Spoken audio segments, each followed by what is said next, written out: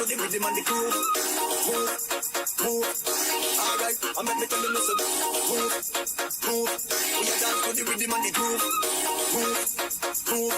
Watch them massive and groove, them a move. So we chop it, so we do it. This a rhythm I lock down the street. So we chop it, so we do it. This a when you come feel lock down the street. Alright, so we chop it, so we do it. Lock down and we a lock down the street. So we chop it, so we do it. This a when you come feel lock down the street. All I'm full of, we go play back again. And everybody say yeah, yeah, yeah, yeah. All I'm full of, we go play back again. See them tackle up the big tune. All I'm full of, we go play back again. And everybody say yeah, yeah, yeah, yeah. All I'm full of, we go play back again. See them tackle up the big tune. All I'm full of, we go play back again. And everybody say yeah, yeah, yeah, yeah. All I'm full of, we go play back again. See them tackle up the big tune. All I'm full of, we go play back again. And everybody say yeah, yeah, yeah, yeah. All I'm full of, we go play back again. See them tackle up the big tune.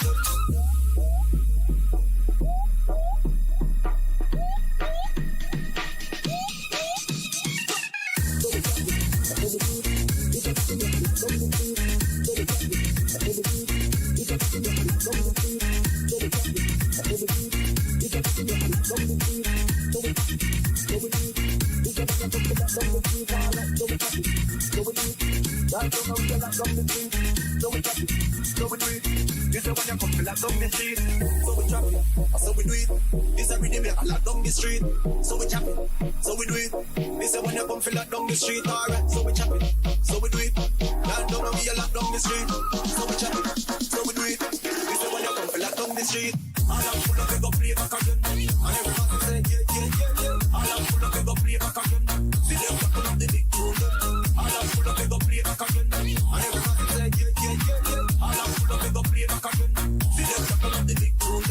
All I'm full of, we go play back again. And everybody say yeah, yeah, yeah, yeah. All I'm full of, we go play back again. See them tackle up the big tune. All I'm full of, we go play back again. And everybody say yeah, yeah, yeah, yeah. All I'm full of, we go play back again. See them tackle up the big tune.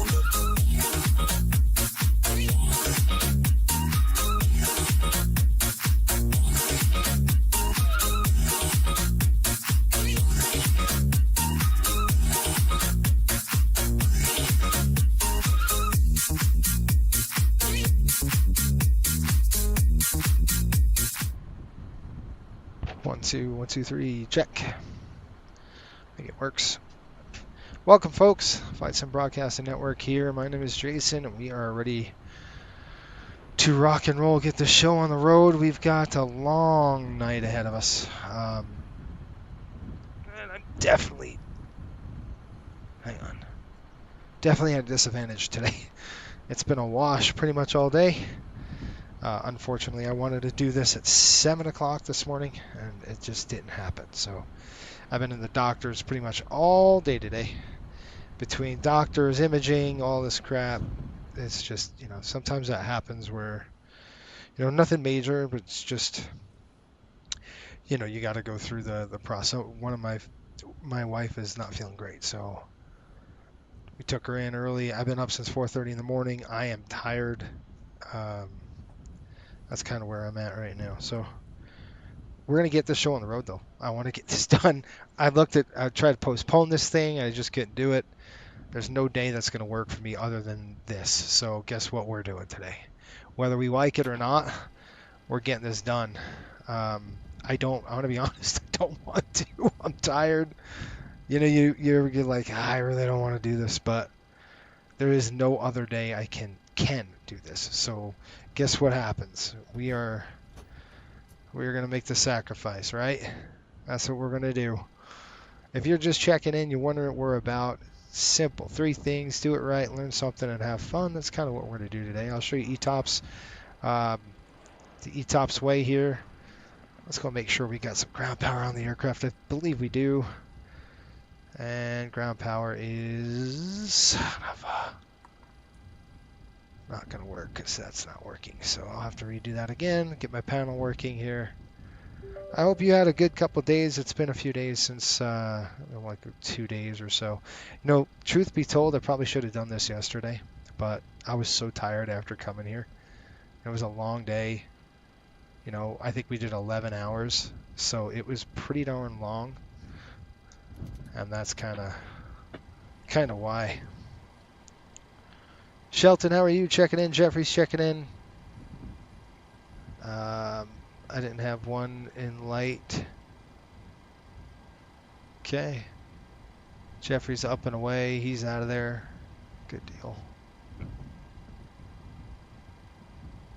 Yeah, I mean, everybody's all right. It's just, you know, antibiotics, that kind of stuff. It's an infection. So, but still, that doesn't make it fun. Especially when I'm like, all right, we'll be out of here soon. And nope. Not happening. I spent like 3 hours at the doctor. I mean, like, that's a long time to be there. It's all right though. We got it done, and I'm glad we got it done now, and I don't have to do this later. All right, so follow with me. Let's go in here. We've got reference airport, PHNL, and if you stick with me the whole route, we are going to be late into the early morning hours here, I'm sure. It's going to be a late night. What the fetch? Come on, Jason. PHNL. If I hit the right thing, that would work. Let's go to reference in there. The IRSs are selected. We're in F Foxtrot 2, so you can go ahead and pull that right into the gate. That's the gate we pulled in at, not in the database, so that's fine. We'll just wait for the GNS position to pull in, and then we'll go from there. We've got to make sure we got some accuracy checks to do and all that good stuff. All right, Jeffrey, you're halfway there. The volume's low. It's probably just me talking. I'm talking low, so that's probably why. Is that better? All right, so GPS, I'll use the left side. Go ahead and drop it in there. Route, PHNL, the Kilo ONT, Ontario, you stupid. Route, go co-route, we're going to dump that. What the heck are you talking about? PHNL, the Kilo ONT, which is Ontario, co-route. There we go. Let's see what runways we're taking off on. I don't even know which runways we're taking off on yet. Right now, this is an hour and 15 minutes ago. That ain't going to work. 070 at 10, gusting 20, so it's a little windy here. They're landing 4 and 8. We'll probably be taking off probably 8 left, I'm assuming.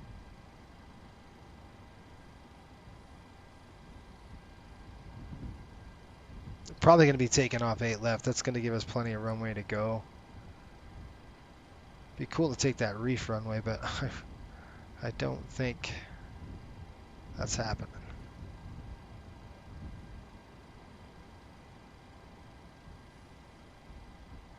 Departing 4 left, 4 right, 8 left, 8 right.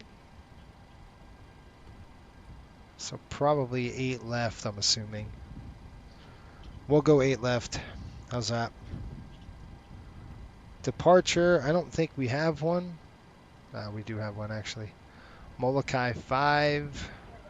Departure, we're just going to go in here and let's hammer that out if I can find it. I can see MKK5, yep, right there. We'll plug that in there, and it's going to be the Molokai 5 to what?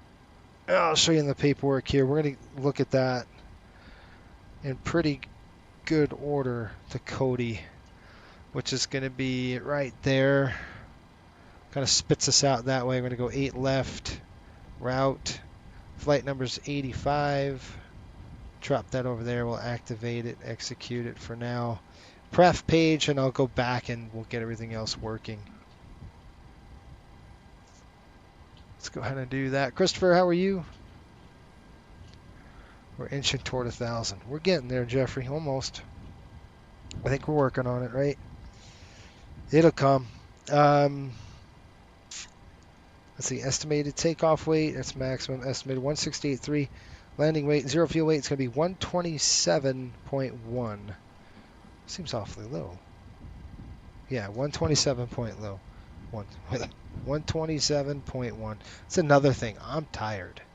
So I'm fatigued already, which is not a good thing when you're flying a lot. Block fuel 41.6.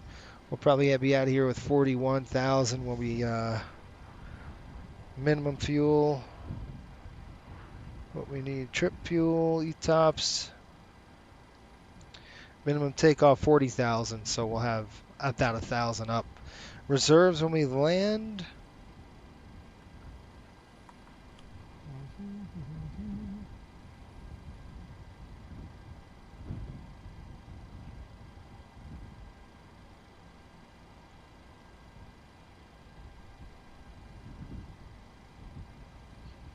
Let me just verify really quick.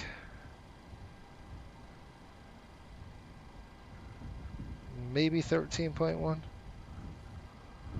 I'll say 10,000. We don't want to drop below that. We have an alternate today in LAX. Cost index is 30. I want to ride that tailwind as much as I possibly can. We're going to climb the 330 for now. And then I believe climb is altitude. I gotta look at this dang thing in front of me here. Where is it?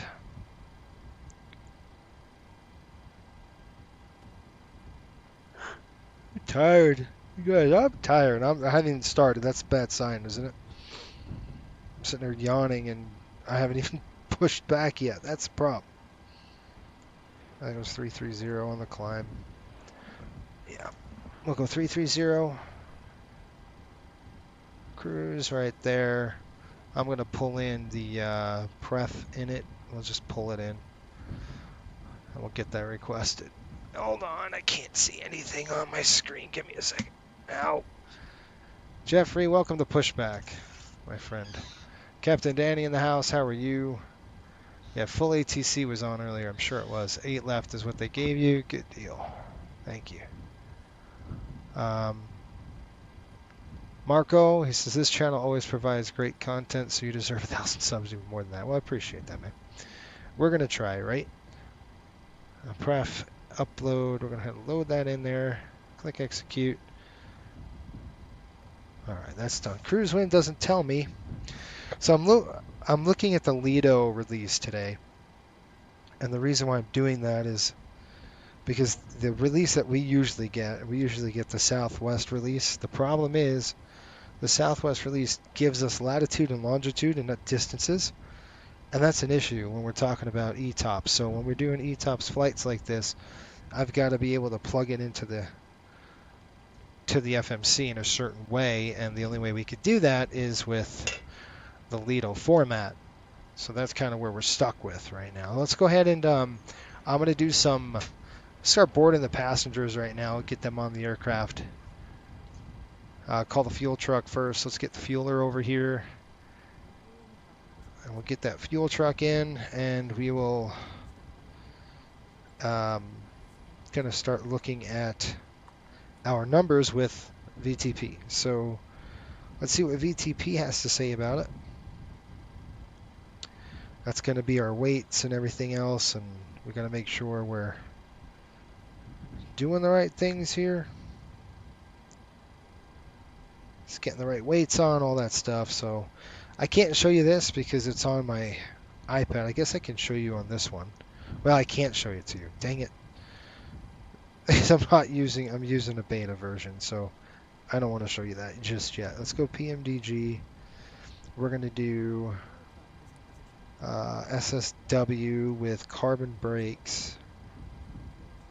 Steel brakes, don't want that. Steel brakes, carbon brakes, steel brakes. Really?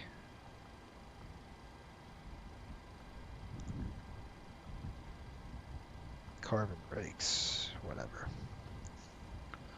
Okay, we're putting in 40,000 pounds of fuel, quite a lot. And I'm going to start boarding. We're going to use PAC-X today, folks, just because self-loading cargo, it was good, but it was just too much of a hassle when I'm trying to get the heck out. And that's the last thing I wanted to do, is deal with flight attendants calling me every 2 minutes. And I'm like, dude, just leave me alone, right? I got to get going today. I don't have time to dink around with these people. We're in the 800. I believe we have 144 on board. 133 is showing. 143, we're not serving meals. Custom safety briefing. Just understand that when we do this, I'm going to have you lower your volume. I'll tell you. I'll warn you. All right, we're boarding.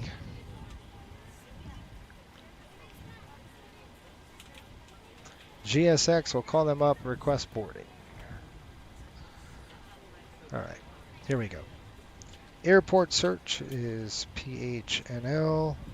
Honolulu runway is going to be 8 left. Conditions are dry. So dry, we got the winds here. 79 degrees right now. The flaps will do that. Optimum. Flaps will be 5. Auto on the anti-ice. Auto on the AC. Off on the anti-ice. No IC, which is improved climb rate. We don't need that. And our takeoff weight, estimating takeoff weight, 168.3. 168.3. Mac is going to be right around 19%. I'm going to guess with you on that. Let's see what we get. Do you want to board crew? Nobody. We're on the airplane already. Get going here. So it's going to compile the data and we'll see what we've got. Hopefully the membership here is as good as the Patreon. Well, I appreciate it, Jeffrey. The it's the same pretty much, bud. So if you have one, you have them all. Shoot. Oh, what the heck? That's so stupid. Okay, so ATO, which is your available takeoff weight, exceeds performance limited takeoff. 168.298. That's so stupid. Let's put that in. That's got to be a bug here. Hang on. 168.298. And I know why. Let's go ahead and click calculate. No, we're not doing 22,000. There's 24,000.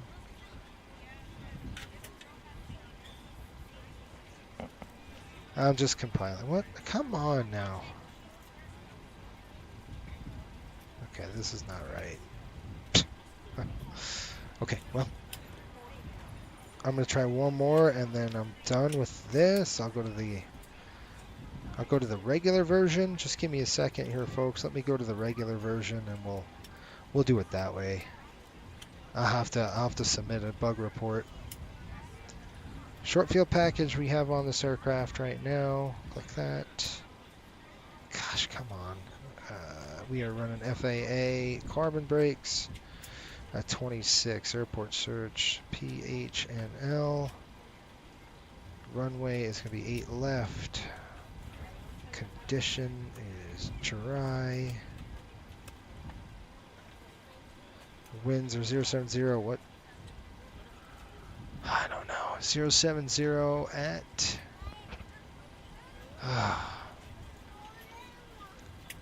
10 gusting 20. Let's just go 10. How's that? And we're looking at 26 on the temperature. Pressure is 3005.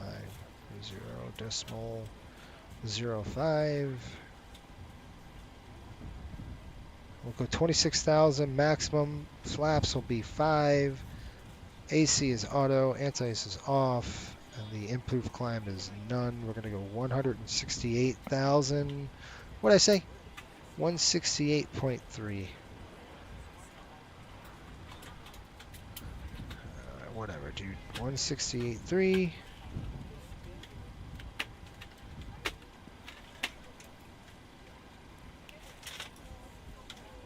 What are you talking about? 168,300.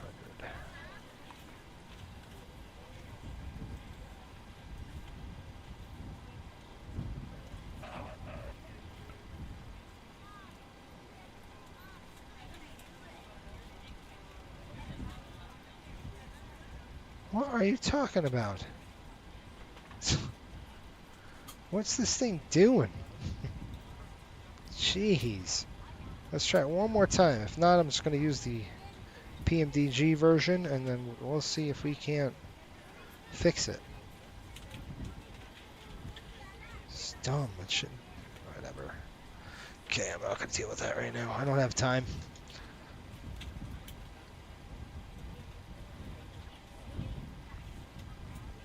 Yeah, it's cool. All right. Thank you, Marco. Appreciate that, buddy. And same with you, Jeff. Thanks for supporting us the whole 9 yards. All right. Let's do this, folks, because it doesn't want to comply. So click Performance Tool. We're going to go boarding right now, so it's not going to pull the correct in. Actually, it is. We have 153. Let me just verify this.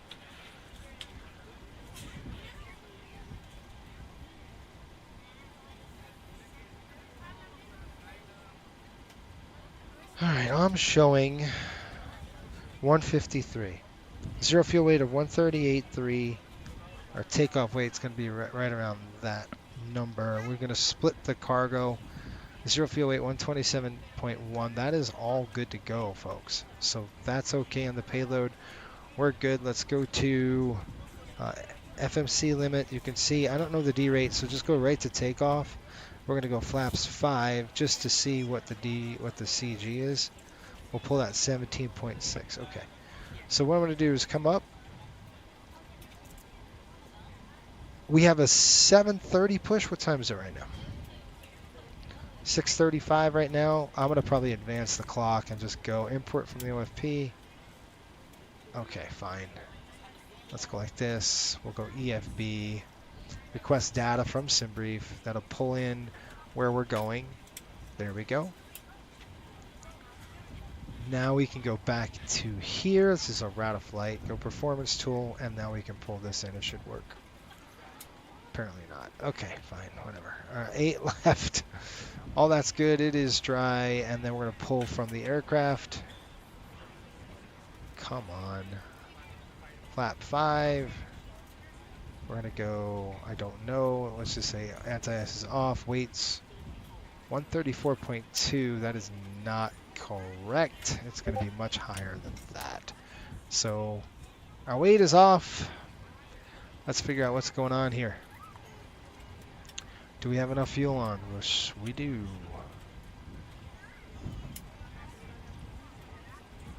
Our gross weight's 168.9. That's the thing that's bothering me. This should sense that and go, oh yeah, wait a minute. Import from the aircraft. Anti-ice is off, on. Wait, is not. What is going on with you? Why is it all being stupid right now? 168.9 for the weight. Let's try that. 168.9. We good? Okay, calculate. That's why.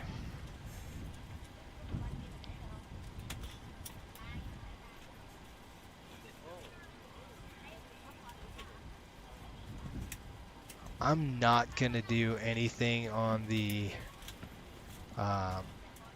I'm not going to do an assumed temperature. We're going to go straight out on this one. We're going to burn it all. I got 51, 52, 56, and 60. So, yeah, I'm just going to burn it all if you're wondering. I think that's easier to do. Takeoff weight, it's going to be 168.9. Flap is 5, runway 8 left. Cell temp not applicable today. Trim is going to be, what are we trimming this thing out? 6.34. We're showing 151, 52, 56. 151. Come on, you rat. Really? Nothing is working. Boy, this is a bad omen when like nothing works. It's not good. Oh, crap. Let's try it again.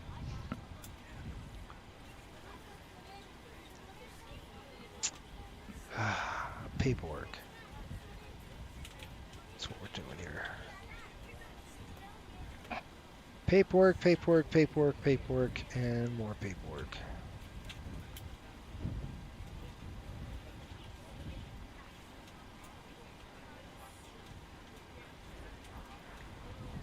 can find it, folks, it would be beneficial.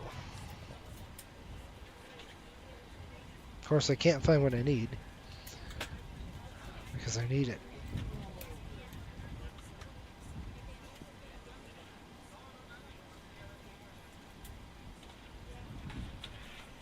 Jeez. Found it. I'll show you what I've got here. Paperwork. Right? Alright. Okay, minimum fuel. We have 40,000. 40.4. Maximum fuel was going to be...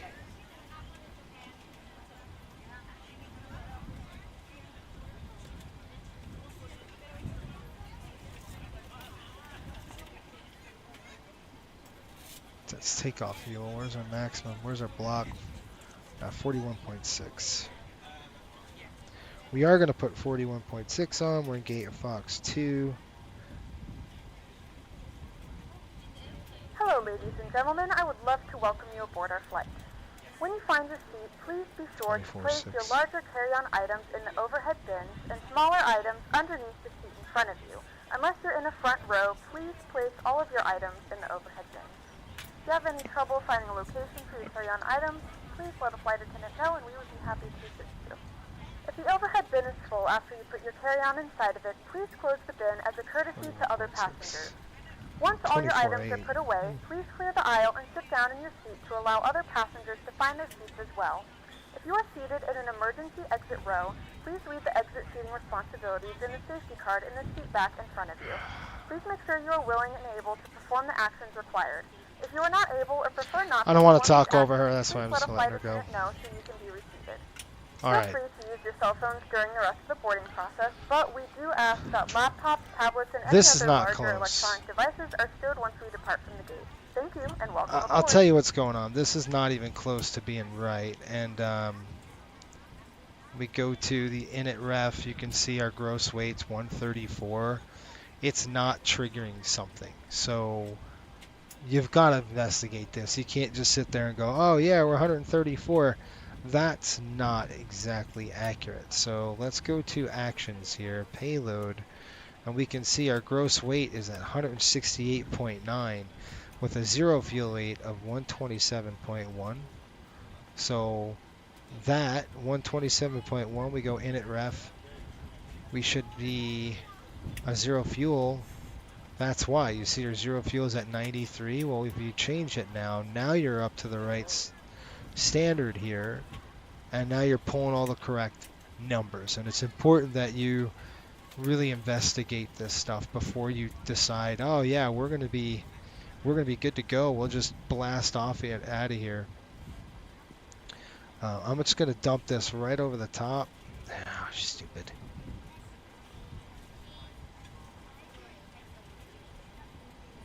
Come on now. 26. There we go. All right, so I'm going to use 26. I'm not going to derate, right? I'm not going to do any assumed temperature. I'm just going to blast off out of here full power like that. I've got, let's see what we got on our numbers here. I've got 151.52, so we're going to use these numbers from this. 151, so 152. We're all within a few knots of each other's okay. You always want to use the data that you pull. You don't want to use the FMC. It's just not going to be accurate. And then 17.6, we've got 6.2. You really wouldn't trust that either. You would trust this before you trusted that. All right, numbers are good. Let's go ahead and pull up the CG. By the way, those are good gates to use. COA used. Okay, gotcha. Yep, good. I like that. Let's go ahead and throw that here. All right. Let's pull up my paperwork, and you can kind of see, follow along. We're definitely going to go into this in a very methodical way. We've got 8.6. That's because of the density. So you can see normally 8.630. You can only do 8.4 in the tanks. Usually when it's colder, the density here is a little different. This is going to give us 41.6. I'm good with that. I signed it. Let's just throw the weather in there so we can get our paperwork filled out correctly. 38 minutes ago, this is what we're looking at here. 060 at 10. Visibility is 10 statute miles with few clouds at 025. Do me a favor, hit the subscribe button if you're new. Scattered, you can see in the comments kind of what this content's about. Broken at 6, 26 over 20. We do things the real way here, 3005, try to at least. Runway 8 left, gate Fox 2. There we go. Yeah, I didn't write my numbers in there like an idiot. What do we got? 151. VR is going to be 152. V2 is going to be 157. Gate Fox 2. Time, I don't know. Let's take a look at our oil. Is good. 93, 92. By the way, we would have a pre-departure maintenance check. They would do the entire aircraft, look over everything, make sure everything's good to go for this, and then let's go into our FMC now, and we will look at, our release, I should say. And then we're going to look at our release. That's not the right one. So let me pull in our release numbers. If I can find it, it would be excellent. I don't know where it was. Here we go. All right, what we're going to do is a couple things on the release here. First thing we want to do is write master on this one. They'll usually have 2 or 3. This is the master. It's going to be our log. And this is a Lido. We're not used to this. This is not kind of standard for coastal. We use the Southwest release format, but this is okay. We've got, I'll show you why we're doing this. We got the release here, correct date. We're going weather is this international airport. That's basically Honolulu. We are in the correct tail number, 806. We've got CS85. We're going from HNL to Ontario. Our cruise is going to be 30. Check that. Ground distance 2,332 miles. Air distance about 1998. You don't really need to know all that. It's just good to know. Average wind, that's good. Fuel, good. Takeoff alternate, none. We have +7 on the ISA. I don't know if I throw that in there, did I? An ISA was +7. Yeah, it did that automatically. We are going to go 33,000, stepping up to 350 over at NTEC or Etnik maybe. Look at our fuel. Got that. 45 minutes on reserve. We're going to go to LAX as our alternate if we had to. We have ETOPS. Minimum takeoff fuel 40.4. We'll make sure that's got that. 700 pounds on extra. We have taxi fuel right there. Block fuel 41.6. We got that on board. Let's see what we got here. FMC in front of us. Good. Okay, I'm going to sign right there. We're good to go on that. Now we're going to come down here and I'll show you what we've got. Our route structure is right there. We're going to verify that route. Weight changes are here. Operational impacts. And you can write your actuals here. I don't need to write any of that because I already did, right? I did it on my sheet. See, this is good to go. Fuel right there. Takeoff weight checked. Stab trim is all set right there. All right, this is where it gets fun. We have top of climb, and then we're going to do ETOPS entry. So from Eloy, you see that right there. We're looking at flight level, Mora, and the distance below it. So from Cody, let's look. We got Eloy right here, 80 nautical miles for ETOPS entry. So we're going to do this a fun way. We're going to go to the legs page, and I'll show you what we're going to do here as we kind of get through this a little bit. Let me drop in so you can see. We've got Eloy and then 80 miles. So you can see there's Eloy right there, Eloy, whatever you want to call that. Right there. You put this in the scratch pad, and then we're going to go slant 80. That means it's 80 nautical miles past that waypoint. That's going to be our ETOPS entry. All right? And then we're going to execute it. Now, there's 3 different methods to do this. This is the worst method you can do. It's not a good method to do, but because I can't do the other method, we're going to have to go with this one. All right, let's go. ETP is coming over here as our equal time point on ETOPS. And we can see from Etnik, it's going to be 391 miles from Etnik. So again, we're going to go over here. Now, where the heck is it? Right there. There's Etnik. Now, this might not take. And if it doesn't take, we have to back it up the other way around. So 391 miles from Etnik. That's a lot. That's a long distance. 391. And then let's dump it over the top. It did take it, so we have put that in there. Execute. Okay, that's our equal time point, which means kind of the point of no return. That's what that is. We're not going to return around after we hit that. And then finally our exit. And we're going to exit at the ETCO. And it's going to be approximately 299 miles from there. So from ETCO, wait a minute. Yes, ETCO, that one. It's going to be slant 299 nautical miles. And that's going to be our exit point right over the top of that. Execute. All right, so now we have, thank you, we have all of our waypoints in there, at least from our ETOPS entry, exit, equal time point, and exit. That's kind of how you would do it on this one. John is flying back with me. Are you serious? Is he online right now? Holy crap, John, you're crazy. I didn't expect anybody to fly with me, to be honest with you.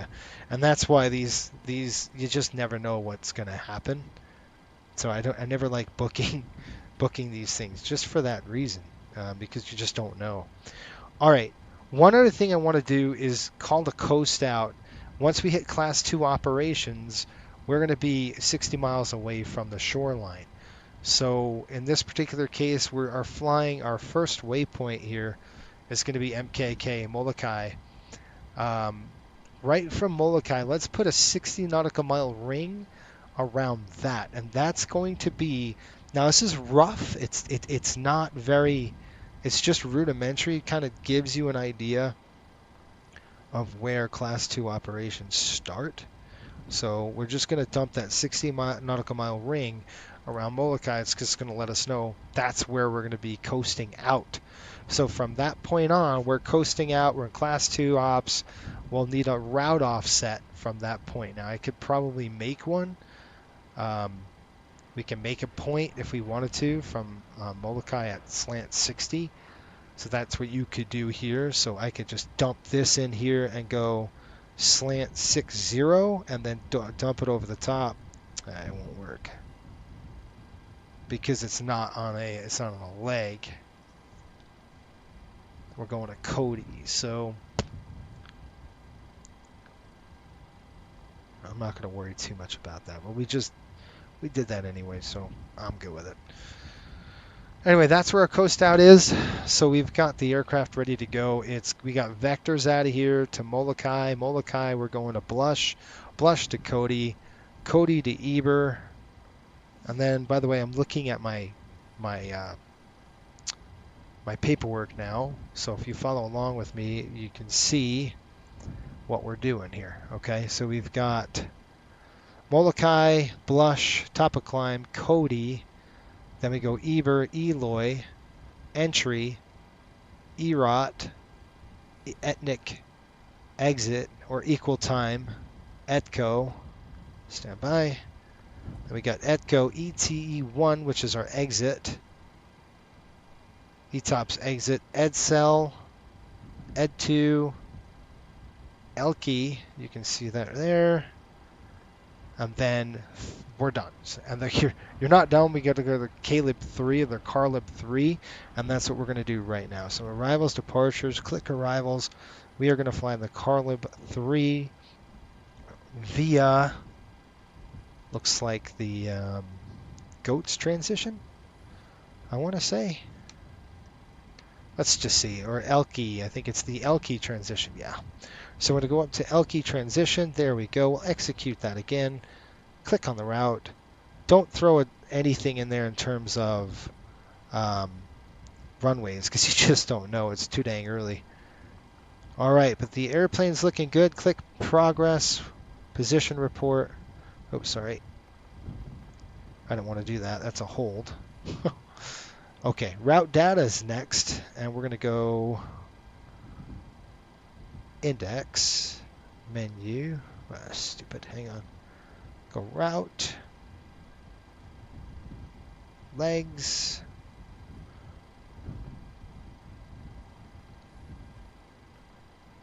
No. Click route data.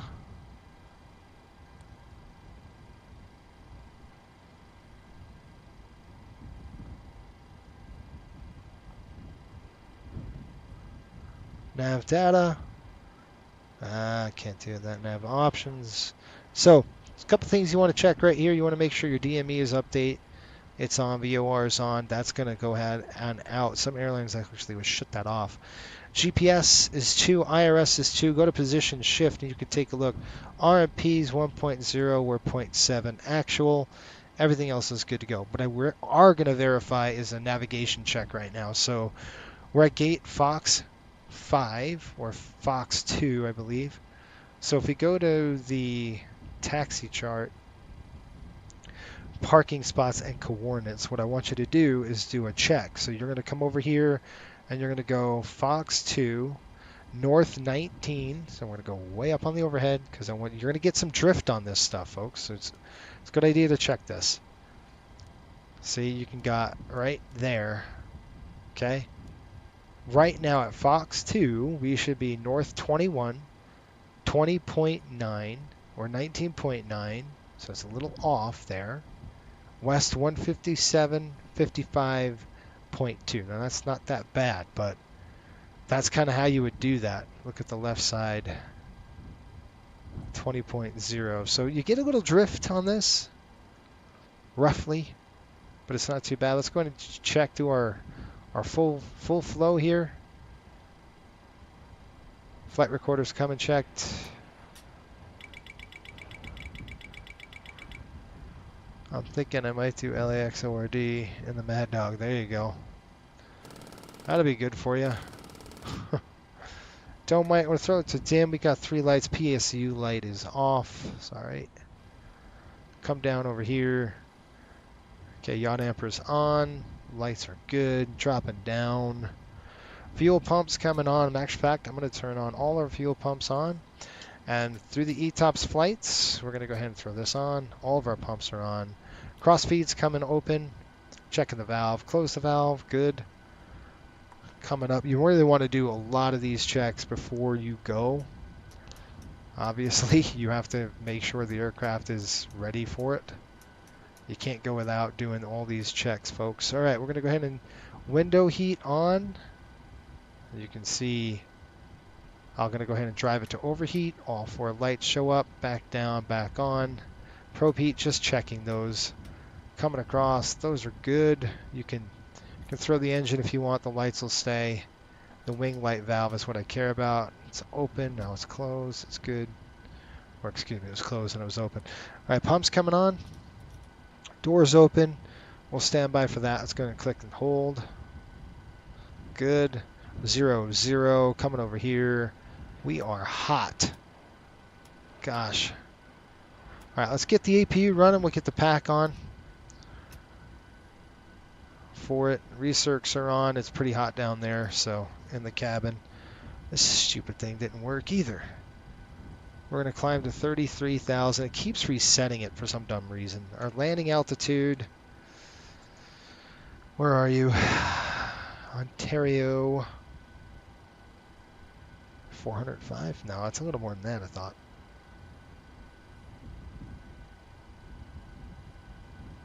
I could be wrong. Let's see. 944, I thought so. So again, I've got to look for that. 950. We're going to go on the right side. Today on this one, I am going to turn on some lights on the overhead, just a little bit, not too much. Okay, generators coming online. We got to wait 90 seconds before we turn on the air for the APU.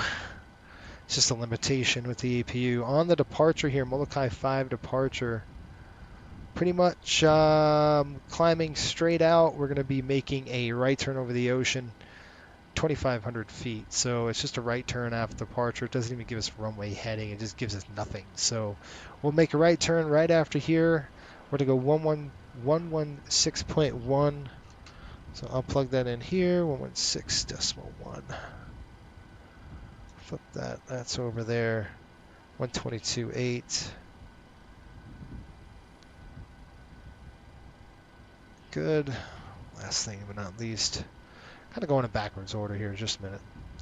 22, we're doing N1 limit. We're going to take off. We're going to do 157 on the speed here.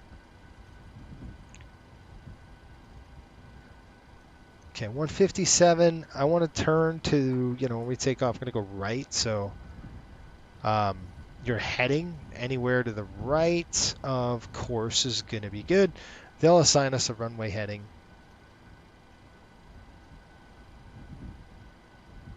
Okay. 10,000 feet, it says assigned by ATC, whatever top altitude do we have. They're on. We do have Honolulu's on. So let's go ahead and get our clearance, 121.9. Hold that thought, folks, because that could change some stuff.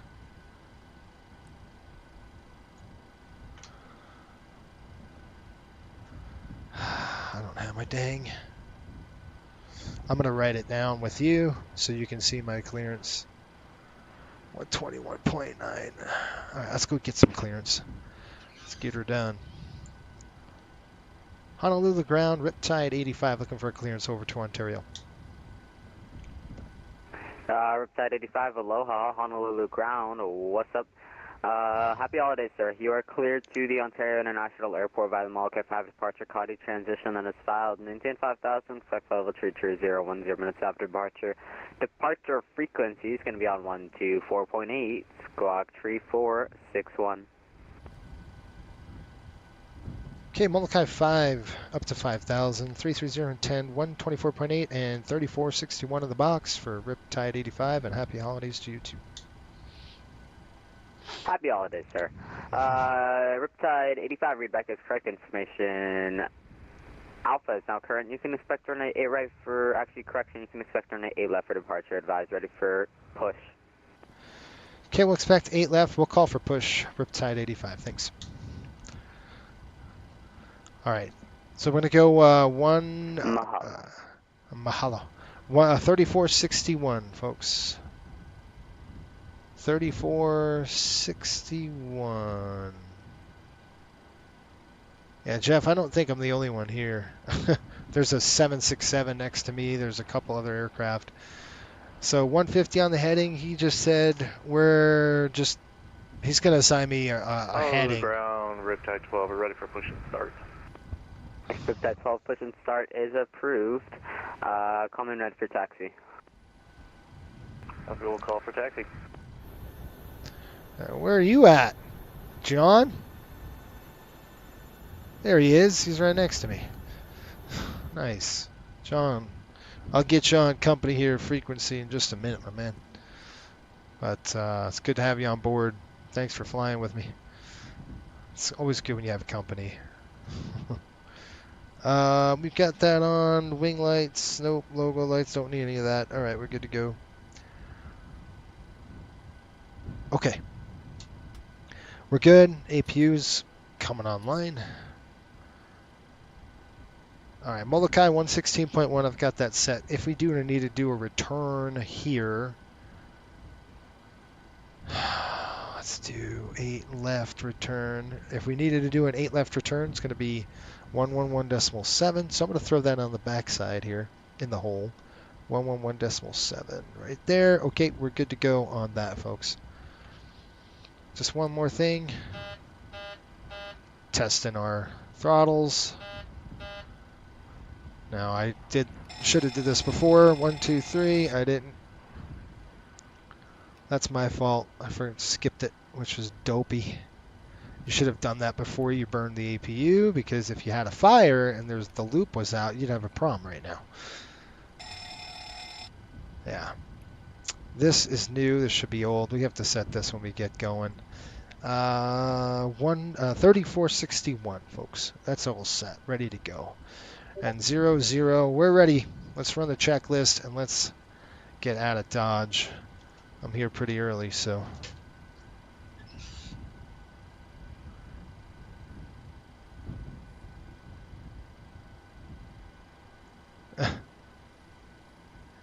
He's been there the whole time.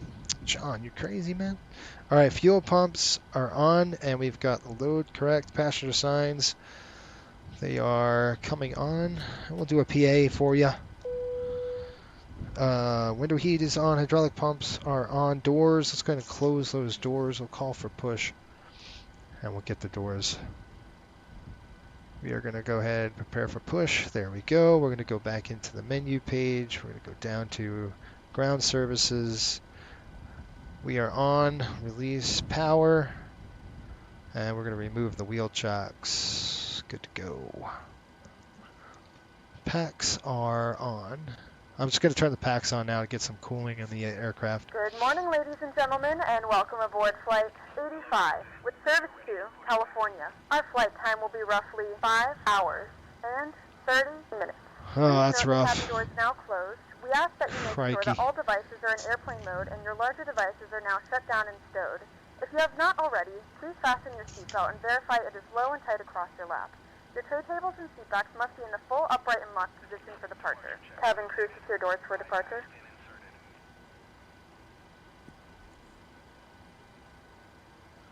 All right, here we go. Flight control. Nope. Pressurization set. Auto brakes on RTO. It isn't. It is now. I do have to do one thing, folks. I got to turn some lighting on here. I can't see nothing. Oh, crap. Sorry. There we go. Just lost my little clip. There we go. Come on, man. All right. I'm getting hooked up on my equipment here. There we go. All right, folks. Pressurization set. Auto brakes on RTO. Stab trim. We had 6.31. I don't think I set it. Nope. So what we're going to do is go ahead and check the motors. Make sure the motors are off. When I flip that off, that's what you want to see. And then right on back. Okay, we want to push back. We're going to go ahead and push.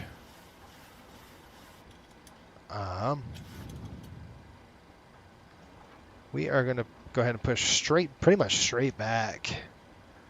Matter of fact, I want to go to the nose. I want to go nose left, tail right. How's that? We good? Everybody ready to go? Let's call him up. John, you out there? I'm not going to push in front of you, buddy. I'll just wait.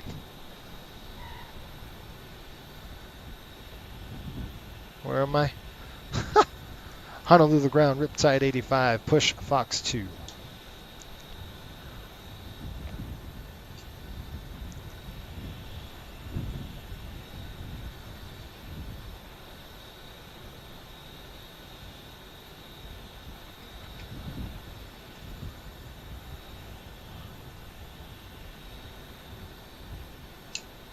Did it not work?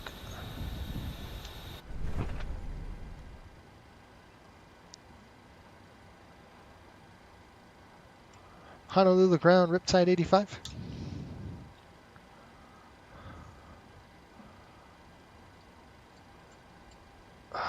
Where'd he go? Where'd he go?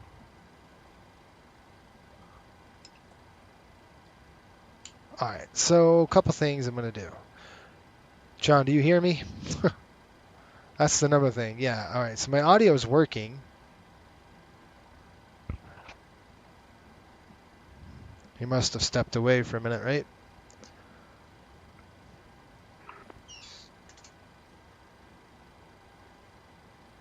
They wanted you to go out to Zulu, huh? Well, that might happen. All right, while we're waiting pre-flight, here we go. Establish master flight plan. We did that. ETOPS plotting chart. We've got it. Dispatch briefing is complete. We debriefed it. Riptide 89, sorry about that. Honolulu Tower. Push that, going to be at pilot's discretion. Just call back for taxi. All right, push Mirage. We'll call for taxi. Riptide 85. All right, John's rolling. We're going. Brakes off. Let's go. Time check is 7:09. Actually, I'm going to go ahead and change the clock really quick. Ground, Riptide 12 is ready to taxi. You know what? I'm just going to go 7:09. I'm just going to write it down. Let's say we're 9. I wanted to start at 7:30, but that's okay. We'll start at 7 o'clock. Riptide 12, Honolulu ground, runway left, taxi by Zulu Alpha. Zulu Alpha. I know that. I'm going to get that. Brakes are off. Let's go. All right, we're going to go ahead and start. You can see in the cabin right now, it's cooling the cabin off. It's 80 degrees. Still hot. It's really hot. So what we'll do is we're going to go ahead and fire up number 2. All right, here we go. Number 2 coming around. Oh, lower it. It's going to be loud. Ladies and gentlemen, welcome aboard Coastal Airways. We are now in the process of pushback and taxiing to the runway, and we kindly request your attention for an important safety announcement. Gosh. Your safety is our utmost priority, and we want to ensure that you are familiar with the safety procedures on this aircraft. Please take a moment to locate the nearest emergency exits. Keep in mind that the nearest exit may be behind you. Count the rows to your nearest exit. This information may be helpful in low visibility situations. In the event of sudden turbulence, keep your seatbelt fastened at all times when seated. Whenever the seatbelt sign is illuminated, please return to your seat and fasten your seatbelt securely. We recommend keeping it fastened throughout the flight whenever you are seated. If there is a loss of cabin pressure, oxygen masks will drop from the overhead compartments. Timing. Hold the mask down to start the flow of oxygen and cover your nose and mouth. Secure your mask before assisting others. Remember, oxygen masks are not just for adults. Be sure to help children and those needing assistance. In the unlikely event of a water landing, life rafts are available for your safety. These life rafts are located in compartments on the ceilings at both the front and rear of the cabin. In the event of an emergency evacuation into water, the cabin crew will assist you in deploying and boarding these life rafts. Life vests are located under your seats. Coming down. If necessary, put on the life vest by placing it over your head, fastening the waist strap, and pulling it tight. Inflate the life vest as you leave the aircraft, using the red tabs or by blowing into the tubes on either side. Please take a moment to review the safety card in the seat pocket in front of you. It provides additional information about the safety features of this aircraft. As we taxi to the runway, we kindly ask that you put all electronic devices in airplane mode. Larger electronic items, such as laptops, should be safely secured. Thank you for your attention, and we hope you have a pleasant flight with Coastal Airways. Please feel free to ask one of our cabin crew members if you have any questions or require assistance. Light off. Your safety and comfort are our top priorities, and we're here to ensure you have a smooth and enjoyable journey.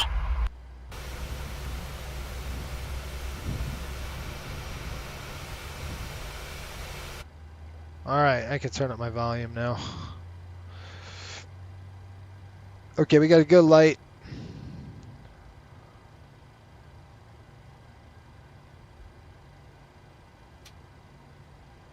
Starter cutout. Chrono coming on. For the engine warm up, there we go. Okay. 1, 2, keep the APU on. The APU is going to be running the whole entire flight until we exit out ETOPS. 2, monitor tower 118.1. Over to tower 118.1. Appreciate the ATC. Have a Merry Christmas and Happy Holidays, and see you soon.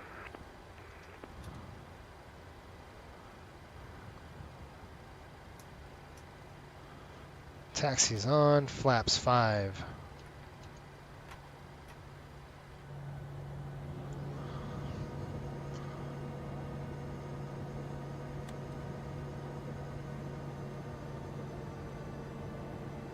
folks, I almost forgot. Gosh. Riptide 85, going to be tower 118.1 for taxi. Okay, over to the tower. We'll see you.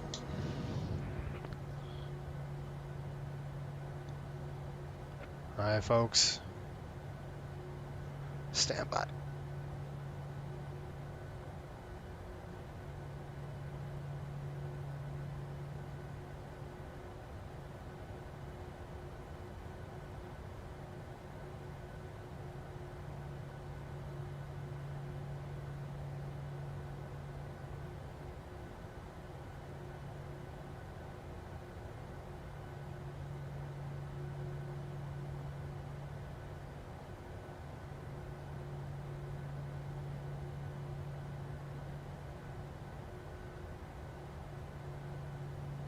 Folks from the flight deck up front here, welcome aboard Flight 85, non-stop service over to Ontario.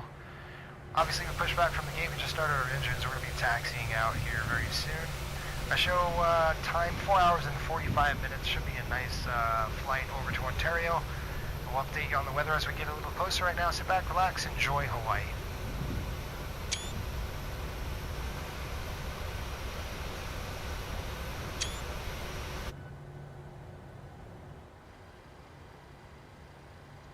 All right, let's run the checks. For takeoff, for taxi generators. Thank you. Generators are on. Straight across, looking good there. Propede is on, anti-ice is off, flight controls free, flaps set, green light, transponders coming on right now full, which is TARA. All set. For taxi checklist is complete. Okay, pre-departure VTOPS, ETOPS verified PDC, we've got that. We cycled the cross-feed valve, full IRS alignment, confirmed present position coordinates, did that, established master clock, done that. We would establish it with the FO and captain, by the way. Verified clearance and load route, we did that. Verified oceanic waypoints, done. HF radio checked, SATCOM checked. IRS ground speed is checked. ETOPS, start the run the APU. Note the time, fuel, and takeoff. So if you guys could do that for me, I have a little, gift to help me out here. 121.8, I thought he said. No, yeah, he said 118.1. So I need to flip that over there. That is not correct. So we're going to go 118.1. I know we're going to be rolling here in just a minute here.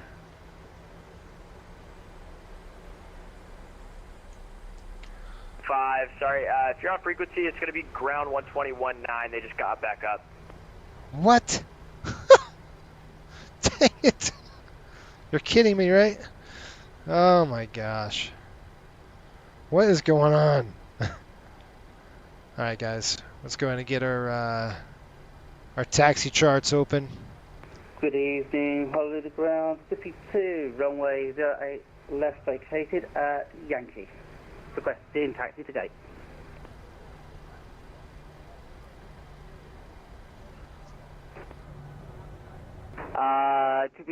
Two, aloha, Honolulu ground, a very good welcome to you to Honolulu. Happy holidays, sir. Hold position for me, please. Hold position, 52. And where are you parking today, sir? Wherever able. What, sir? Wherever able. Whatever's closest that's able to fit the aircraft on. Roger, no problem. Call them up. Honolulu ground, Riptide 85, taxi with the numbers. Riptide 85, runway 8 left, taxi by Zulu, Alpha, Juliet. Zulu, Alpha, Juliet to 8 left, Riptide 85. Zulu, Alpha, Juliet. All right, gotcha. And okay, so 2. We're approaching you can Zulu to now. Any available parking via Yankee Zulu, but give way to the Riptide as a 737 passing from left to right. Oh, don't worry, we'll taxi, buddy. We're going to do in true coastal fashion here. I got him right there. Looks like a big 787 right there. Thank you. Okay, we're clear.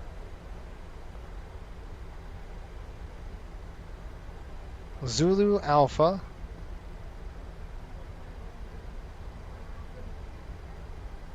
All the way down. See ya, big fella. Okay, so we're in Zulu right now. Taxi light is on. I want to go outside, take a picture or two. It's not every day we're here in Hawaii, right? Gotta get some pictures of this, folks. Honolulu Ground United 154 with information Alpha. Requesting IFR from Mother. I gotta jump back in the flight deck. United 154. Clearance all customer 1 standby. Gary, what's up? A long trick back now. Good luck. Thank you. Yeah, Jeffrey, the livery is beautiful. Yes. Thank you. The livery is really nice. A good paint job on this thing. Alright, United 154, for your direction of flight altitude is incorrect. I need you on an even altitude of, I can give you flight level 320 or flight level 340, sir. Sorry about that. I will take 320. No problem, we will amend that. United 154, you are cleared to the Papa Kilo Mike Juliet Airport by the OP3 departure Choco transition that is filed. Maintain 5,000, expect level 320, 10 minutes after departure. Departure frequencies on approach 124.8, squawk 3222.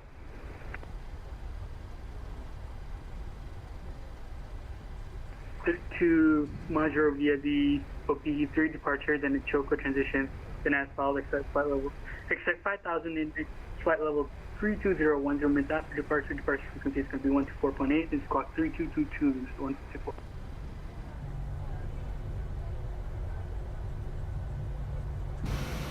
United 154, read back is correct information. Alpha is now current. You can expect to run at 8 left for F8 left for departure. Advise ready for push. Advise ready for push, United 154.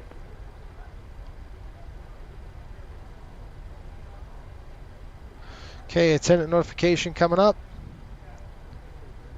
Bring up the engines. Make sure that you don't have a takeoff warning config horn. We're going to go ahead and clear that. Takeoff checks, please. Takeoff config check, packs are set, bleeds are on, altimeters are set. And I'll just go ahead and recall it. I recalled it.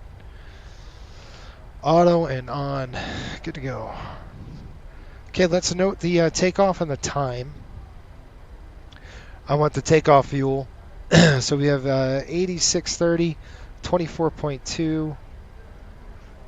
Now's a good time to write all that down. We need 41,000.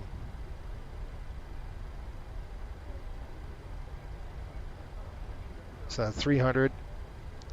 Yep, we're good. We have at least 41,000. We have 41.1 or something like that. Okay, Juliet's coming up. All right, folks, shoots on. I can't help this dog right now. Anytime, like, the dog shoots on in the chat, by the way, if you're paying attention, you're a member, and it's a YouTube member there. You can, or I think Patreon does it too. They connect it. I'm thinking. We were going to go Alpha Juliet, and that's going to be this way. So he said Juliet. This is Alpha 2. And we want to turn down to Juliet on this side, right here. Ground United 154 ready for push and start. Yeah, 154, push and start is approved onto Zulu face west. Push and start approved onto Zulu face west, United 154. Okay, here's the hold line. We're going to stop.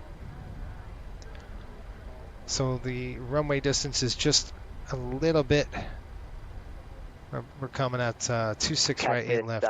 Correction, Riptide 85, contact tower 118.1. We'll catch you later.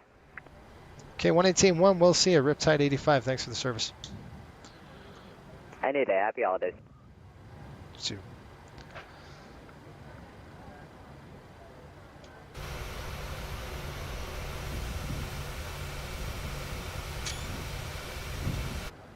Honolulu Tower, Riptide 85, ready to go.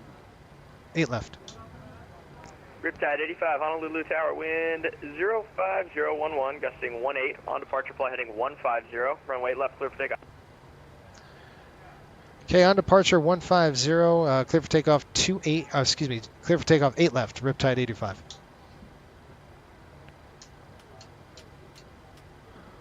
Come over here. Drop that down there. Wing lights on, logos. I don't need that, but whatever. Here we go. Clear. I'm trying to torque my head that way. Okay, 150 on the heading. Boy, that's pretty good. I mean, I guessed that. Molokai 5 departure. It's going to be 150 on the heading, 5,000 on the altitude.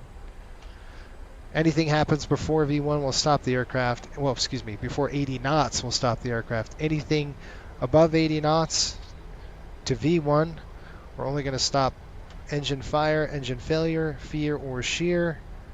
Turn it in. There are 1,000-foot markers. ND is 8. Here we go. Drop that. That is armed. And she's stable. Toga. We're rolling. Let's go.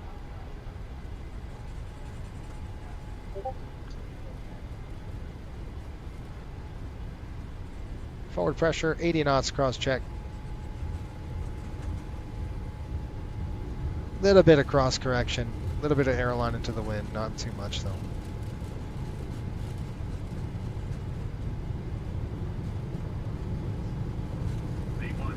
We'll go. There's rotate. Come on, airplane, get up. I got a positive rate, gear coming up.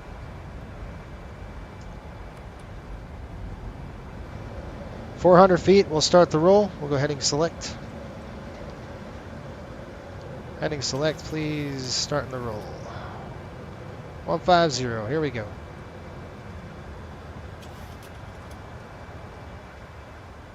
About 20 degrees nose up. Contact departure, happy holidays, we'll see you next time, aloha.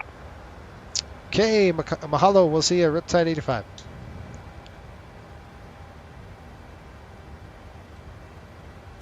Okay, I'm going to bug up.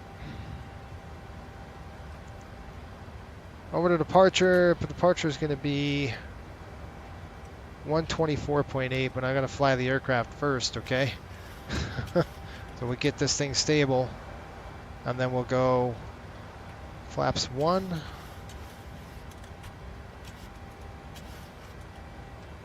.124.8. There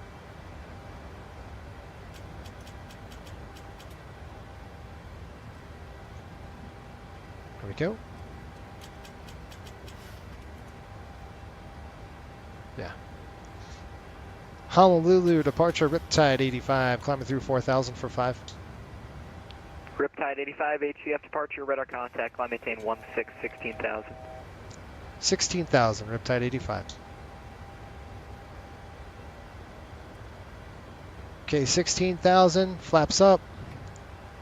Command A, heading select. We're going to go VNAV. That's off. Auto brake is off. 150 on the heading. That is heading select. Good. And then finally taxi is off.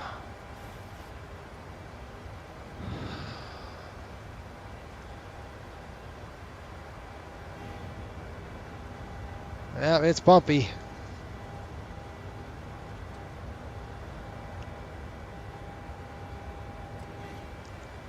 It's pretty, isn't it? Man, it's gorgeous up here, that's for sure.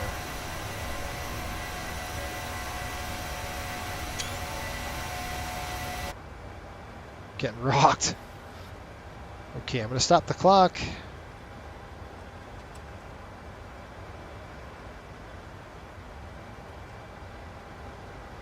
APU is not off. APU is on. Climb check coming up. Packs and bleeds. I'm going to lock this really quick. I'm going to slow my speed down. because we are getting further and further away, and we don't want to accelerate 250 knots out. So what we want to do is slow the aircraft down. This is a really good technique to use, especially when you're flying away from the field. Slow the aircraft down, get it slowed like 220 maybe, and then once he turns us on course, that's when we'll accelerate. So we're going to climb to 16,000. We're going to hold about 230 knots here. Good deal. Let's do a climb check. Packs and bleeds. Packs are auto, bleeds are on. Okay. Pressurization. Checked, we're climbing. Start switches, I'm going to turn those puppies off. We don't need them. APU is on. Flaps up, no lights. Climb checklist is complete. There's 10,000 feet. I'll let the flight attendants know. Yeah, Thibs, it's been a long day, right? Gentlemen, we have now passed 10,000 feet. You may now turn on your larger portable electronic devices. This is also a reminder to please keep your seatbelt fastened while you're seated and do not congregate in the galleys or near the lavatory. This aircraft is equipped with onboard Wi-Fi. If you wish to connect to the Wi-Fi, you'll be directed to a page to pay a small fee for internet access. Real bumpy We offer air. complimentary in-flight TV thanks to our partners. Connect to the Wi-Fi and you'll be able to access our wide range of free live TV and KTV library. Okay, guys. We're heading over to Tahiti. We keep going this route. We're still flying that southbound heading. What is he doing? Why don't you turn Riptide us? 85, proceed direct Molokai, resume on navigation. Okay, direct Molokai, Riptide 85. Okay, now we're going to execute that. I'll go LNAV. LNAV engaged. Here we go. I won't engage VNAV. He said resume on navigation. See how we're slow right when we start that turn to Molokai. Then Actually, you can go direct Kadi, and you're leaving my airspace. Your radar services are terminated. Frequency change approved. Have a good flight. all right, direct Kadi for Riptide 85. Thanks for the services. You have a great holiday. We'll see you. See ya. All right, so he dumped us off. Is center on? They are not. Okay, so we're going to go direct Molokai, and then we'll go direct. I'll go direct Kadi now, which is going to cut the mountains. But let's get a couple things corrected. We're going to go Kadi, enter, execute. Honolulu, good evening. It's Air Canada 517 with you, 12,000. Go Air Canada 250. 517 8 approach. Hello, the Honolulu altimeter 3004, squawk 1157. I got CWS pitch mode. Let's go VNAV right now. 1157. We are getting the snot kicked out of us. For Air Canada 517. We're going to hold about 270 on the climb here. We are getting rocked. Rocking and rolling here. It's bumpy. So I'd let the flight attendants know to give a call back. Radar contact 30 miles west of the Honolulu airport. Descend via the Kana 2 arrival. Expect ILS from 8 left approach. Send via the arrival down to and expect 8 left to Air Canada 517. All right, folks. You can see that ring right there that we drew around. We're still getting hammered up here, by the way. So I would call the flight attendants and let them know and say, flight attendants, I would basically call them on the interphone and say, you know, remain seated until we clear this turbulence. It's pretty nasty up here. So we're going to direct Cody. It's bumpy. He took us way south, didn't he? Like way south. Let's take a look at the turbulence forecast. Jeff gave us a good pyre up. He said it's pretty smooth. We're getting bounced around pretty good up here at 16,000. So we got the speed at 270 because that's turbulent penetration speed for the aircraft. Yeah, Jeff says, hey, can you explain that slowdown technique? and technically I shouldn't have been 250. I shouldn't have let it accelerate there. I should have kept it about 220 all the way up. The reason why we do that is on vectors like that, we're going away from the airport, right? And we have to, our direction of flight is back around. We have to do almost a 180-degree turn to go back north. So you don't want to go 250 knots just to turn around and come back. So you're going to cover more distance unless they're flying you to a waypoint that you have or a fix. If you're on vectors like that, stand by. I gotta shut my lights off.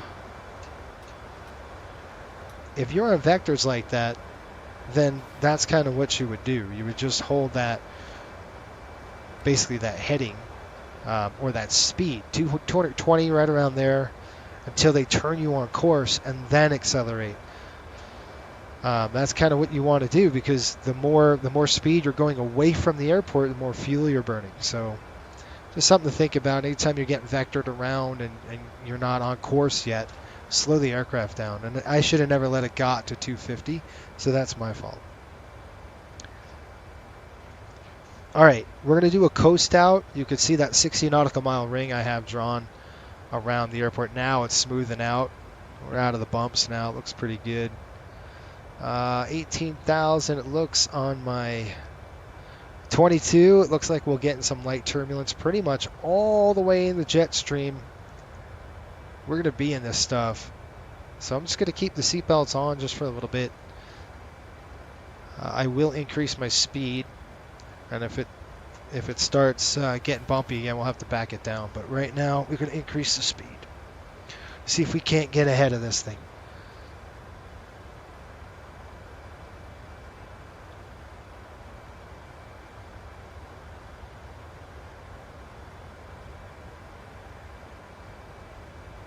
All right.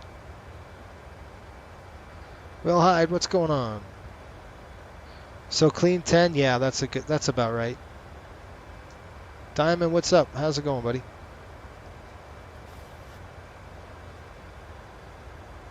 Yeah, you just don't want to go, you're just eating so much distance away from the airport. That's kind of why you don't want to do that. All right, here we go. I'm going to do a coast out, getting ready for coast out procedures. Right now, did all that. Let me shut that down there. All right, here we go.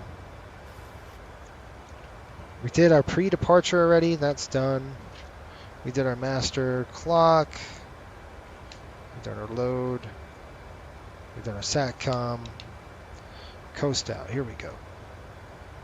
Okay, so we're approaching Class 2 airspace, and what we're going to do is coast out procedure. So we're going to go number 3 VHF. We're going to put that on to 121.5.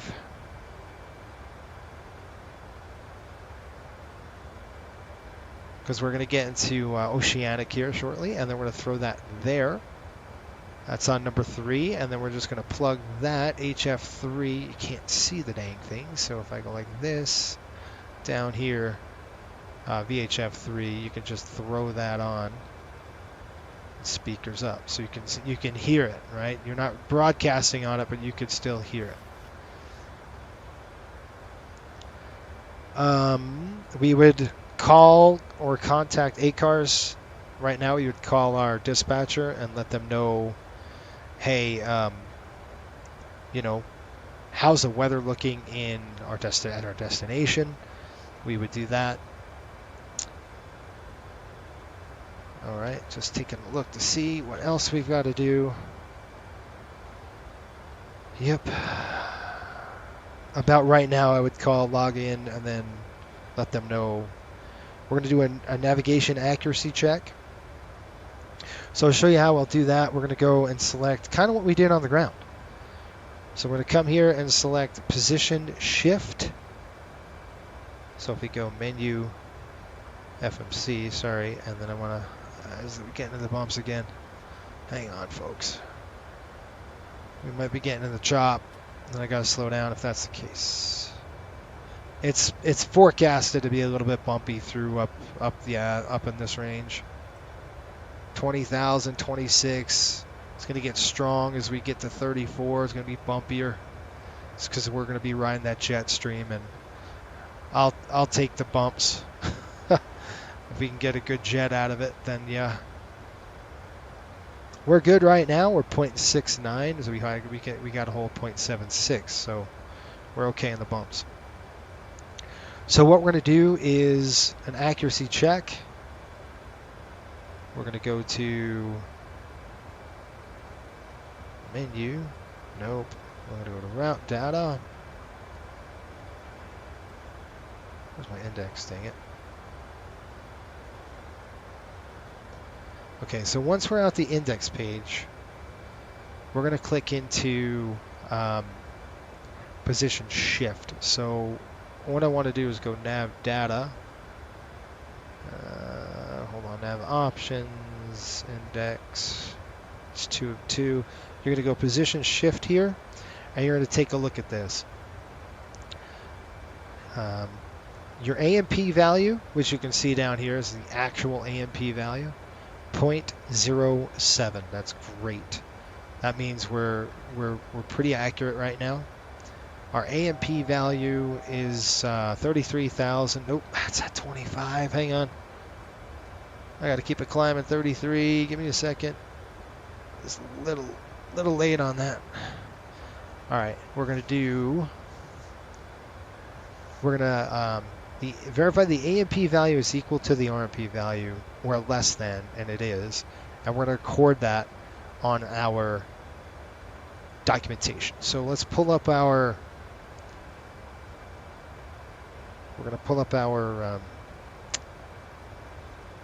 release. You can see right here, and I'm going to come down here, and we're just going to say, all right,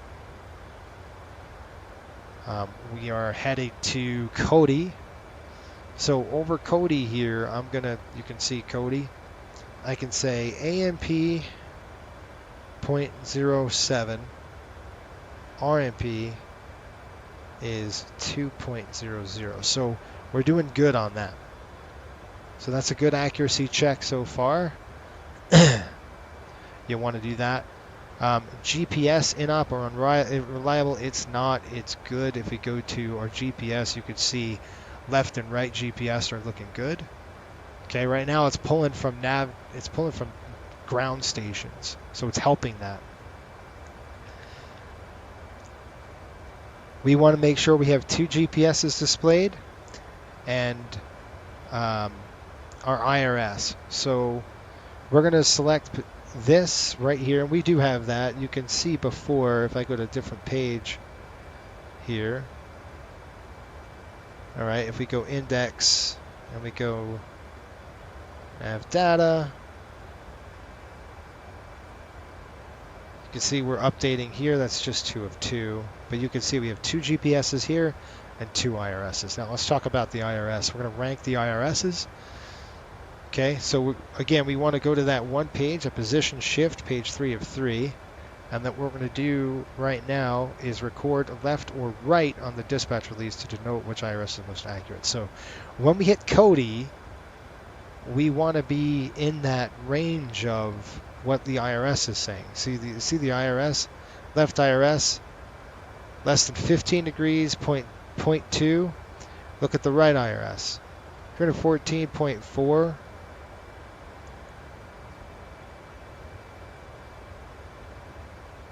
So we want left IRS right now.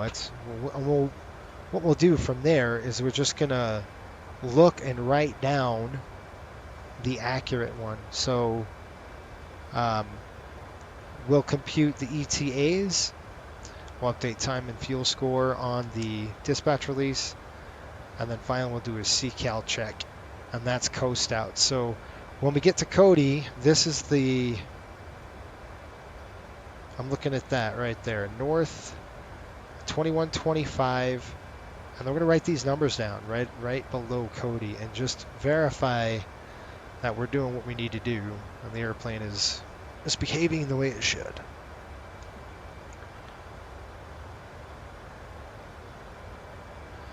All right, let me get to your comments. Thibs says, Diamond, hey, what app do you display that overlay like that for VATSIM? That's Fly Live, it's called. I think it's free. It's really good. Hopefully we can get that. Jeffrey says probably not as expensive as his. Trying to mimic a 737 cockpit when I move next year. I'm going to start working creating the center console. Well, good for you, dude. Need to update one with the overhead. I would love those. So much realism. Yep. I know that 737 would be more feasible. Yes, it would. Sounds really fun. I know that has probably improved Jason's simming. I think so. It's been really good though. GS ground speed says 530 after Cody at 330 knots. Good job. Yeah. We're approximately, what are we looking at over Cody, folks? Cody right now estimating 51 miles to Cody. We're at coast out now. You can see we're hitting that 60 nautical mile ring. We're in class 2. Now what I'm going to do is I'm going to jump in here and show you what class 2 ops look like. So what we're going to do is click legs. I'm going to go to route offset. We're going to go offset right. And we're going to go offset right 1. So you're going to go R1. And what that's going to do is, and we're going to start at Cody. Okay, so we'll put that in the scratch pad. And we're going to go to, route page, offset. We're going to start at Cody. Okay, clear that. And then we're going to end 60 miles back. It's from the coast out. It's probably going to be somewhere around Goat, if I'm not mistaken, but Carlub. I'm just going to enter this right here. You know, we have an end waypoint. I'm just going to keep it empty for now, and then we'll get there though. So what you'll do is clear this now, and you could see we have offset right there in the FMC, letting us know that we are starting an offset pattern. Now technically we should offset right now, okay, but we'll hit Cody and then we'll offset it because I didn't want to create a 60 mile waypoint. I could have, and then we're in class 2. So that's kind of a class 2 thing we'll do. We'll offset to the right, and it just keeps us off the airway 1 mile to the right, and that's it. What else we got to do? We did our CCAL checks. So a lot of little checking to go, right?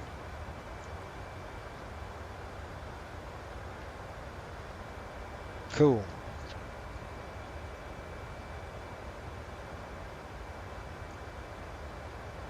Okay, we're going to do an altimeter compass check. Once we're in level flight, we're not there yet, but we will get there. So we're going to offset at Cody, and then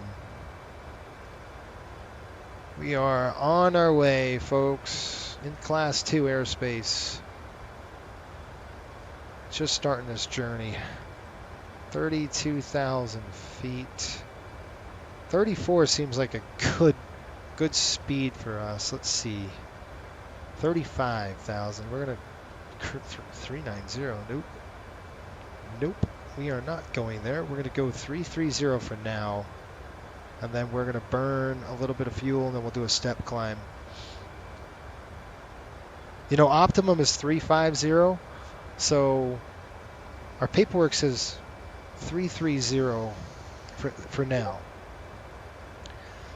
And let's take a look at the winds. I want to make sure that the winds are strong, or 80 knots at 33 versus 35. Because if they're stronger at 35, we're going up, because I want to take advantage of that. Yeah, they're gonna be stronger at 34. Where we really should have went a little more north. At least grab that jet stream a bit more. That's turbulence. Let me look at the jet stream.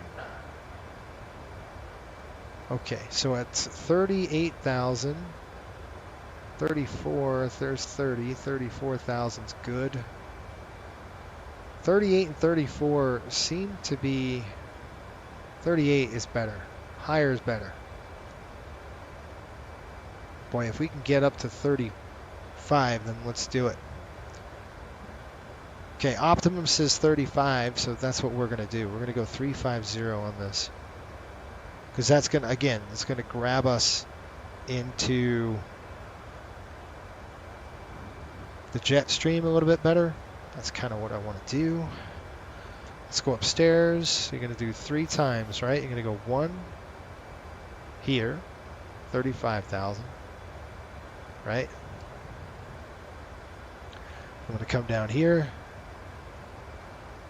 And you're going to go, stupid thing, 35,000, 2, and we'll go ahead and reset that. We're at Cody, we're going to go offset. Now we're 86 knots climbing through. Let's just take a look if, 86 knots. Once we hit Cody, I'm going to do an IRS rank. We're going to see which one we like. And I'm going to just do it right now. We're approximately, legs page, we're looking at 4 miles to Cody. So let's go ahead and overhead here.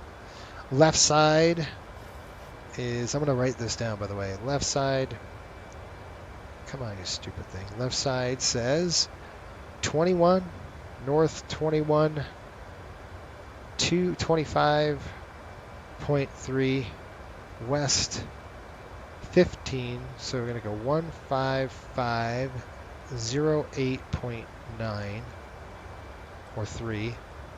So if you look here, 15508.3 is pretty darn close.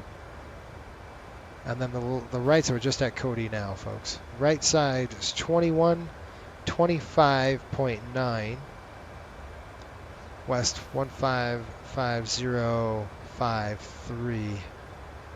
Okay, so I definitely want the left side. The left side is a little bit, they're both really accurate, but the left side is, I think, is a little bit better for us on the drift.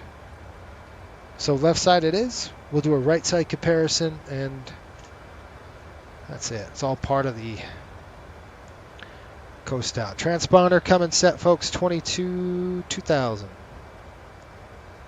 Go ahead and set our transponder now, 2000. Means we're pretty much, we are over oceanic airspace. Now we're on coast out. We just did a slot maneuver, and we are climbing to 35,000 feet. We just did a slop maneuver. 90 knots right now. I like it. Push me over the nose. Ground speed 548. ZLA just popped up. For you, Jeffrey, they're way ahead of us. It'd be cool if Vasim and Navigraph partnered and was able to show all traffic on the ground. Thibs, that is actually on the roadmap. So your wish will come true, sir. It's on the roadmap. It's going to be awesome. Okay, once we're level, let's do a compass accuracy check. That's the next thing we're going to do. An altimeter compass check.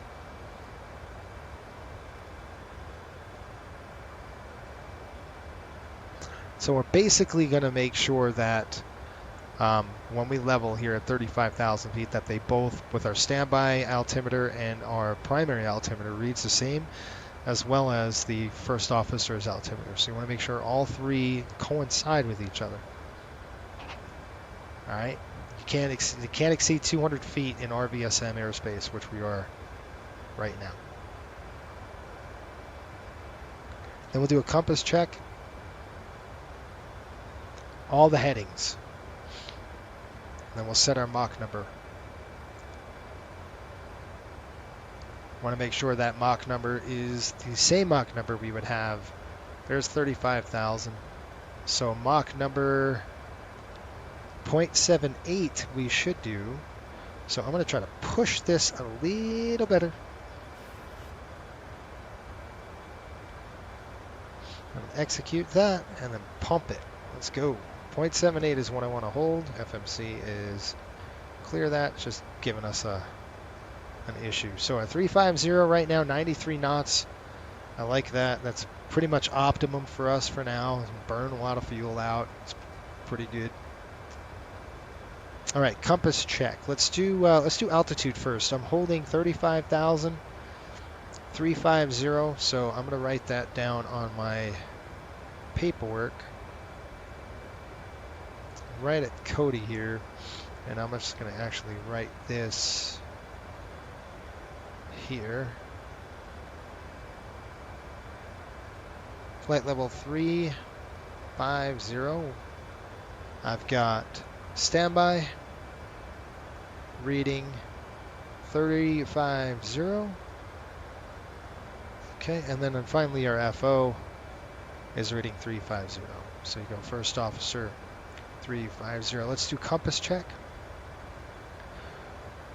So right here 071. So I'm going to put FO. You can't see what I'm doing. Let me go ahead and do this for you. And I'm going to stretch my legs, see how my wife is doing. So, okay, we got FO over here, and we're looking at heading, right? So we've got FO's heading is displaying approximately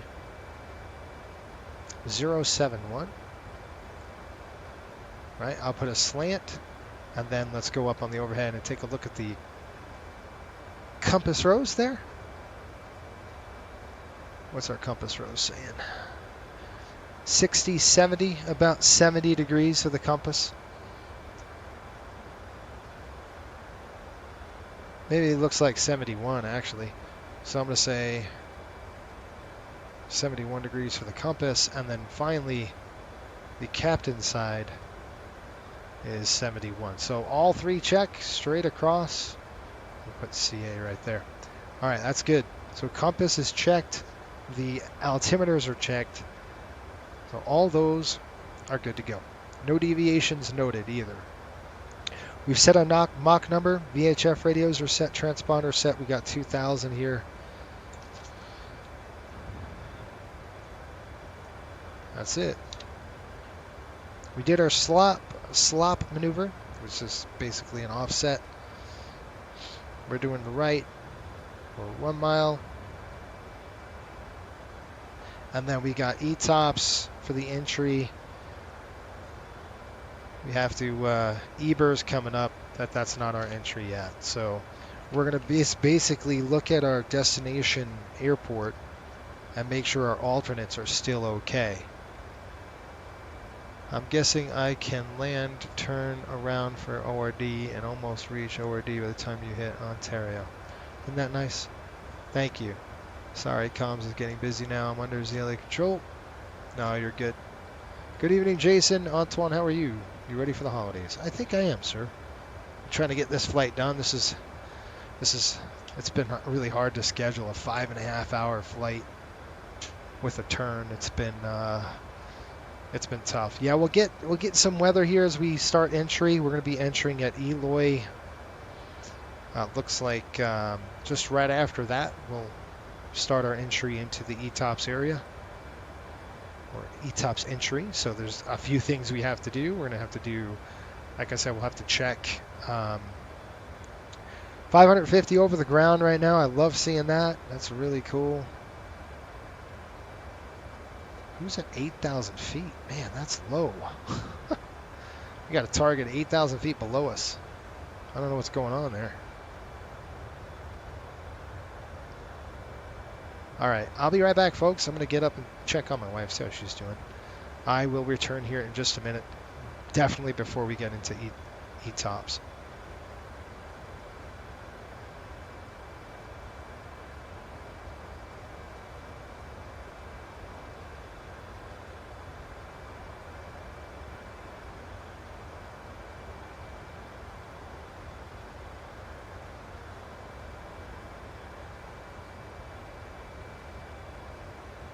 Moments, our lovely flight attendants will be starting our in-flight service. We'll be serving complimentary drinks and snacks. Premium drinks are available for a small charge. Please note we only accept credit cards.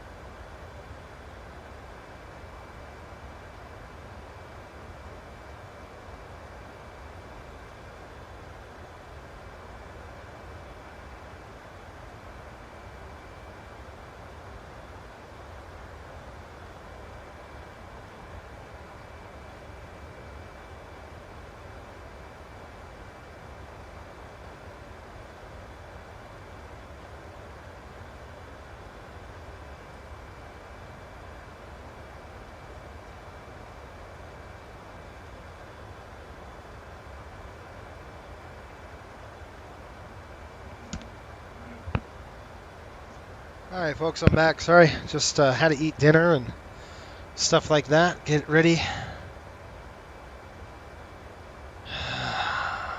All right, we got ETOPS entry coming up here in about 32 miles. So that's going to be our ETOPS. I love the ground speed. We're doing 555 knots over the ground. That is phenomenal. We'll take that, right? We got about 100 knots pushing. That's why we're up at this altitude. Okay, it looks pretty smooth, right? Riding that jet stream, getting that jet stream winds that we want, that we were bucking coming here a couple days ago. All right, so as we enter ETOPS, there's a few things that we're going to have to do. And that is going to be, we're going to do a waypoint procedures. 2 minutes prior to that, we're going to verify our LNAV and VNAV are engaged, and they are. Okay, overhead waypoint. We're going to do update time and fuel, so we'll do that as well. So I'm just going to pull this up so you can see the paperwork as we go through. How's that? This might be a little bit easier to see as we come through here. We look at our ETOPS, which is going to be this ETOPS entry point. And we're going to do our time and fuel right there. Okay, so I actually got to kind of get to the clock here. Right now, our fuel is going to be, let's look at the progress page, see what we got. 33.2 on the fuel. You could see we're about 34.3 now. We're burning, ETOPS entry is 32.3. So 33.2, so that's good. We have the ETOPS entry point. So right here, I'm going to write in 33.2. So we are burning 1,000 pounds less than forecast, which is great. Our winds are reported right now 245. Okay, or 245 knots. At 100 knots, give or take. So 200, see they're estimating our paperwork's at 258.103. We're doing 245/100.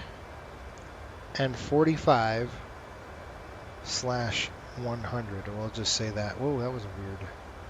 That's a weird thing. So I'll write that again right here. There's not a lot of room. We like at Coastal, we like the Southwest dispatch release just because we're used to it, it's better. But when we're doing ETOPS, like I said, this is a little bit better for us, so we're going to use this. 33.2, we got that.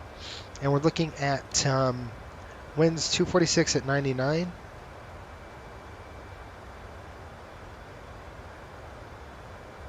Okay, so there's the winds. Let's write our burn check. See, we'll do a burn check here. We've got 11.6 to the next waypoint at Enroute. And then basically burning as forecast, actually burning less than forecast, which is great. And then time check right now, coming over the clock. It is approximately 1920 Zulu on the mark here. And then we're going to go ahead and click chrono in just a minute. And then we're going to do a chrono check. From here to here, we're looking at... where are you? And ready, 1820. We're over the mark right now. We just passed it. Over 820 local, but I don't want to do that, so we're going to actually go Zulu. So 1920 Zulu. We passed the ETOPS entry. So we're now in official 180 ETOPS airspace. That was at 1920 Zulu. I estimate Enroute approximately... Yeah, we're doing pretty good over the ground. I'd like to get to 558 if we can get it. But we're estimating, let's see here, flight level 187 miles from Enroute. Looks like distance to go 1,583 miles. That's actually about 1,800 miles distance to go. TAS, that's looking good. I'm just kind of looking at my paperwork. Okay. Okay, so that's kind of what we would do at that waypoint.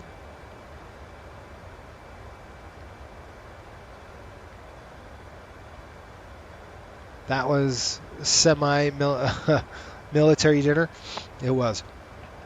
Because I knew I had ETOPS coming up that we had to get in there. Time, fuel, wind. We got the score on there. Verify, sign out too. We did that. Transmit position if reported. Yeah, if it's a required reporting position, and it probably is. So we would transmit and say, entry. Actually, it's not really a waypoint. It's just one that we had. Okay. That's it.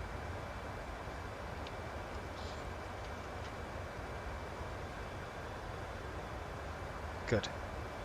And I think we're done. I'm going to go ahead and call John, just because I want to talk to him. He's our pilot who's flying this leg with us. And I'll give you an update here on the weather. Now, I would look at my ACARS computer and say, all right, what's the weather here in Ontario? Now we're entry into ETOPS. So again, anything that happens, we're doing about face and turning around, going right back to Hawaii. Okay, that's where we are right now. At this point in time, that's what we would do. Okay, so if I click airports, I go to Ontario, weather. Let's go to the TAF report. Right now, TAF 070 Zulu. Because right now it is 01, 02, 03, 04. Right around that 04 range. Vertical at 4, greater than 6, scattered at 3, broken at 7. Marginal, but it's perfect. It's still VFR for us. So we would continue. Our METAR right now, 10 miles visibility, light rain, few clouds at 45. So nothing to worry about. We press on.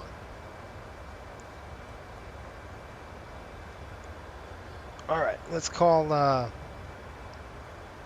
Let's give our company radio a call and see if we can't get anybody up on frequency.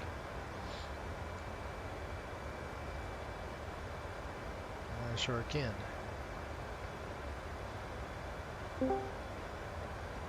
If John wants to come down, let me call John up here really quick.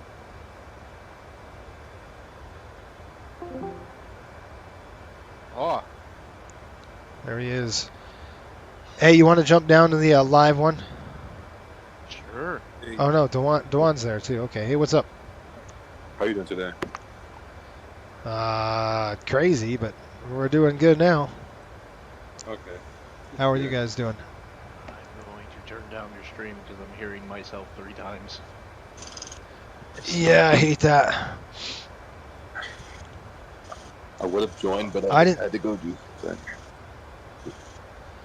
Well, I didn't think anybody was going to join. Matter of fact, because I had a delay. There was nothing but delays today. Hey, So. you helped my sleep in there. I was like, all right. I'm sure you did. Oh, he's Instead of doing the waking up nighttime at, run. Instead of like it being 4 o'clock in the morning, I was like, all right, get to sleep a little bit more. Yeah. Did you get my message on the HCS test?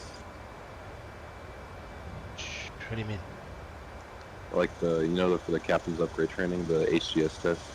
I sent it Oh to no, you. I haven't even looked. So. I sent you on Yeah. Discord. Yeah, I've been busy. So. Yeah, understandable. I'll look. And I'll be right back, gentlemen. I got to make a PA here. Hang on. Okay. Okay, what we're going to do, folks, I'm just kind of looking at progress here. 1827. 2300. About 4 hours.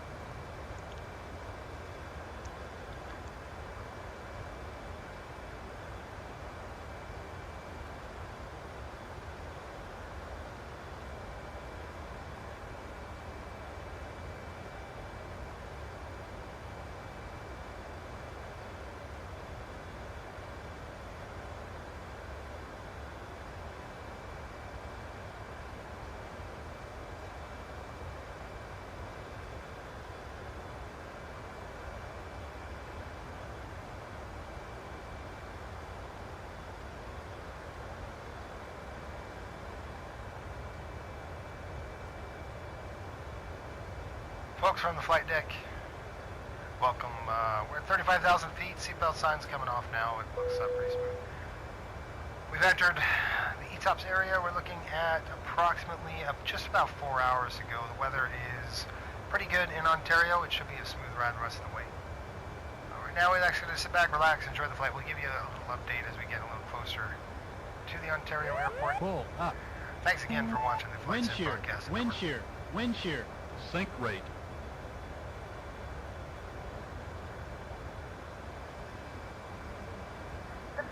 All right, folks.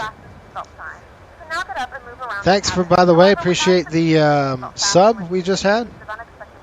I didn't get your name. I thought I saw it on the screen. I just didn't get that name. Thank you. Appreciate it. Awesome.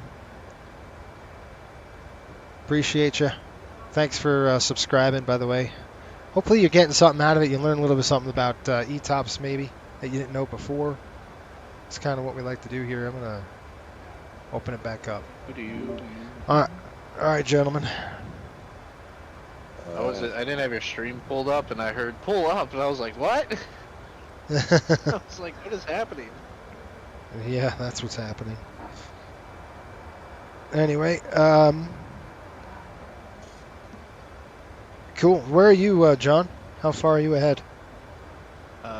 I am currently 164 miles to... Erot? Erot, yeah. Okay.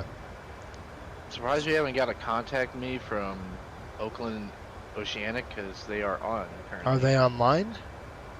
Yes, sir. Maybe we're in their airspace. Yeah. What altitude are you at, by the way? 350. 350. What? You're seeing 99 knots on the tail right now. I have 102 right now. You're ahead of me a little bit. Okay. 103 now. Ooh. Maybe they got off. I don't know. The map is showing that they're on, but they're not showing on vPilot. Maybe they're what mode would that be? Like the observer mode or whatever? I don't know. They would have to put.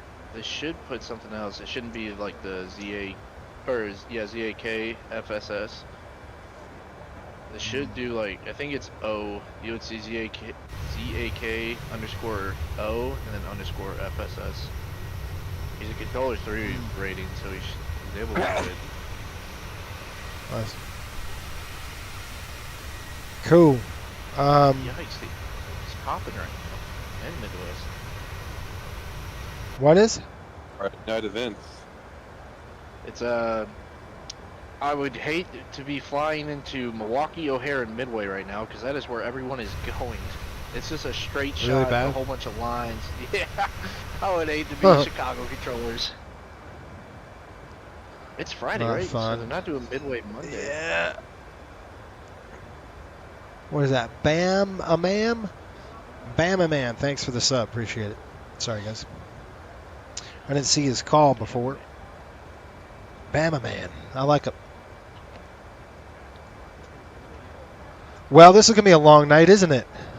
Gosh. Oh, yeah. I don't think I could have done it. I'll probably land right around 1 o'clock. That's long to be flying. That's what time I'm going to be landing. 1 o'clock. You guys just depart? Yeah, what? Shit. Probably what, an hour and 19 minutes ago? Yeah. I got an hour 19 on my watch here. I'm trying to see that. Oh, here it is. Nope, that's not. Is this it? Nope.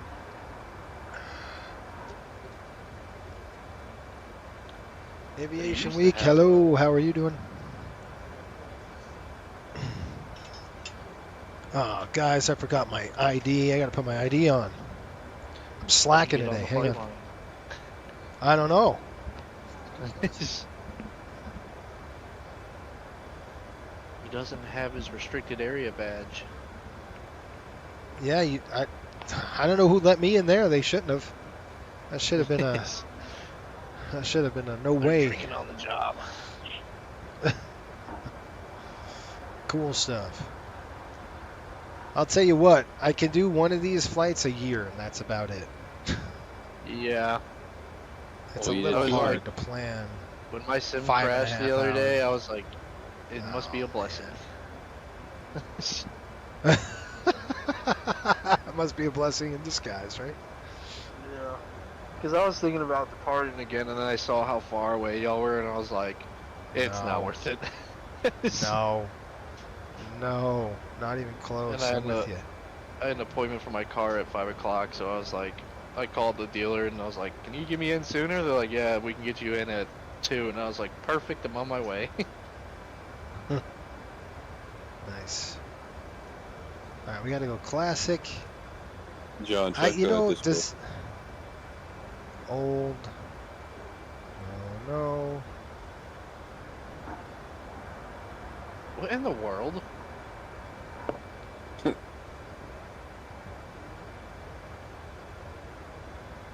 Our Discord or no? He sent me a PM of something on Instagram, and it's one of those things where I could have lived without seeing. Oh yeah, I don't want to see that. Yeah. I think you want. Yeah.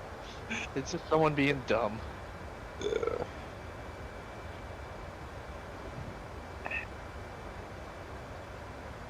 Okay. I think we're good right there. What are you showing Ontario arrival at right now?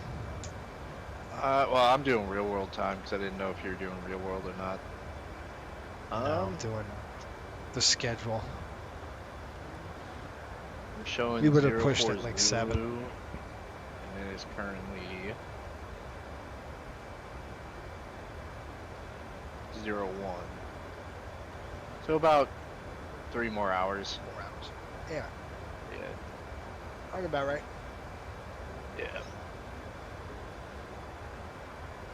Is the leg for Ontario up to Salt Lake also up, or did you not put that one in yet? Yeah, that's up, ready to go. Do you mind if I can fly that so you don't have to jump seat me up to Salt Lake, so tomorrow I can finish out the trip that I was doing in the middle of this? I'm going from Salt Lake to ND. Salt Lake after this, but I can do the Ontario up to Salt Lake if you want me to send you the numbers that I got.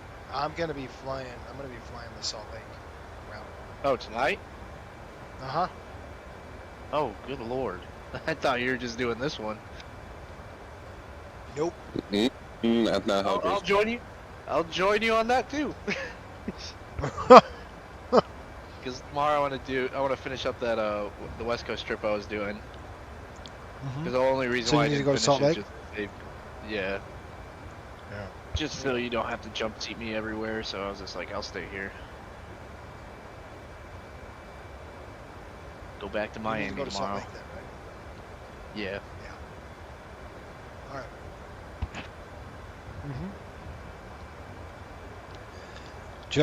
Gary, what's going on? Gary says, it's a good time for me. It's 12:18 p.m. here. Yeah. We know. We know, Gary. Why don't you stick the knife in a little? Yeah. It's going to be like 1 a.m. by the time we land in Salt Lake. Jeffrey says, buttery smooth in L.A. Yeah. Might as well start cooking me some dinner. Just got the time. Yeah. Jeffrey says, was good to fly, sort of, with you guys. I'm doing LAX ORD next. Oh, get ready for some vectoring. Yeah, you're carry some fuel, apparently. Yeah. There's a lot of traffic going from Atlanta to Chicago and New York to Chicago. Good stuff. And they're probably landing the 2-8, so it's not in your favor. No. No, it ain't. Alright, hold on.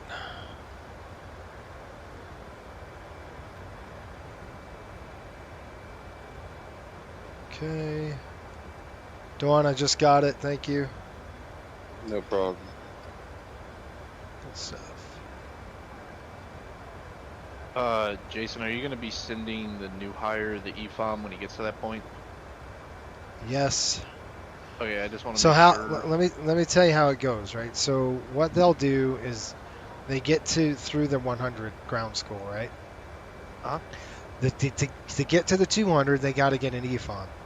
They'll contact me and say, or you would contact me and say they're ready to go for the EFOM, and then what I do is I code it on the back end that's their own EFOM. So it's a code.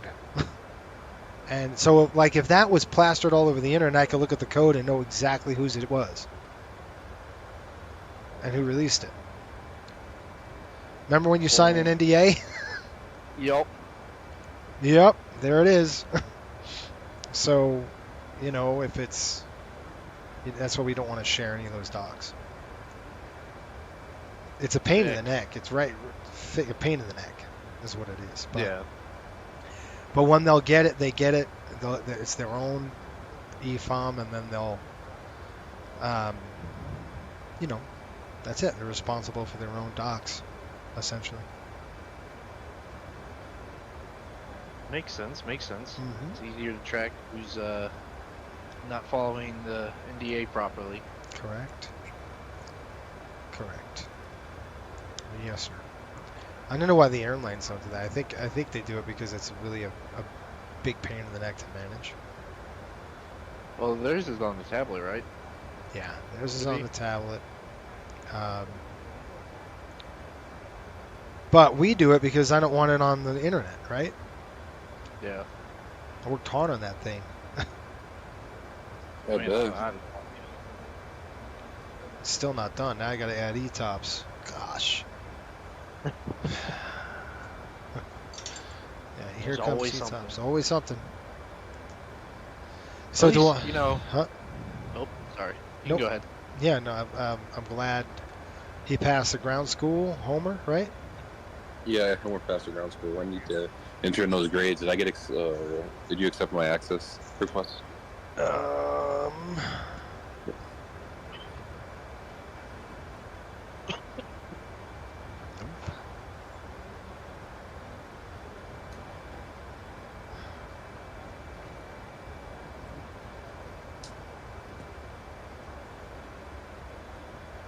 I don't see it. Oh, my access request. Hang on, let me dig in through my emails. Give me a second. Okay. When did you send it? I think like last night at like 1 or 2 a.m. before I went to bed. Oh yeah, I think I did. Okay.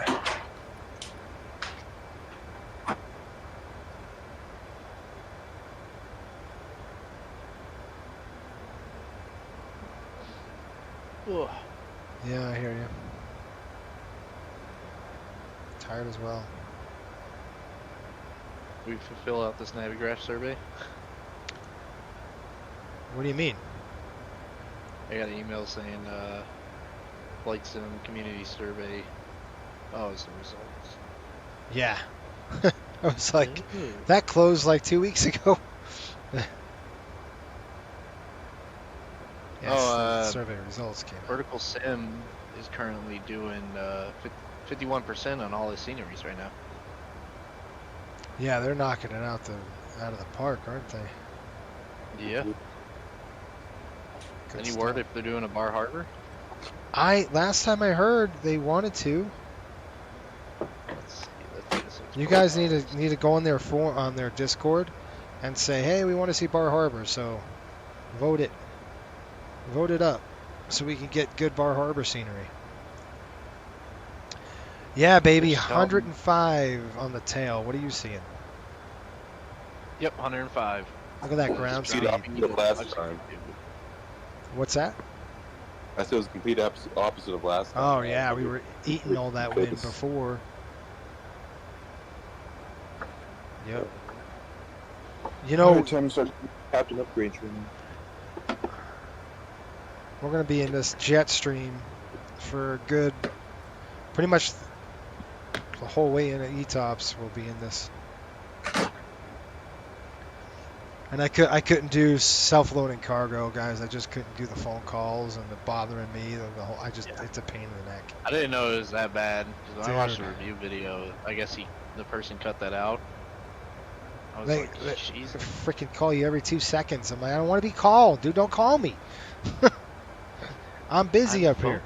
I'm trying to get the airplane out of the gate. I just wish someone would do the software that they do for the Phoenix to GSX to where it's just automatic. Don't have to worry about it for PMDG.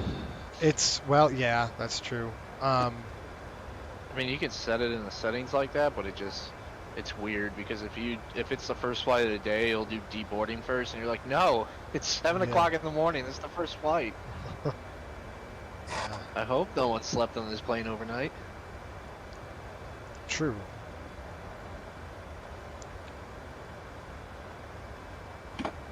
All right, well, guess what? Huh. You see my contrails? No, I don't see you. You were behind him when you were departing. And I was like, is he that close? And then I looked on the ACARs. I was like, there's no way. Just clouds.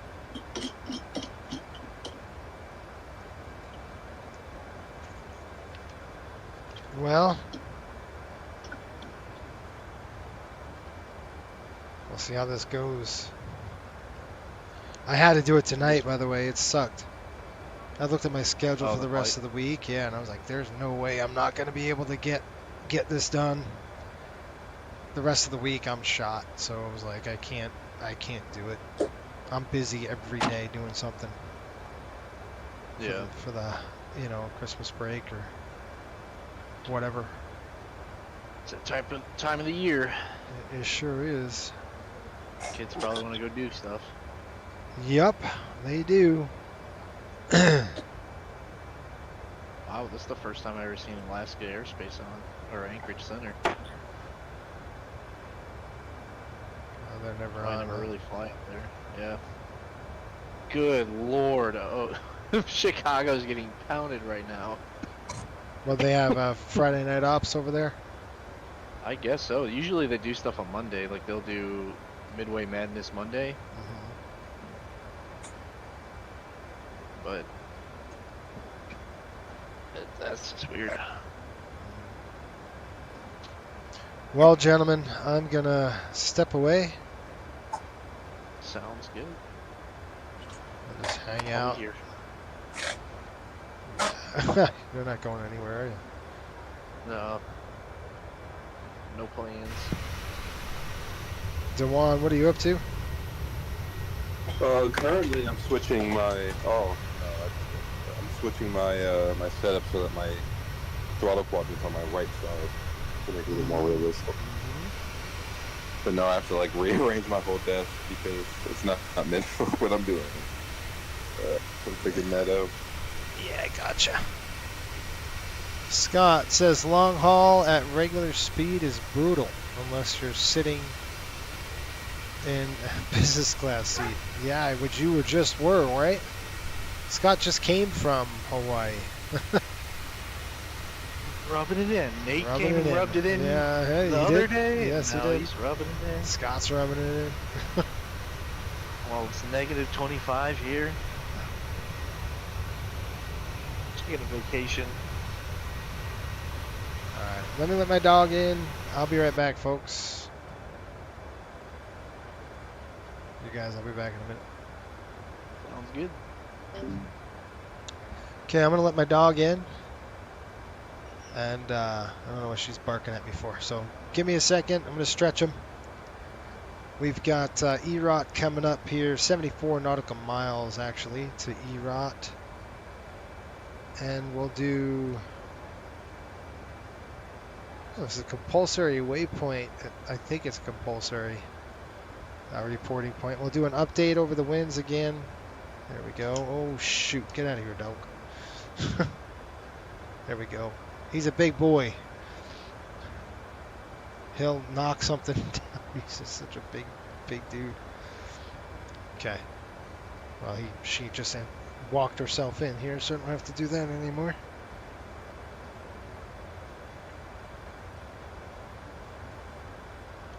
So we've got EROT on the way. Looks like 67 miles. We'll start getting ready to go for that. We're looking at 1953 Zulu, so just a few more minutes here.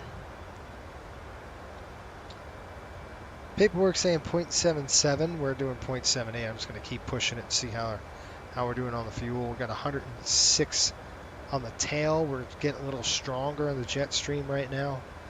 So look at that. Look at that ground speed, 562 knots. That's what I'm talking about. That's really, really good.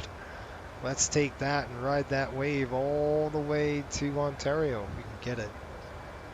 So take a look down here. You okay?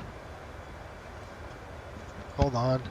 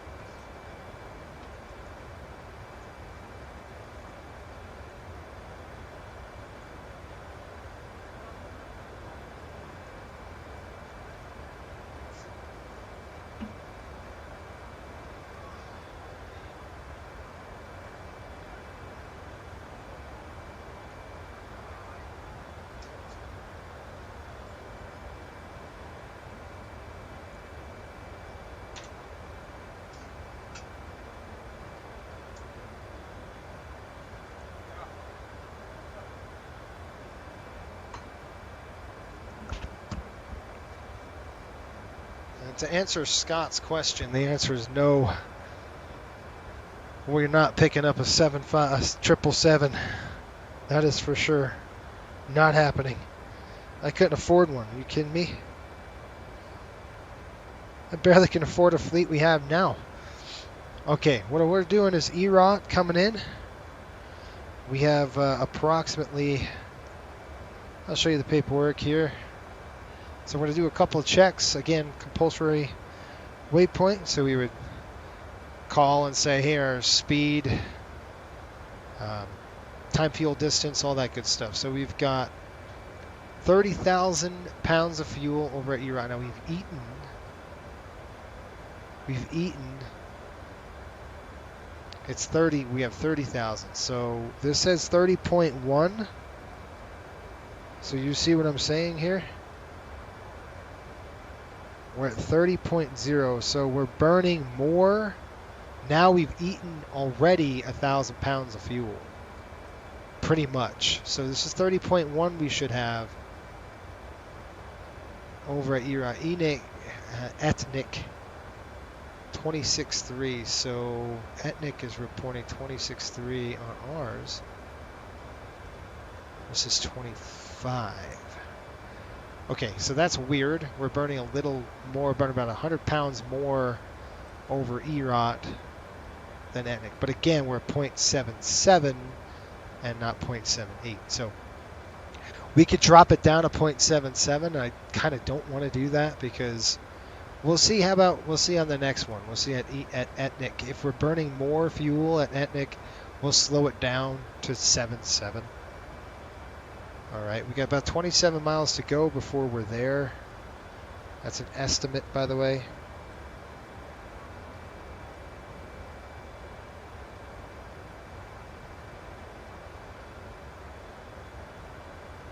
And our burn from here to here is going to be about 15.7, so we figure our total burn there. All right, let's take a look at our wind 244.105 over EROT. So I'm just going to write this 244 / pretty much consistent where we were before. So we've got good tailwinds. Again, we're forecasted stronger winds, slightly stronger winds than actually forecast. They're saying 103. So 1950, we're estimating 1953 over EROT. I'm going to write this down. And then our burn is going to be about 25.9. Or burn down 25%. So about 5,000 pounds to burn from Etnik, so EROT to Etnik, which is approximately 187 miles. So we'll have 187 miles to, excuse me, sorry. Yeah, 391 miles. Yeah, we'll have 391 miles to go at Etnik. Waiting for station passage. Yeah, that's going to be that. So 391 miles to Etnik. And then 106 miles from there to ETP1.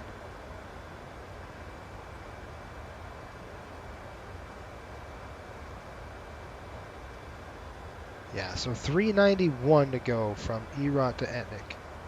Then 106 from Etnik to entry to equal time point. So I want to just verify something on my legs page. See this? That's not right. Hang on. That's 106 miles from Etnik. So what I'm going to do is actually delete this entry here. This ET01, I'm going to delete it. I understand. Actually, I'm going to erase that. I don't want to screw this up. So let's do this again. We'll clear this. Etnik is coming up. We're just past the station. And it's 106 miles from Etnik. Oh, shoot. Got to put a slant there. You can't see what I'm doing. Now you can. Slant 106 miles from Etnik.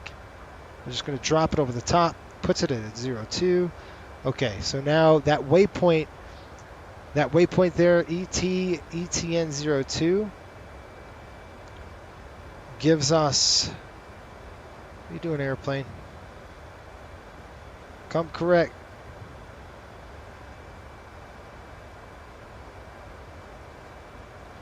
Okay, it's flying me off the waypoint.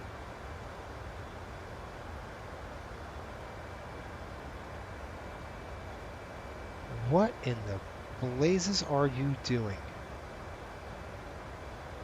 Alright, what do you got going on here? Yeah, I want to go there. Let's go direct.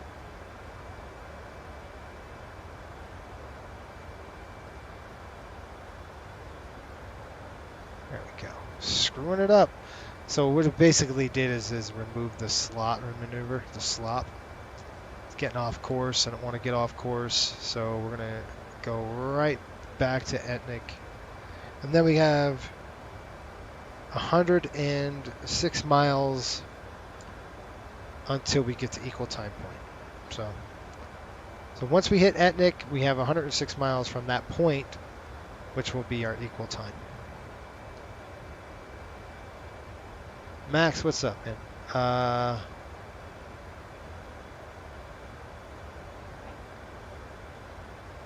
Max says tailwind. Oh yeah, we got a nice tailwind too. 103 knots over the tail. By the way, Max, send me. I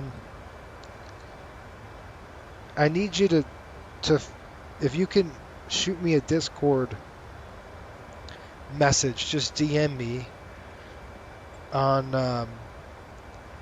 our Discord. If you can DM me a time, and I can send you a link on when to schedule an interview with you. So we'll get an interview going with you here soon, if that works.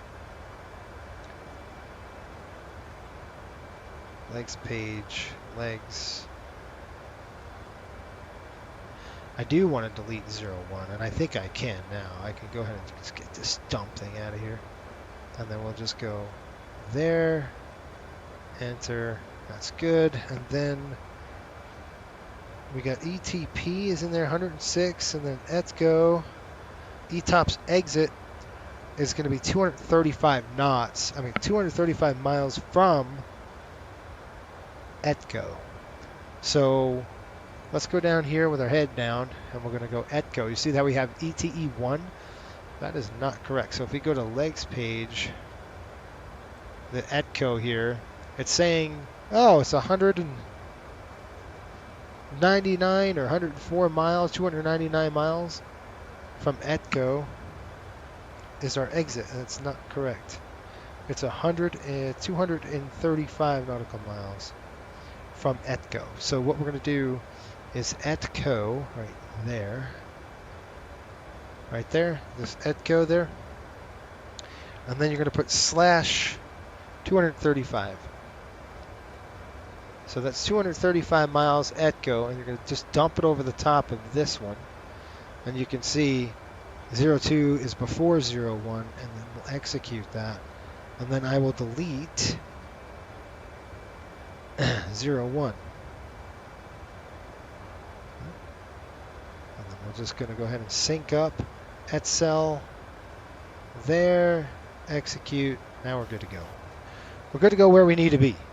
So everything is now correct. And that's just me looking at the wrong deal. But we're good now. Again, I'm used to latitude, longitude. That's why you really can't go wrong with lat and longitudes with this. By the way, folks, you said, what aircraft are we going to buy for the new Hawaiian routes that we fly? And it's going to be this guy right there. That's the airplane we're buying. We're buying 3 of them already. So it holds more people. We'll buy the 200 series Pratt Whitney engine. The Rolls-Royce. And the power to weight ratio is just phenomenal on the airplane, so we're going to get great performance out of it. I'm looking forward to flying a couple of ETOPS legs with it for sure. A few of the Hawaiian trips are definitely going to be on schedule. And we might even get a couple of charter trips with the 757. So really a cool airplane. I'm looking forward to it. Diamond said I just bought the 737-800. Now, Diamond, are you using FS 2020 or are you using another sim platform? I forgot what you said yesterday.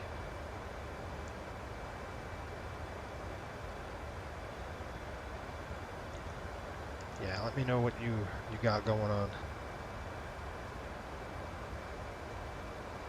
Max said, I think all the Boeing 737s need a better ICAS. We need to be similar to the Airbus ECAM. Oh gosh. You're an FS 2020. Good deal. Yeah, Mike, it's a really good hold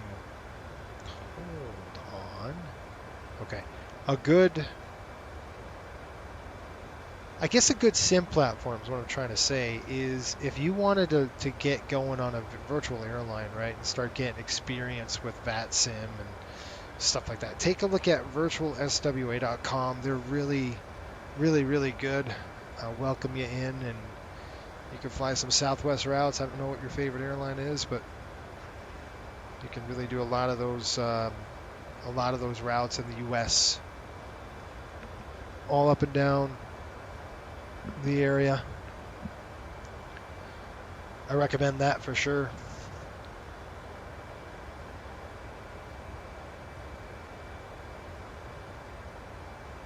You're really inspiring me, man. Hope to be like, oh, that's good. Well, thank you. I hope you, I hope you just don't take it to simulation, right? I hope you take it further than that and actually get your rating, get your license.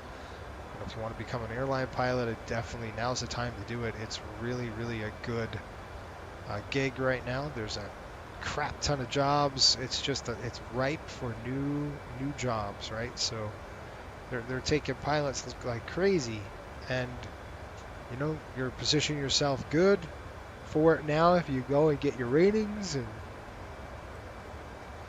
you know, good luck. Just plow through.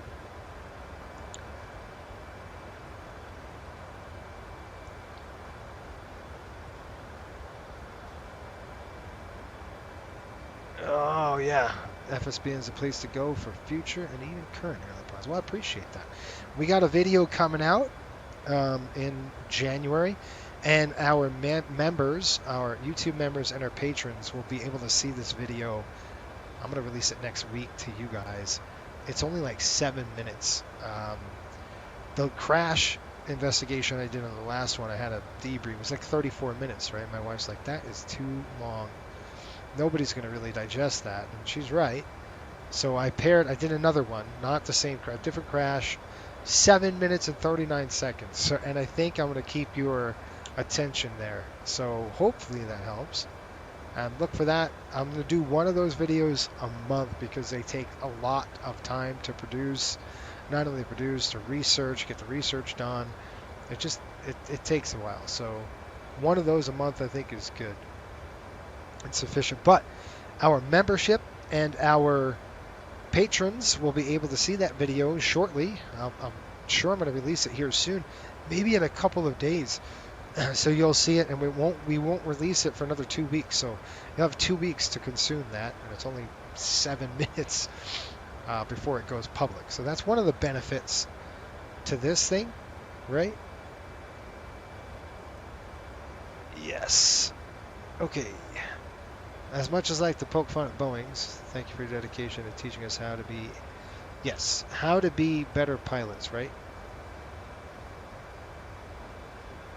Yeah, well, Diamond, he said, I'm really not that experienced. I'm definitely a beginner, but I want to learn. Well, there's only one way to learn, right? And that's by doing it, doing what you're doing, watching this. You know, I'm not perfect by any means, and I'm not an expert by any means, but we make mistakes all the time. Just look at departure. I should have been at 220. I was zipping at 250 because the airplane's accelerating on me. So it's those kind of things. Yeah, SW, it's called, it's virtualswa.com. Go check it out. It's a virtual airline, which they basically emulate real world schedules and stuff like that. And they're a really good bunch of people over there. I've been with them for, 19 years maybe? 17, 18 years now. Long time with the VA. I don't fly Southwest as much anymore because, well, I have my own virtual airline. So I'm pretty busy doing this thing and trying to get new routes and airplanes, and it's a lot of logistics to it, but for sure. You bet. And Max, that's the quest, I think, of everybody. And that's one thing, I was having a chat with a friend of mine who is getting ready to retire. He's about 6 months away from retirement. And he said, and he's obviously a captain, and he said, we had a really good chat. And he's upset. He's just like, I wish the new folks, I didn't say it like this, but he said, I wish they would elevate their learning, if that makes any sense. Like, okay, I'm going to let you know, like, everybody in the airlines knows how to fly an airplane, all right? Everybody knows how to get clearances, fly an ILS approach, land the airplane at minimums. Everybody knows that, right? But that's not what makes you good. What makes you good is getting to that next level, and that's that higher echelon of, okay, how can I do that? How can I be better than I am today? And it's rare to find pilots like that. There's some out there, but its percentage is pretty darn low. It's those pilots who are, take pride in their craft and what they do. And like Max was saying, it's, we used to call it airmanship. You could call it something else now. You could call it, skill, pilot skill, that kind of thing. I don't know if you saw Tennessee. Everybody see that Tennessee fly girl that just crashed? Did everybody hear about that? Well, she had a YouTube channel, and you know, skill was pretty much lacking, but it, you know, I would say you could see the instructors kind of trying to carry her a little bit. I kind of watched a few. You don't want to, you know, oh, it's okay to learn. You know, a license is to learn. Pilot license, you're not going to know everything. You're not going to know everything in your commercial, and even in the airlines, you're not going to know everything. It's a license to learn. And the way you learn is you have to put the time and effort into it. And that's what Coastal is all about, folks. I got to tell you, as many people as, you know, put in their application and get hired, don't make it through the training. And that's not because of us, it's because of them. That's not us, that's them that dictate that. They either put the time in or they don't put the time in. And if you don't put the time in, well, then you don't fly for us. And that's what Coastal really drives that point home, where it's work in equals work out. If you don't put the work into it, you're not going to get anything out of it. You know, we're not going to get through. You're not, and even if you do get through, you don't fly. You're not active. That's it. I mean, so it's kind of how those things work, I think. Yeah.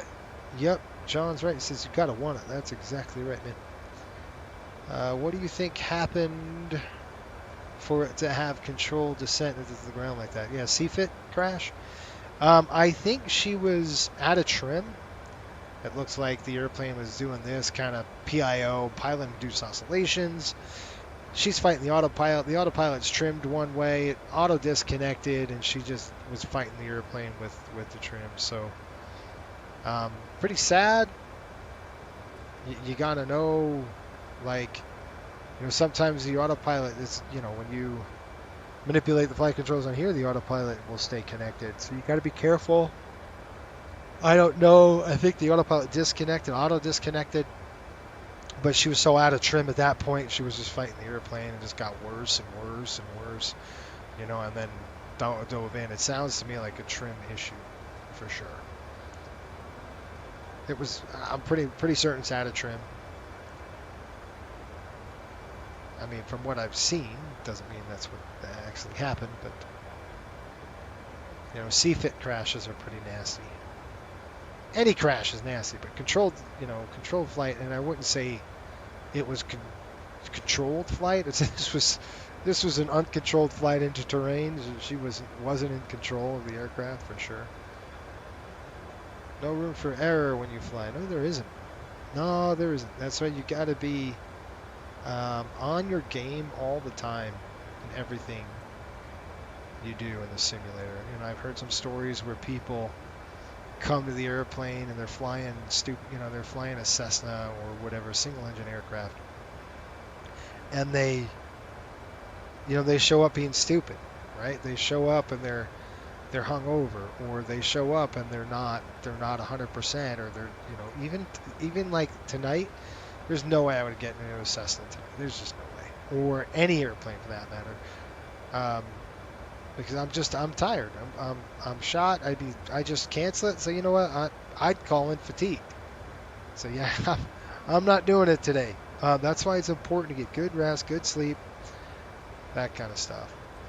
The show has to go on for us, though. That's why I'm here, folks. Fatigue plays a factor. It plays a major factor, not just a little one, a major one. Fatigue, and you know, a lot of that goes into it for sure. You got to be optimal. Also, you have to be willing to eat, willing to fail the mission in order to live another day. What I mean by that is, you know, for us, take us for instance, we're flying to Ontario right now. I have to be able to say, okay, Ontario, if we make it to Ontario and we land there, that's bonus. Okay, that's good. That's icing on the cake. But is it a failed mission if we have to go to LAX and land the aircraft in LAX and then bus people to Ontario? No, it's not.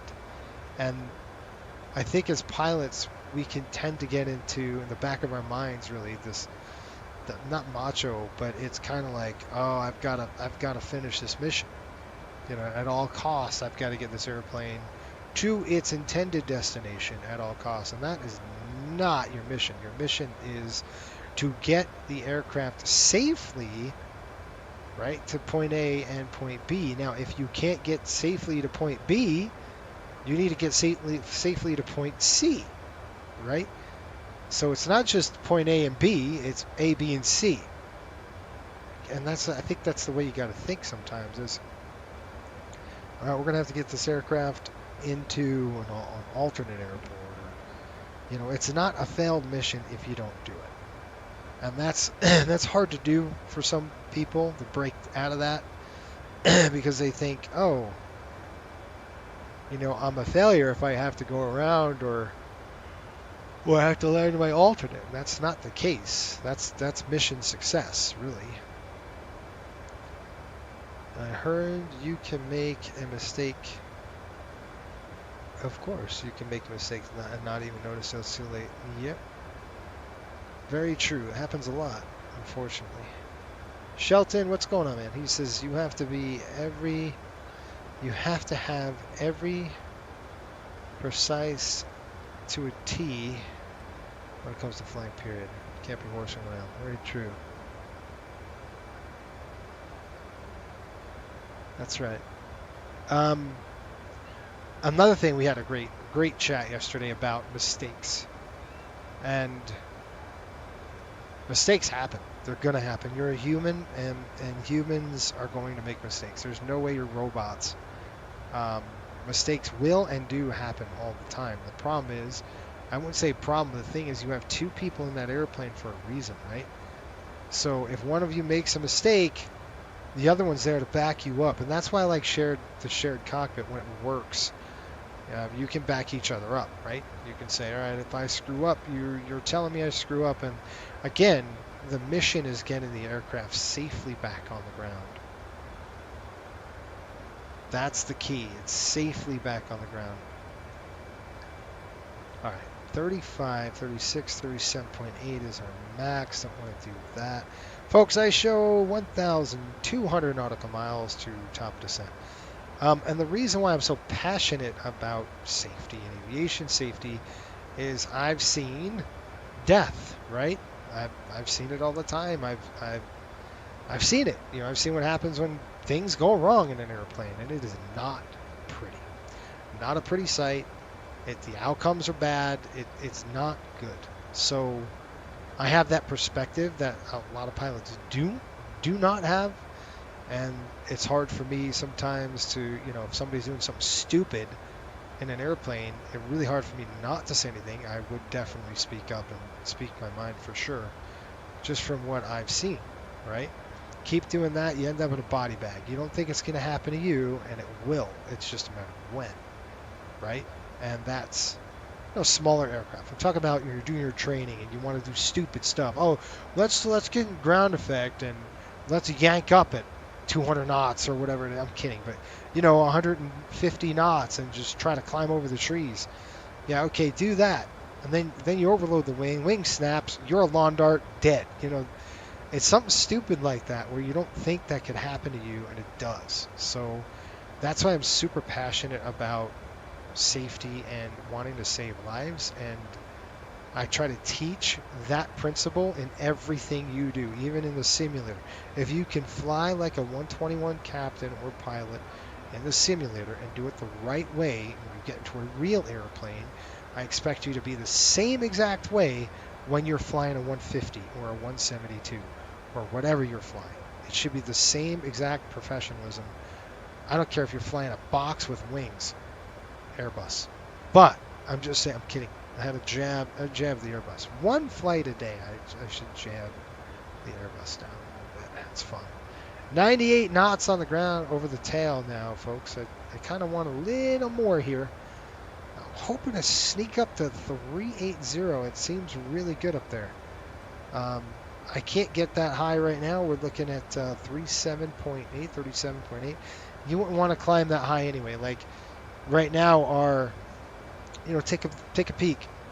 You might look at that and you see max. You go, oh, we're at 37,800. You know what margin you have at that altitude for buffer, like a plus minus? You're going to be very close to both of these coffin corners here. So your margin of error or buffer is going to be slim to none. So you're going to be riding right on that edge of the airfoil. And you want to do this, right? Look at the gap we have. There's really a nice gap. We have plenty. If we hit some bumps, we got some, plus minus that we can take. When we go that high, it's slim. So you got to be super, super careful by just looking at the FMC and saying, oh, we can climb up there. That's not true. You got to be careful with that stuff. All right, comments. Max is IC, thanks. It means flying technology advanced box with wings, yes. Technology advanced. Let me tell you why.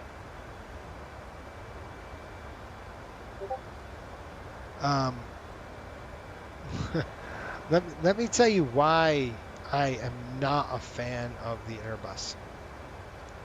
A lot of you know this. I've probably been very vocal before, and I wouldn't say Airbus. I'm going to say any aircraft that is highly automation, has high automation in it. You might think it's cool. Oh, this airplane is awesome. It's a fly-by-wire. It could do all these safety protocols, yada, yada, yada. Don't care and don't give one rip about it, and I'll tell you why. Because when it hits the fan and that little machine that you've relied so heavily on, your whole career goes out, what are you going to do? And that can and will happen. It's Murphy's Law. If it can go wrong, it's going to go wrong. What are you going to do about it? And you need to be that pilot that knows that computer inside and out, because when it hits the fan and it goes wrong, you have got to be the person to fly that airplane out of the situation. Okay? Automation dependency kills pilots. It just does. I don't care if you're flying a trash can with wings. It doesn't matter. If you're sitting there and you use the autopilot as a crutch, you are in for a huge, eye-opening experience when something goes wrong. I guarantee it. So, you've got to become a good stick and rudder pilot. Forget the stupid automation. Forget the stupid magenta line. You've got to fly the airplane. Pitch, power. Pitch, power. That's it. Period. If you can fly your way out of a bag, that's what you need to do. And that's going to save your life one day, is if you know your aircraft, know the numbers, know what it takes. 85%, 40 to 50% N1 with flaps 30 and a 737 will give me a good landing speed and pitch to work with. Okay, so those are the things I'm talking about. And that's going to save you. The problem is when you're dependent on the autopilot all the time, you've got a problem. And the problem is when it hits the fan, what's the first thing a pilot does? Autopilot on. I mean, I've read accident reports, folks, where they initially did the right thing, took the autopilot off, started flying the airplane, didn't know what it was doing, was so confused, turned it back on. Okay, that to me tells me that the pilots don't know what they're doing. They are flying blind. They don't have a clue because they're automation dependent. You got to fly the airplane, right? You got to be able to fly the airplane. Look, what happens if I shut off the flight director? Ready? Oh my gosh, we're going to crash. That is no. Right? So you shut the flight director off. Who cares?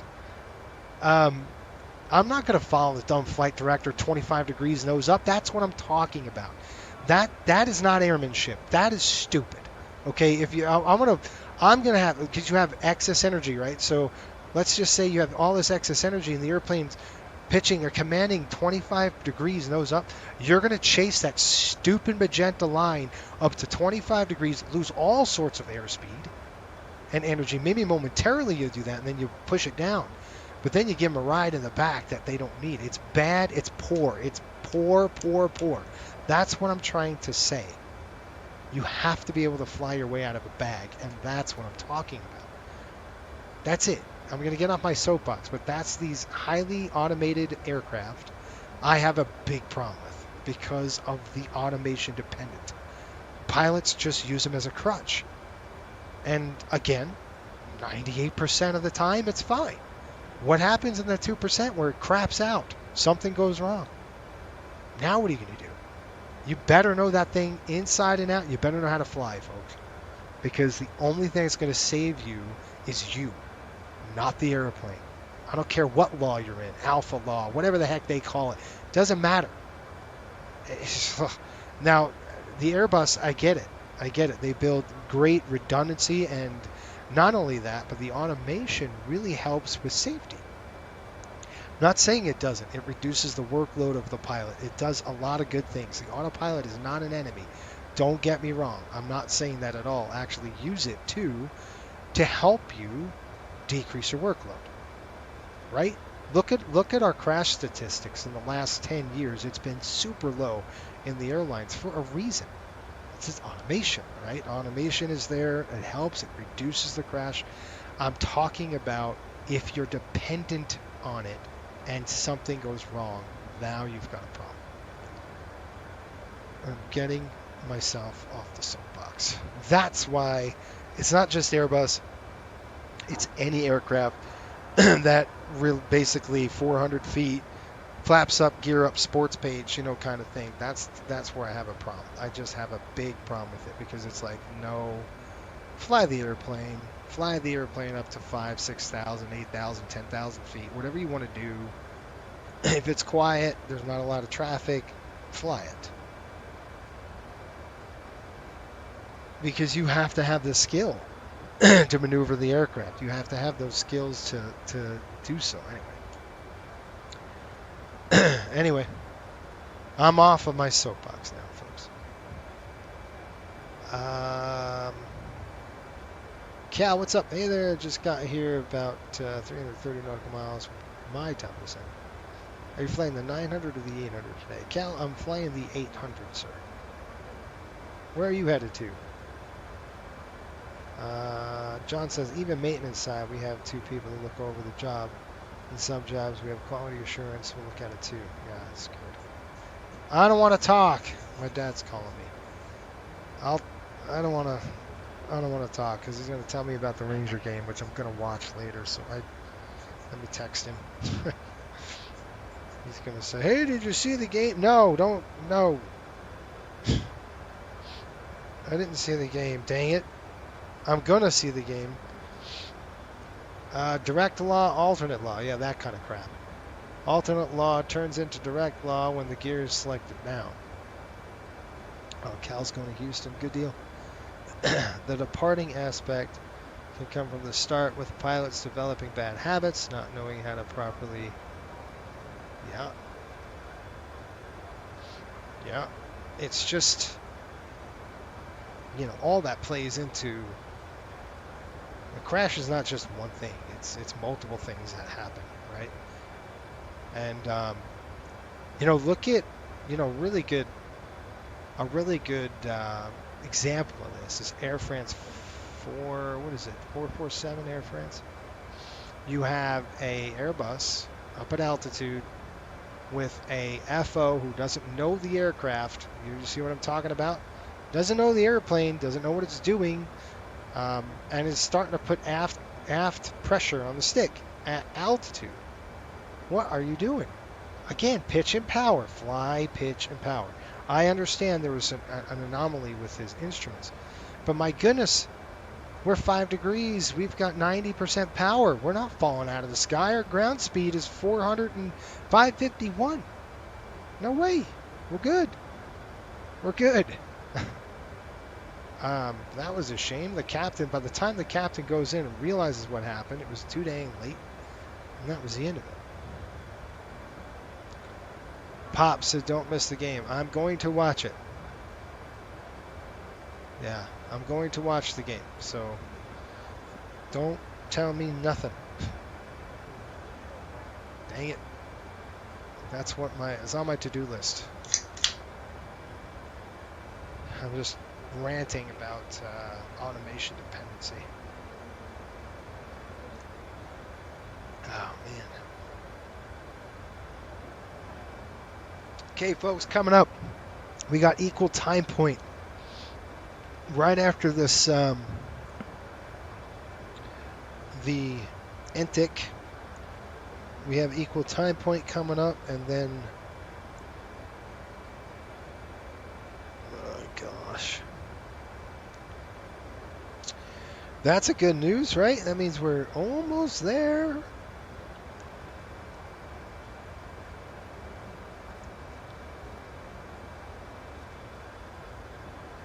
Okay, alternate is LAX. So right after that ETP, if we have something happening with the aircraft right now, we have to do an about face and turn around and go home. Go to our alternate there, which is crazy. We're 98 knots over the tail right now. And we are approximately 79 nautical miles to Etnik. Once we're at Etnik, then we'll do another time field distance burn. I'm glad Jonathan Quick did well. It's good. He's playing great. I'm sure the Rangers are sucking. Not hitting, playing bleh. No, I'm kidding. They really need to play better hockey, though. I want to see a tight defense. I want to see some tight defensive game stuff going on. Okay. Max, he might have gotten confused. The procedure for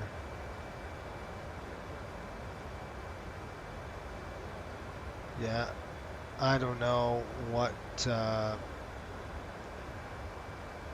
what? Wait a minute, say this again. The procedure for a stall warning on takeoff in the 320 is toga and 15 nose pitch? What in the world is that? And why? We're about, I don't know, 166 miles from equal time point, buddy. Somewhere over the Atlantic, Pacific Ocean. I don't know. That's where we are. Somewhere over there. Max, you got to tell me, so in an Airbus, if you have a stall warning, you're supposed to have pitch up 15 degrees? What in the world?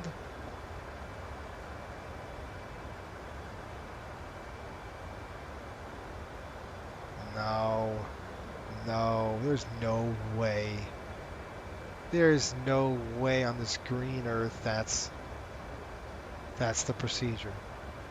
Okay, reliable airspeed. So if you have reliable airspeed, it's pitch 15, and then what's your power?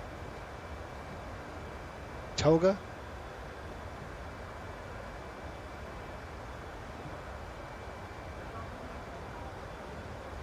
Yeah.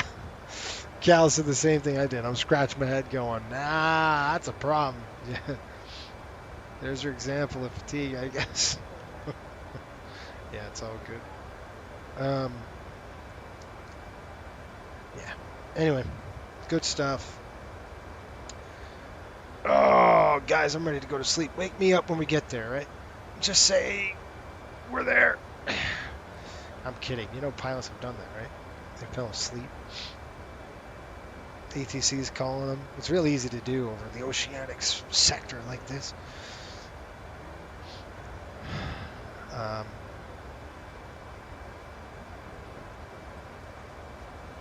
Oh, shoot. We got 100 knots. 554. I'll give you an update. We got 1,000 miles. Almost there. It's not too bad so far. What are we looking at time-wise? Okay, top of descent there. Ontario is reporting 23:01. So 3 hours. About 2 hours, 2.5 hours. How's that? 21, 22, 23. Yeah, about 2.5 hours. And we're just kind of cloud surfing this deal. I do want to kind of get up to 380 if I can get there. ride this tailwind a little bit longer. We're going to be out of the tailwind here shortly. But we have definitely got to do our time, fuel, and distance to the station, which is Etnik, I guess, is the next waypoint we want to deal with. Da, da, da, da, da, da. Da, da, da, da, da. Okay, so Etnik is our new one. It's our waypoint we're going to deal with right now. It's reporting 37 miles to go. 26.2 on the fuel. How are we doing now? Good. Look at that. See?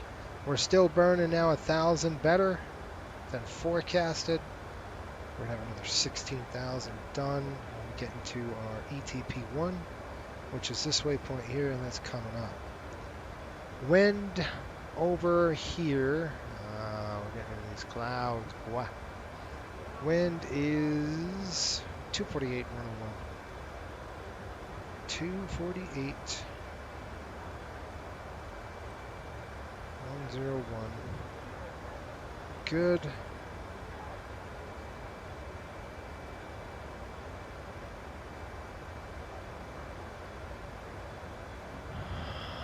So I'll hit ORD as you hit Salt Lake City. Nice. Okay, I think some of those pilots got fighter jets called to intercept them. Yeah. That's how they went hundreds of miles off their destination. Who's that? Oh, yeah.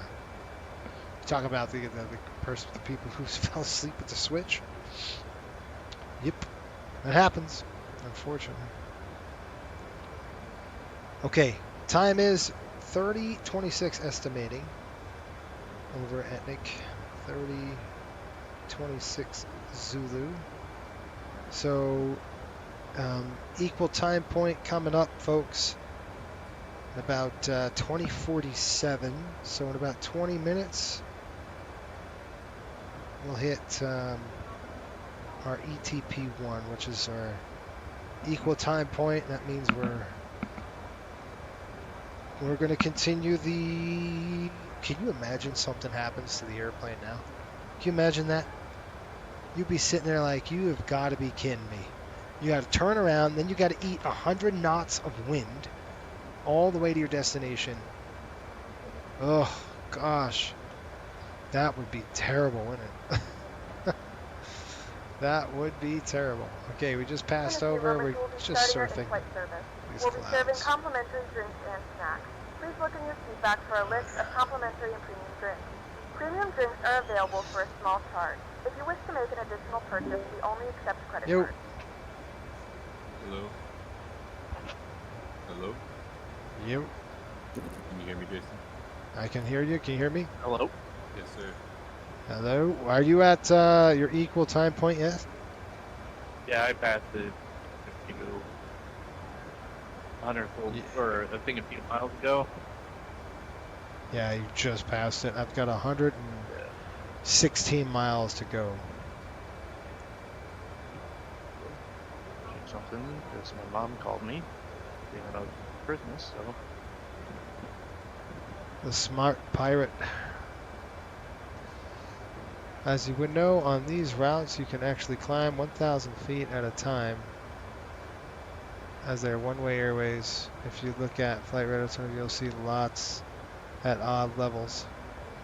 Yeah, and you'll do that to maintain.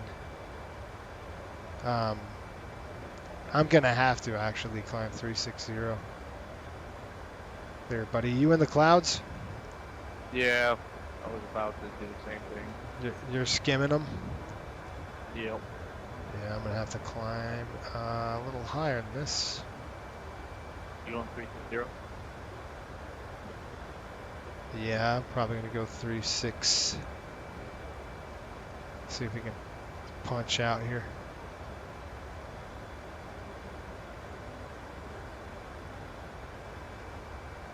No, no, no. My What? time is frozen. Oh, dude, no. Uh-oh. Should I not do this? What's going on? I don't know. I think it might be me. Did you It happened to this when I was doing my engine out too. Did you change anything? Like, No. did you just reset it to 360 on you? So I went to go put it in a 360. I didn't even hit the step button. And Oh no, I should not do that. I should not do that anymore. I didn't have an issue earlier. Are you kidding me? It's not moving. That sucks, bro. Yeah, I know when you hit, like it's happened to me when I manipulate the FMC sometimes, like it does a full-on freeze, and you're stuck. Wait. I'm just waiting to see if maybe I'll get lucky. Yeah, so am I. I hope you do get lucky. Don't pull a JM. I'm gonna.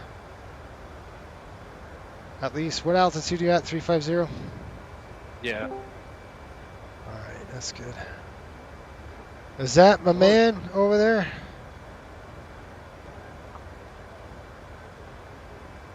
John? Yeah. Hey, how's it going? What's going on, buddy? How are you? See what test manager. Not Oh much. boy. You guys out over the Pacific? Oh my gosh. Yes. Yeah, my sim just rose. Oh no. That's terrible. Right after the equal time point. Oh, that sucks. Oh no. Yeah, that really sucks, FS man. Realistic's using over 4,000 megabytes of memory, so I'm gonna close that out. Oh wait, am I good? Oh no.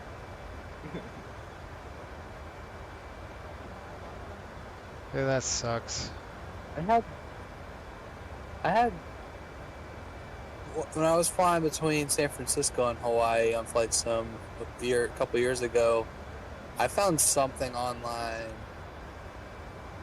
There was some save thing that Flight Sim does, and I was able to like reload it, and I was able to continue the flight from pretty much the same point. I googled it somewhere. And ACARS would allow that something too. obscure. ACARS will save it, right? Yes. As long as they don't cancel it. Yeah, yep, don't cancel it. As long as you start, like if you can recover it. Do you have to have autosave on? And I might have, I mean, it could have been where I took a screenshot of where it was and it was frozen, and was able just to put the plane basically back at that spot and then restart, like resume, and it worked fine. Hmm. Was that on 2020 or was that the old? Yeah, I was flying with United Virtual. Like they have a different ACARS program, but I was able to, get full credit. Yeah, I mean you ACARS will. is a separate client. Right, and you will get full credit if you started. I'm trying to see if I can figure out where I'm at. So I just passed. How far past are you from the last waypoint?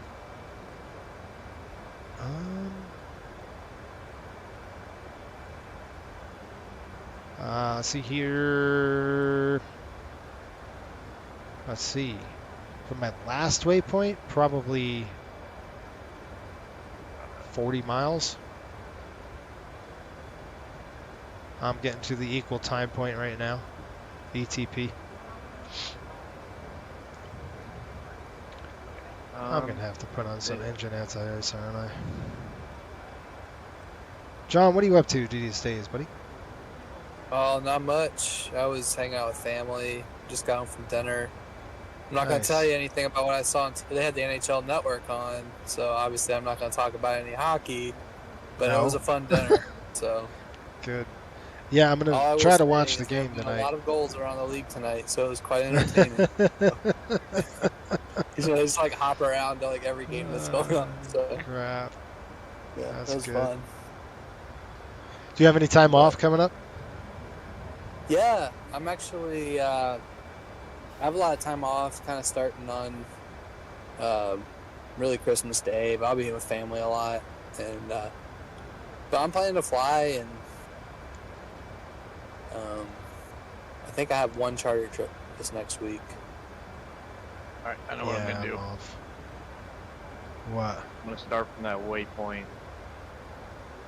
I Which might one? get some At sub Nick? three flying in. That'd be fun. So, as long as I pass my CQT stuff that I submitted. Did you submit it? I did. Yeah. All right, I'll check it out. At least I intended to submit it. So now as to whether it's actually in the right place or not, I mean, that's. I guess gotcha. you guys would have to verify that, but. I gotcha. I'll check it. I think I sent it to the training email and also the CEO one, so. Okay. When did you submit that? Figured. Like 3 in the morning. Okay. Yeah, I didn't see it. Yeah. No, I didn't see it yet. 3 in the morning. Good night. What are you doing? John was up. John was with me. Yeah, I was up. Except that was 11 o'clock here. So. And Dewan was there too. Yeah, it's awesome. Yeah, we got a good tailwind now, folks. 107 knots, but I might have to turn on the engine anti-ice, which I don't want to do. Ooh, that's a great tailwind. Oh yeah, look at the ground speed is. We're doing 549 over the ground. So close to equal time point here.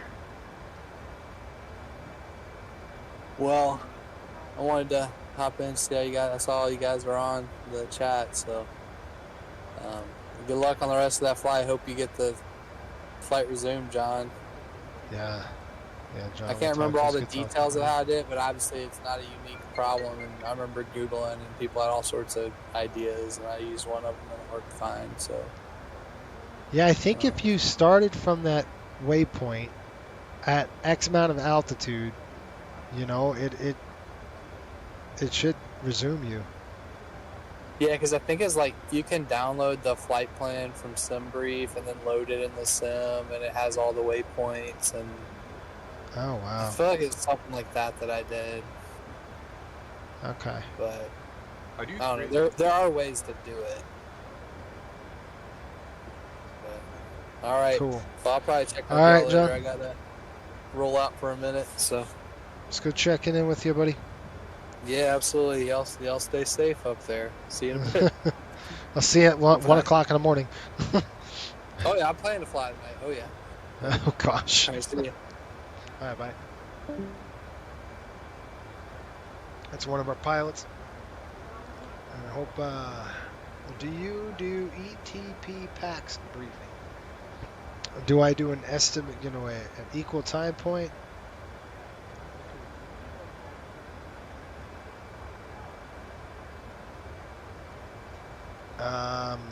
How expensive is the VA? It was expensive to get one. You gotta understand, every paint we pay for, all of the website. Matter of fact, we just paid to upgrade, so we're doing an update on it. Next 2 weeks, you'll see a new update. Well, the intranet, the guys on the pilots will see it. But yeah, it's expensive.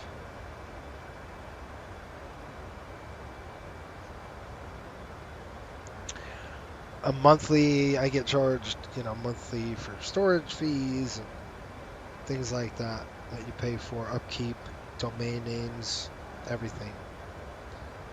I don't know, if I estimate maybe 900 grand, maybe close to it. With all the upkeep. Depends on what you want to do, I guess. But folks, we're getting to the equal time point here. 17 miles to go. And John, whatever you do, do not spawn in at 36,000 feet. Whatever that point is. Okay, equal time point 25.1 on the fuel. Estimated. Folks, right when we hit this point, we are going to continue to our destination. It is on like Donkey Kong here in just a minute. It's like you're holding your breath because you don't want to go back. So if something fails, it's like, oh no, don't fail. That's where I'm at right now. That's where I'm at right now. Let's do this. Equal time point in 9 nautical miles.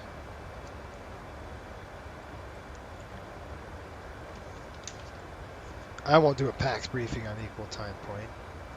I'll do a briefing on weather, but we're still quite a far way away, so.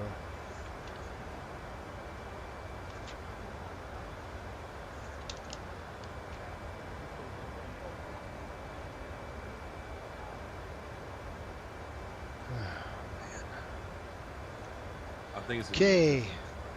What's that? I said it's gonna be interesting flying with my left hand. So Yeah, I've got to get used to it.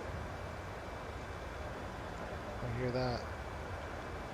All right, here we go. LNAV VNAV is engaged.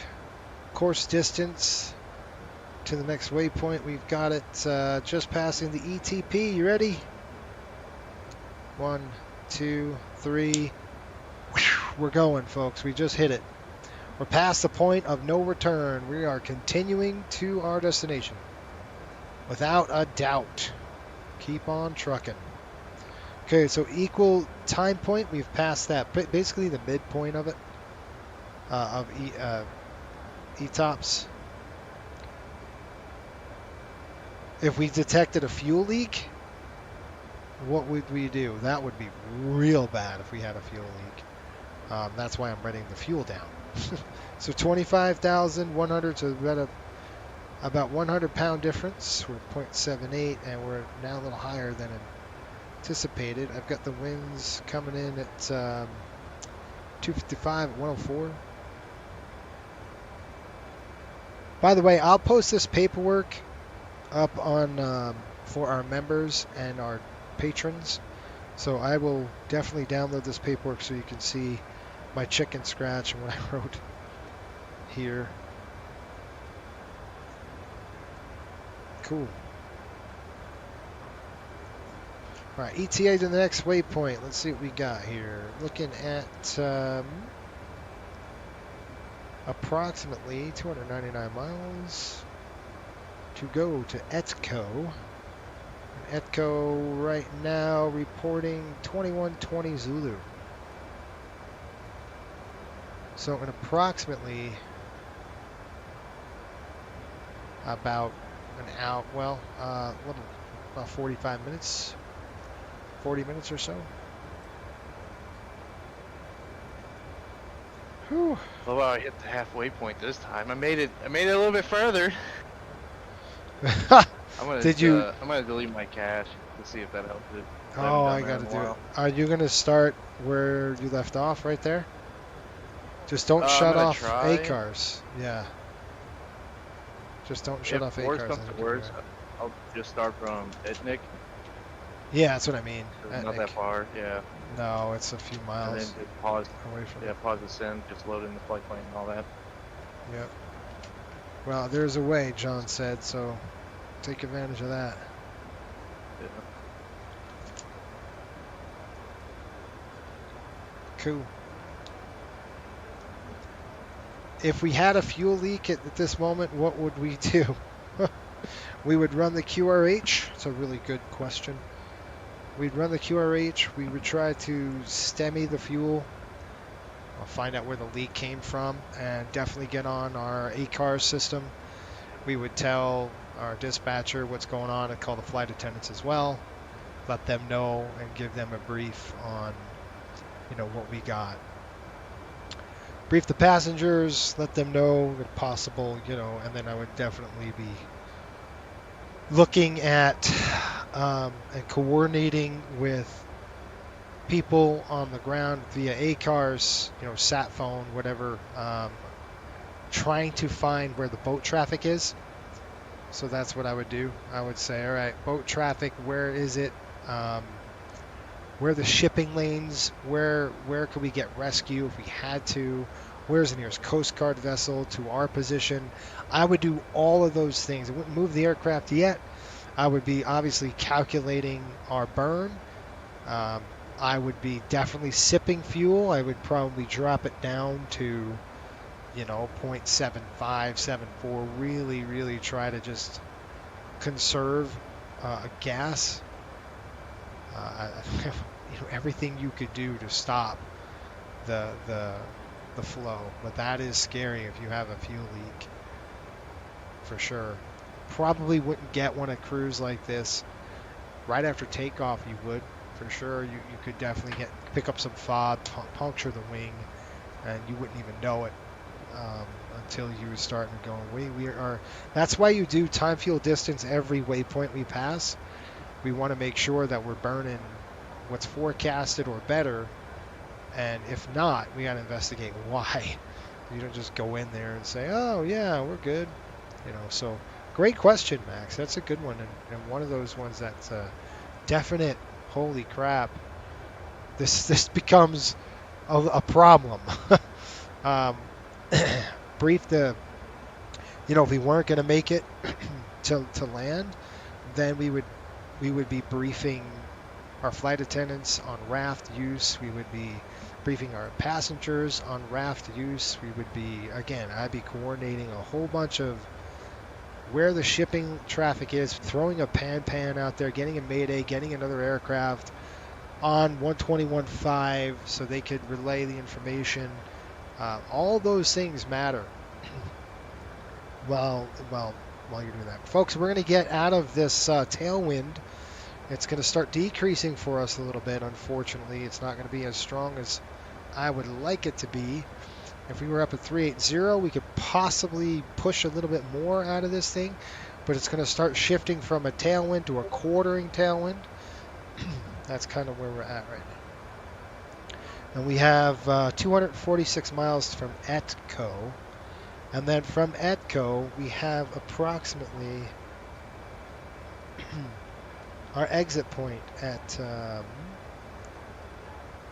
235 miles from there. So right now, 478 miles from the exit of ETOPS. Once we hit the ETOPS exit, then we can start getting ready for coast in, and I can start looking at where that distance will be. And I think, if I were to guess, Carlub. Let's take a look here. If I go to next page, if I go to legs page, I click into this, I click into that. See this Carlub here? I'm just going to put that in my scratch pad and go to the fix, dump that over there, and then we're going to go /60. And what that's going to do is going to paint a 60-degree ring on when we exit Class 2 airspace, so we can stop. That would be our last, basically our last oceanic reporting, and then we would stop the slop procedure. Okay, so hopefully that helps. I'm going to get up and hit the lavatory, stretch them. We've got about about 232 miles to go before we get to our next waypoint, which is ETCO. Give it approximately 21.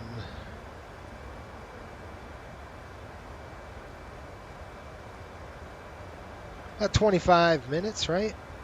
Hang on. About 35 minutes we'll be there. Oceanic is online. They have not contacted me. You would think I'd be in Oceanic Radio. I've got nothing. I don't see him. All right, folks, I'm going to stretch him for a minute. I will be right back. Hang tight. I'll give you a wing view. How's that?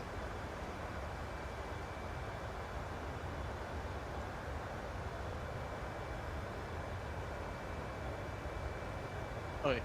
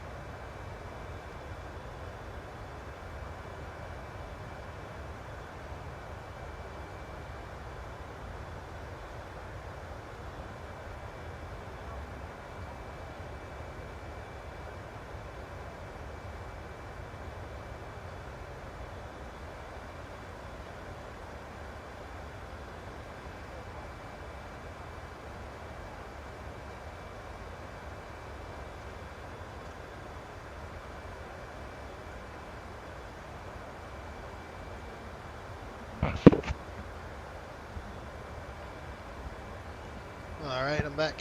Sorry. Gotta hit the restroom really quick. Do all that stuff. Okay, approximately 124 nautical miles to go before we get to ETCO. Then from there, we have a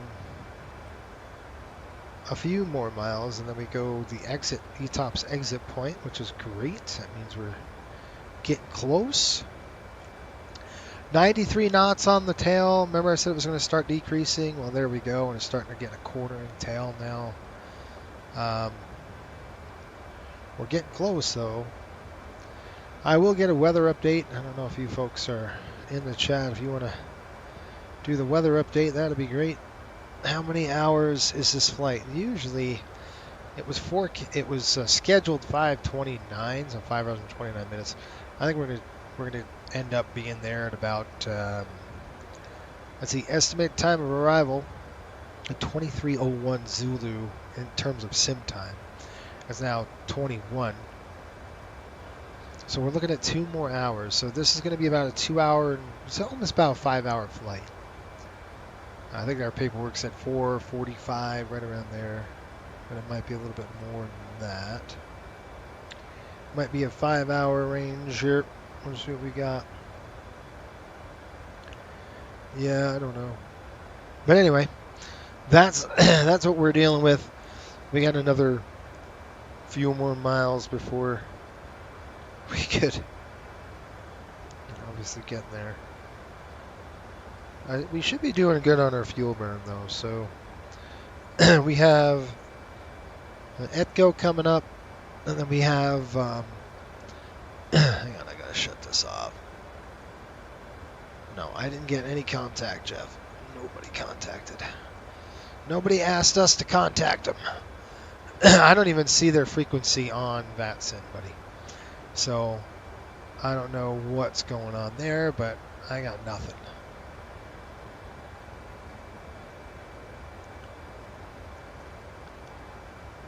Really want to learn this plane. Yeah, it's a nice airplane. Never mind, they're off now. Yeah, they never... I got nothing, man. They never contacted us. They're just... That was it. Looked like they took the B track going. Wow, that's weird. Probably coming in from... I'll have to refresh this. Yeah, there's nobody there. CS12, I see him painting on radar. 33,000. I have to call John and how it went. Ask him how it went. We have a Qantas aircraft with us too. That looks like he's going to LAX. Nice. And so here we are. We're getting closer, folks. Look, a Southwest aircraft is headed over to Hawaii. Their destination, Honolulu. They just took off out of San Francisco. That is a long flight. Oh, and he's going to be, that poor sap's going to be eating 100-knot winds. That is rough. We'll get a weather update. I'll just chime into the crew here and see how they're doing. Hello. Hello. Are you back flying? I am back flying, but ACARS is now reporting my location. So okay. Do the manual pirates work? Or are they yeah, but just off? keep ACARS running. And yeah, when you land, it might be like, oh, you want to resume? Yes. So we'll see. Yeah. How did you do it? I pretty much had to start from the previous waypoint. I was only like 20 miles off of it, so. Yeah, but I'm saying, how did you? Yeah. Oh, like, I pretty much loaded in, paused it immediately, reconfigured the FMC, all that stuff. Loaded in the flight plan, put in my block fuel of what that waypoint was. Yeah. So. Nice. And then just put it up to, because you could start in the air, right? You start at like 37,000 or 30,000, 35. It started me at 31, and then I'm climbing up to 35 now. I gotcha. Cool. Like, it didn't freak out or anything, so. We got The only thing I'm 680 having an miles. issue with- Yeah. Only issue I'm having, RMP is reading 0 and AMP is at 0.07, which I know is normal. But the IRS are aligned and everything. Say that again. AMP is what? RMP is not reading anything. 0? This is dashes. Yeah. Oh yeah. Okay, that could be problematic. Yeah. You didn't have to do an alignment. You couldn't have done an alignment, right? No. It's already aligned in Alright. nav and showing the heading, and it's giving me Alright. north and west, so and it's moving. Is it accurate if you take a look at your latitude longitude compared to if what I your pull up paperwork my- says? Yeah, let me pull up the last one.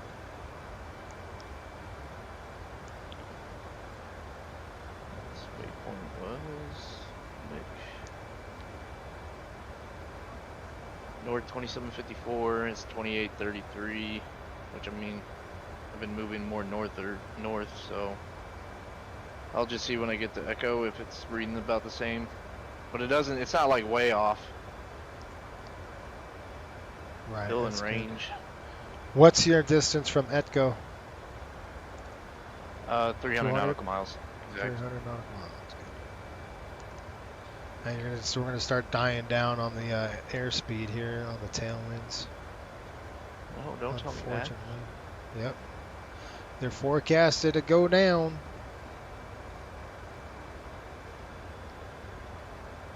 Hopefully, Yes, Egghart's sir. wakes up when I land. Alright, Jason, I have a question for you. If Who? you have a visual on runway with you, Uh-huh.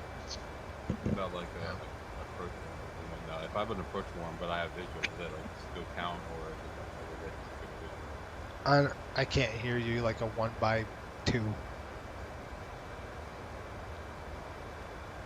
Let's turn up your mic. Like I was saying, if I have like an approach warn, right, when I'm landing, but I have a visual, does that still count? Now, if you have a visual runway and the HUD goes approach warning on you, you're good to go. Continue your approach. It's when you don't have a visual and you get an approach warn, that's when you got to go bug out. It wasn't a horrible landing. It was my first time with my left hand. Still, Yeah, you've been in that right seat a long time, no? almost a year. Almost a year. I can't believe it's almost a year already. Not bad. Going close and had to switch to the right seat. All right, folks, what do we got for a METAR in Ontario? We got an update? What's Ontario saying? I'll be right back. Yeah. John, looks good. What? What's that? Oh, is it moving now? Oh. We've got what do you have your winds time calm. set to? What is it currently in your sim? 21:15. 21:15.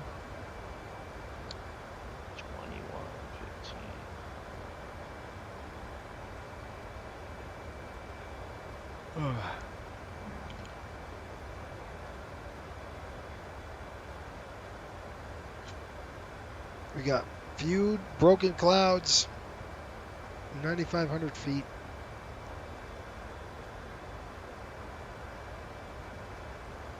Not bad. Gosh, I'm tired, man.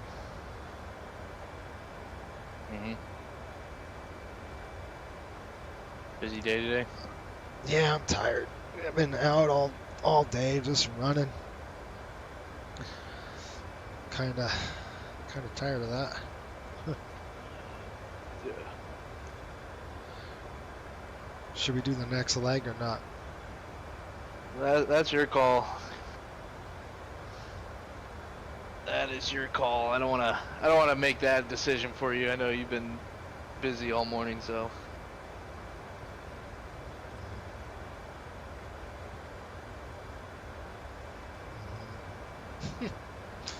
How about this? It depends when we land.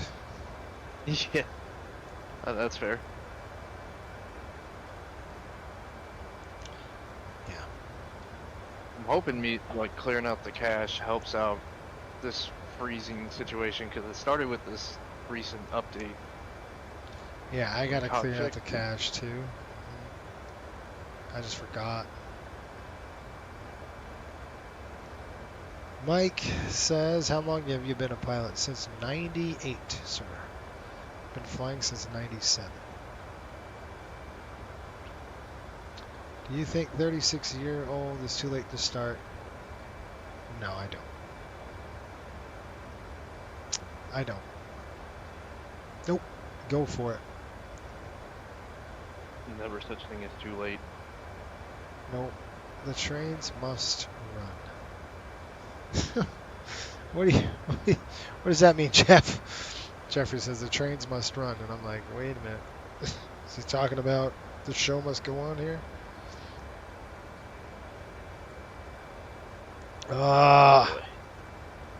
At least we got a tailwind. What's that? That Qantas flight's been flying for, it doesn't even tell me on here. But it came from Melbourne. Oh man, he's flying forever. Yeah. Forever. So I wonder, and he's still on that sim, right? Well, he's probably sleeping. Oh yeah. Probably has an alarm set. Yeah. Mike says 99, 98. Geez, I was only like 5 years old. Yeah. For a long time, man. It's about the same age I was too. You were 5? Yeah. Oh crap. Yeah, I'm old.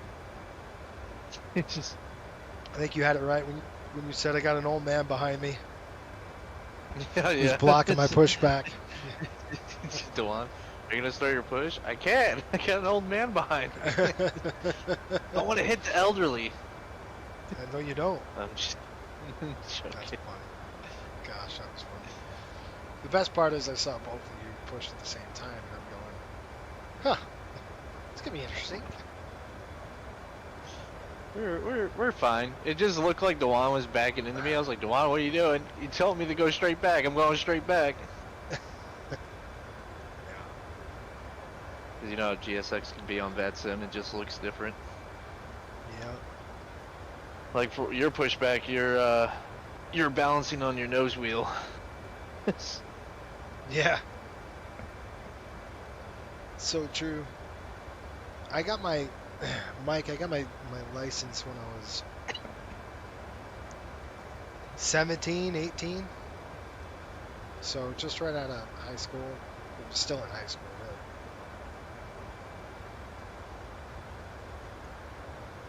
I was pretty young when I got my license. All right. Sorry to go in your ear. Echo. Let's see what we got on the burn. The good news is we have plenty of separation right now. Well, you'll probably be shut down by the time I land. Well, I'll be doing a turn, I'm sure. My stupid self. I'll do the Yeah, turn let's with do you. this again. Let's go. I'll do the turn. I'm trying to get. It sucks because these proving flights is I'm trying to get them done before my next, charter trip I've got to operate, which is coming up. So. The Rangers are on a homestand right now, and Christmas Yeah, week. they're playing. Yeah, they're playing at home, and they have a Christmas break coming up, and that'll come. And then I got a couple days off. Oh, of course, dude. It's in Seattle. Yeah, I'll watch it. Well, the Rangers Two are newest playing. teams. Yeah, the Rangers and Islanders are playing January, I think, 12th at the Meadowlands Arena in the stadium. I like how they keep keep doing more outdoor games. Yeah, that's cool. I'm looking forward to that. I think during COVID, awesome. I don't remember who played. I think it was 2 Canadian teams. Like they were outdoor, like by a lake. Yeah, that's I awesome. wish they would do that again. I wish they would do that again. That's how hockey should be, should be played from time to time. Yeah. Okay, our next waypoint, folks, is the ETOPS exit. And I forecast that 227 miles to go. That's pretty good. What do you say? Turn off that APU. I'll get that APU off. Stop burning that fuel. What's your exit point set to? That's the one I did not set up. Exit point will be, well, it might be different for you, but it probably won't be. It is 235 miles from ETCO. After ETCO. 235? That's what I'm saying. 235 miles after ETCO. Showing 305 after mine. Wait, it's so you gotta, so on this one, the Lido, you see where it says ETOPS exit? Do you have the Lido? Yep. Okay. So do you see that where it says you have your flight level, your MORA, and then under that it'll say distance? Yep. That's your distance. It's not like the Southwest one. I measured it earlier. So your distance you would put in is actually what's displayed on there. Under ETCO or the ETOPS? No, under the ETOPS, yep.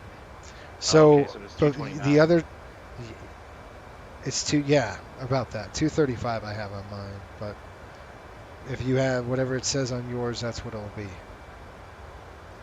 So it's different. In Southwest, it's a whole different, right, so did I. Going, I did it wrong. But, because I was reading the wrong numbers. The Southwest, when you read a Southwest release, it's different. I wish I could do you gotta look at the legs. The longitude? Yeah, tell me about it. Yeah.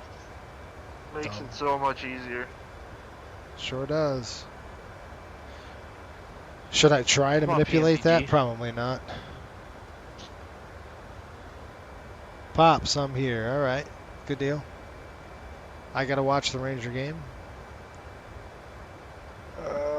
Man. I'll be able to. Oh, man. What? Yeah, the game's over. I understand.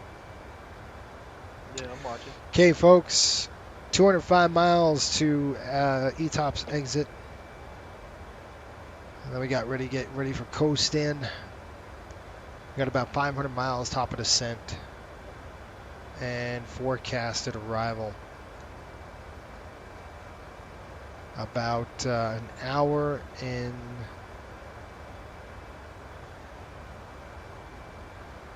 I want to say an hour and 45 minutes.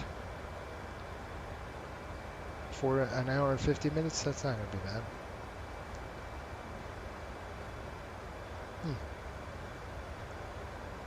I'm hoping ground speed dropped. What's that? I'm hoping when they release the Max PNDG, they throw in the latitude, longitude, since the Max is used a lot for ETOPS. I hope so. I know Alaska Airlines uses it a bunch to go to Hawaii from Anchorage.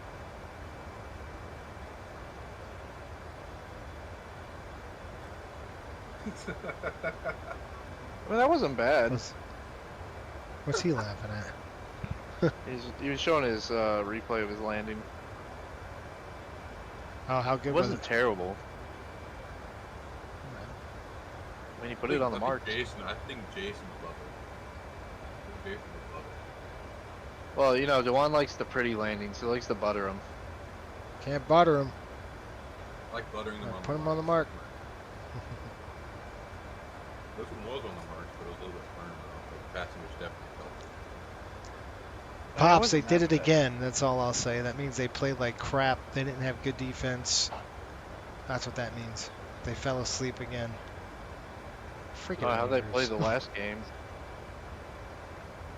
They played Toronto last game. They did all right. I mean, they didn't play great defense, but they did okay. Did they win?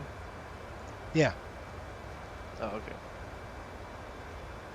But still, you got to Just play hoping good the defense Blackhawks every lose. game. You can't just fall asleep and do nothing. Yeah. That's what the Rangers are so. It's so frustrating. They just go, you know what? Now we're not going to play today, and they just don't do anything. It's so frustrating. Oh my gosh. Especially when you know you can beat them. Yeah. You know? Are they first in the division? Yes. Hey, thanks for the sub, buddy. Appreciate it. Just got a sub in there. It's awesome. On our way to 1,000. If you're just joining us, we're all about 30 things, doing it right, learning something, and having fun at the FSBN channel. When we're chatting is we're chatting with two of our coastal pilots. One is flying with us. The other one is doing his CQ, his captain upgrade. Right, Dewan? Yeah, I'm doing my captain. So he's doing his captaincy upgrade, which requires to shoot a whole bunch of approaches using the HUD and instrument conditions. Make sure your minimums are set right, though. I put the 700 in, I don't know, whatever I said.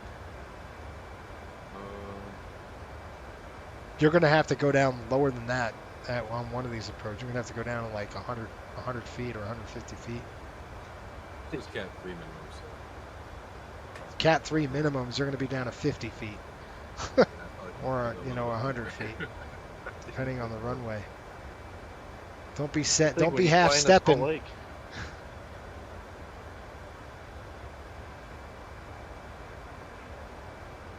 How are you not flying in the dark? No, we're not real time, Jeff. Jeff, we're doing a schedule. The schedule was supposed to push at 7 a.m. So when you're doing these proving flights like this, I have to fly the sim time, not the real time. It's we were able to fly real time because we left so early. So going there, I should have left at 7 a.m. today.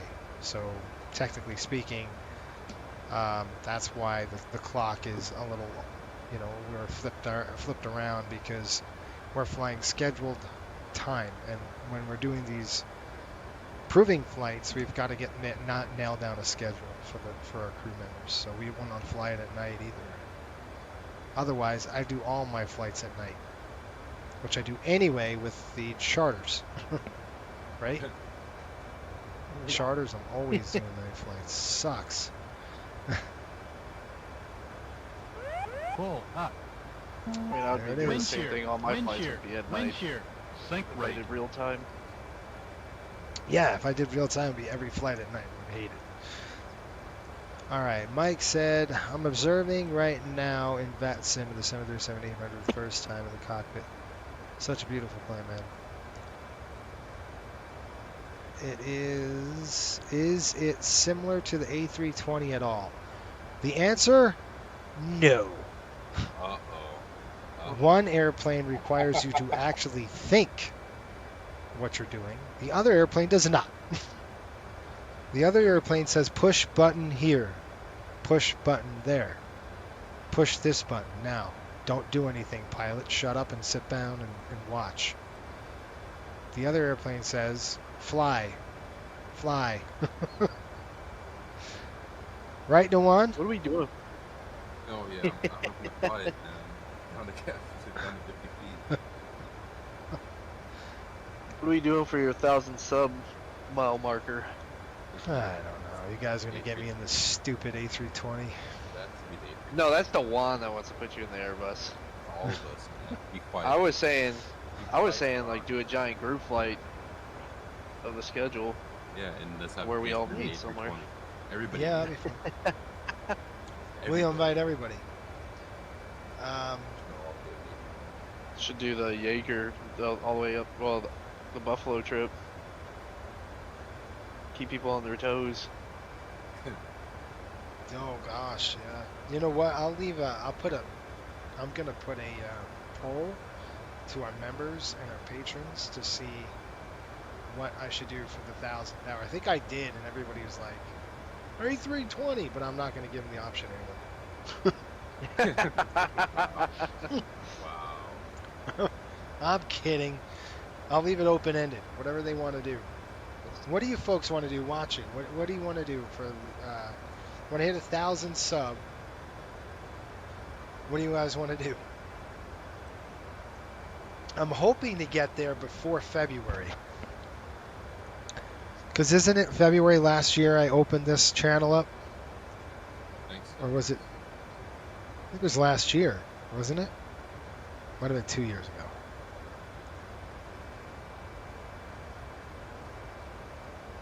No, it's been, yeah, it was February. This February was a year. So that's when you released. You showed off Coastal, right, for the first time? Yeah, it was last year, September. So Coastal's been in existence for 2 years now.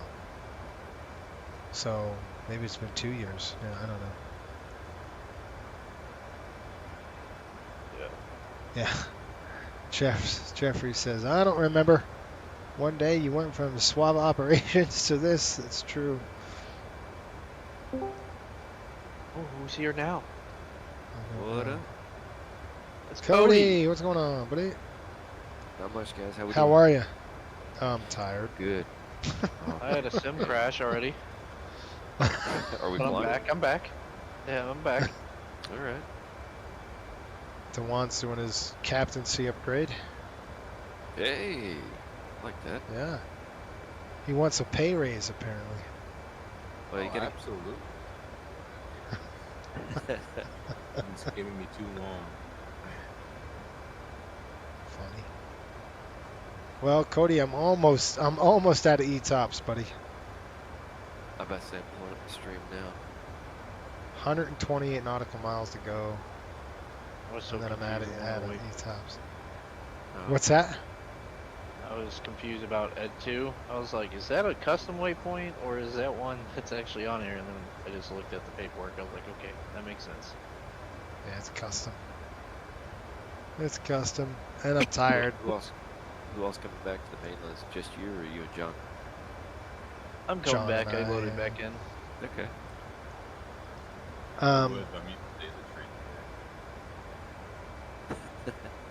What did he say? What's that? Pay raise. I said I'm using today as like a training day. Yeah, that's good. What's that pay raise? The captain wants to not be an FO anymore. I'm tired of being on the same level with John. You know, Oh. Hey, chill, relax. When I probably get to Salt Lake tonight, I'll be Shots fired. at the hours. These two are on a Then race I'll to do the 100 captain hours, training. folks. When Well, you he already get won. to 100 hours at Coastal, you become, well, you can upgrade to a captain if we need captains, and we need about 5 of them. So Sorry if DeJuan's your mentor if you ever apply to Coastal. He'll teach you the wrong things. You want to butter it. Minus, you want below 50 feet per minute. And then he's not going to tell you that you're joining the Investors Club at that point. Because he's praying on my downfall one of these flights that I'll hit the Investors Club. There we go. Have you been in the Investors Club yet? Do you want? I'm about to say, which one No, of you guys sir. have not been in there? No. I've yet to hit it. John's probably got a big enough pad in his bank. I mean, he'd really have to mess something up to join at this point. I wouldn't put it past him, to be honest. Backing into the ground? I wouldn't put it past him. Gosh, the Rangers lost. You got to be kidding me. What? Stupid phone. No, the phone went bing, and then it Rangers 3 to 4 to 3. NHL And I'm app like, or oh, Bleacher Report? whatever. Ugh. I don't know. They fell asleep. How do you lose to Edmonton? Are they still in the bottom of the league? I'm gonna look this up. Gosh, terrible. Whatever. Whatever. Stupid Rangers. let me down again. All right, Mike. Sorry, Mike said, "What's a nautical mile?" It's different than a mile. A nautical, and we have 3 measurements of miles in aviation. You have nautical mile with 2. You have nautical mile. You have statute mile. Cody. Bless you. Statute mile. I'm getting my law terms. Statute. I say it all the time. Do you know the conversion of that, Cody? Off the top of your head? I don't know the conversion off the top of my head. What type of instructor are you? I'm not a very good one if we're on the information. I know that nautical miles are different because essentially it's a measure of angle from the center of the Earth. Whereas a statute mile is more like assume you're looking at a flat 2-dimensional map and you're just literally putting the ruler on it. What's distance from A to B in a 2-dimensional world? There you go. That's cool. There's your answer. Thank you, Cody. Fantastic. Wasn't that great? I learned something new. Thanks, Dad. No. Thanks, Dad. Okay. A nautical mile is slightly longer than a mile. Yeah, 6,000. Yeah. Since a nautical mile is defined as the distance of 1 minute of latitude, it turns out that 1 nautical mile is equal to 1.15 statute miles. They call it minutes. That's Latitude, longitude? Angle, that is degrees a second. It's in times, yeah. it's like a legit minute. I think that's relevant.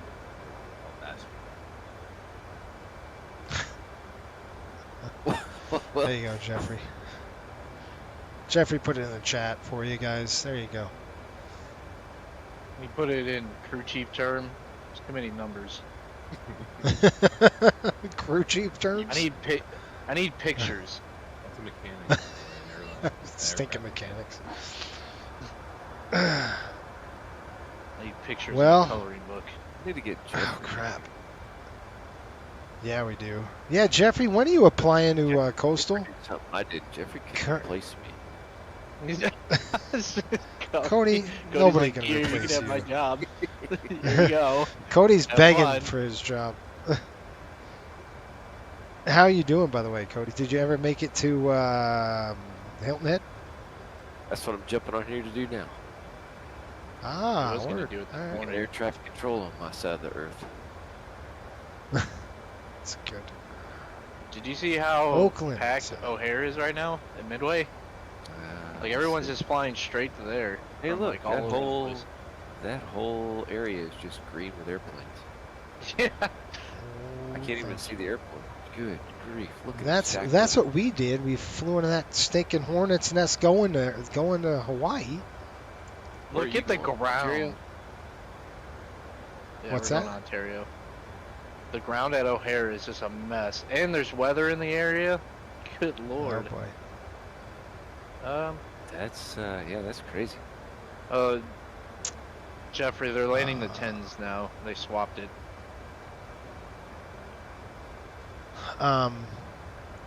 Jeffrey says, I'm an XP pilot. Well, we do have aircraft in X-Plane. We have the Zevo mod. We don't have the whole fleet, but we have, a few 700s and a few 800s. So we still can use it. It's not like you can't fly the routes. I don't think there's a 600 though in X-Plane, is there? Yeah, I don't know if the NG mod they did the 600. I know they did the 900. So we do the 8s, the 7s, and the 6s. If you didn't fly the 600, you know it's no big deal. But you just couldn't do Caribbean runs with our 600s. Just hop on over But you're to right, Microsoft Flight Sim. It's fun over here. Yeah. That's what we should Or do. 2024. Everybody needs to go to MSFS 2024. And believe me, I didn't want to make the switch either. I was stuck in FSX or P3D forever. And I didn't want to switch. And I was like, I don't want to switch. I don't want to switch. Like 6 months behind the release date, like I typically do. Let all the bugs get shook out.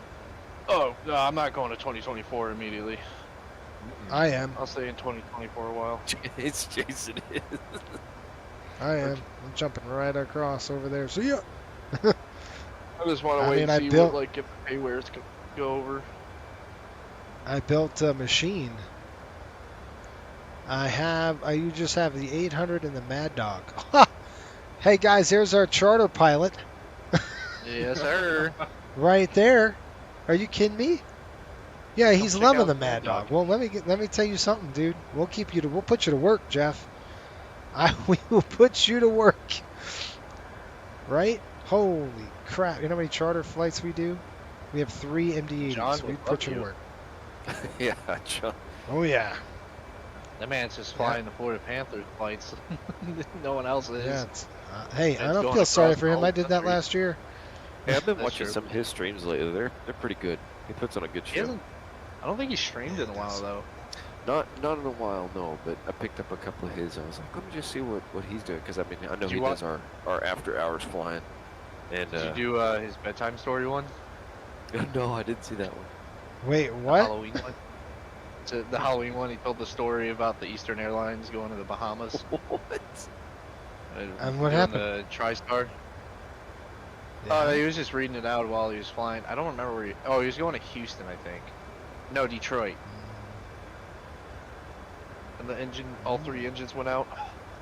Oh, I did hear about this. Yeah, it was terrible. Yeah. But they made it all the way back to Miami. We put water in the gas tanks. It's called contempt. That was the chips. I think there were metal chips on there, wasn't there? On the oil. Pratt & Whitney motors. I do that with students sometimes. I ask them, I say, okay, so what happens if we're flying along, and let's say we've been airborne for 3.5, 4 hours, and we fill the fuel tanks become empty and they fill with air, and they look at me and they're like, fill with air? What do you mean? I don't understand. Why? Why would you do that? Oh, you're talking about fuel exhaustion. Yeah. Fill with air. Fill with air? Yeah, it was a good question. Somebody had a question. All right, we just passed the equal time point over the ETOPS. He says, max it. He goes, all right, now we got a fuel leak. What do you do? Oops. I'm like, get the life rafts ready. That's what you're doing. You pray. You're swimming. I would climb as high as I possibly could. Today, that's how you learn about what ETOPS actually means. Yeah, engine starting, or people swimming. People swim. People swimming part. That's it. Ladies and gentlemen, complimentary with every flight in coastal comes swimming lessons. That's right, swimming lessons free of charge. You know, every aircraft that we have is equipped with rafts. Every single one? Every single one of them. Even the MD-80? The MD-82, yes. Okay. And the CRJ? No. CRJ is not equipped with rafts. But all the other fleet is. Well, we fly enough over water.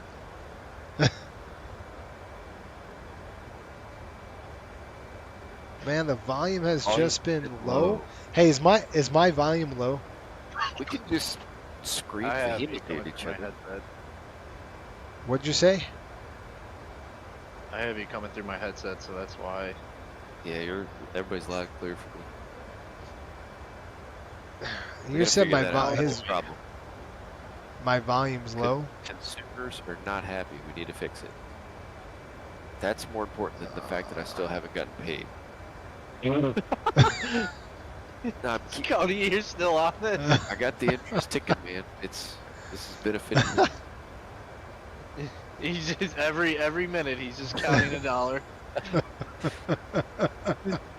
You just had the union rep on here. Why don't you preach to the choir over there? Just hold tag on. Is him, this better or tag worse? him on the Discord. Yeah, tell your union rep to get in here. Yeah, there you go. Flight guru. Okay, here we go. Let's just see if he jumps in Oh, I love it. Nate, I need you to come on real quick. Get on. No, it's not Nate. It's John. Isn't John your rep? Can we have two? We reps? don't even know who our union rep is. You didn't even send me the bylaws. What are you talking about? Scott said, I'd be disappointed if Airbus RAFs weren't row-by-wire. That's funny. Row-by-wire. Yeah. Scott, that's great. Scott, you back in the States? Well, I shouldn't say that. Are you back in back in the country here? The lower 48? Guess what I got, guys? What's that? 14 nautical miles. 14 nautical miles before I'm out of ETOPS, and you know what that means? I'm gonna have to stop burning the APU so I could pay Cody. Hey, Cody, that's why you haven't received a paycheck yet. Rob Peter to pay Paul to get this flight done. You know how much money we made on that? Do you know how much money we made going to Honolulu? I don't know if I want Absolutely none. Nothing. $7,000. But how much? Gosh, I make that much in a CRJ. What's that? Really? You made seven. Yeah, you $7 made grand in a CRJ trip. or more. The flipping Hawaiian trip cost going there. I mean, $7 grand. This trip we're gonna get some money because that's how they nail you. They're like, oh yeah, you know, you look at the airlines. It's so cheap going to Hawaii, and then they nail you coming home, and it's like almost double of what you paid going.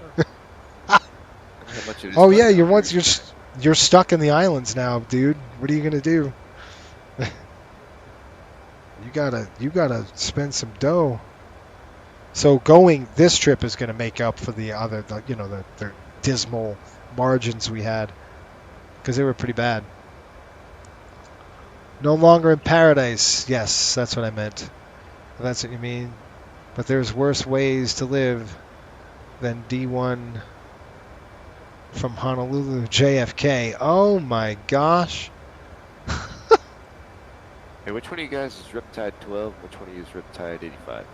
I'm 12. I'm 85. Okay. The reason why I'm so far behind, I did take off before Jason, was because of the sim crash. Oh, okay. Yeah, his sim crashed on him.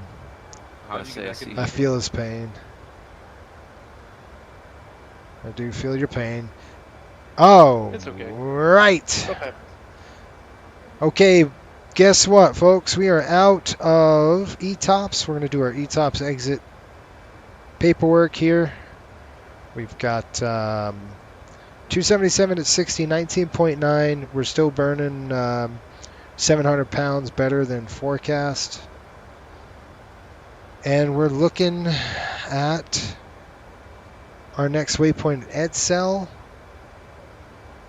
And then we'll be pretty much out of class 2 when we get into Top of drop. what's that? I see top 355 nautical miles, top of descent. Woo! If you put your map all the way out, you'll see top of drop. Top of drop. That's funny. I think it's weather time. Is he coming? Our union rep? Yeah, where's your union rep? He's not here. We can get our other union rep. It's John. Where's John? He's your union rep, isn't he? Here he comes. Nope, wrong John. Dang it. Yep, no, not me. I wasn't here for this whole thing. I'll be a union steward, though. I want to see the contract. Before we do anything, I need a contract. Cody's over here like, who's our union rep? which one of y'all are? I'll have to find a solution. Cody's the guy that hides behind 5 people and goes, scabs, scabs! I'm being ripped off! That's right. Who said that? I don't know.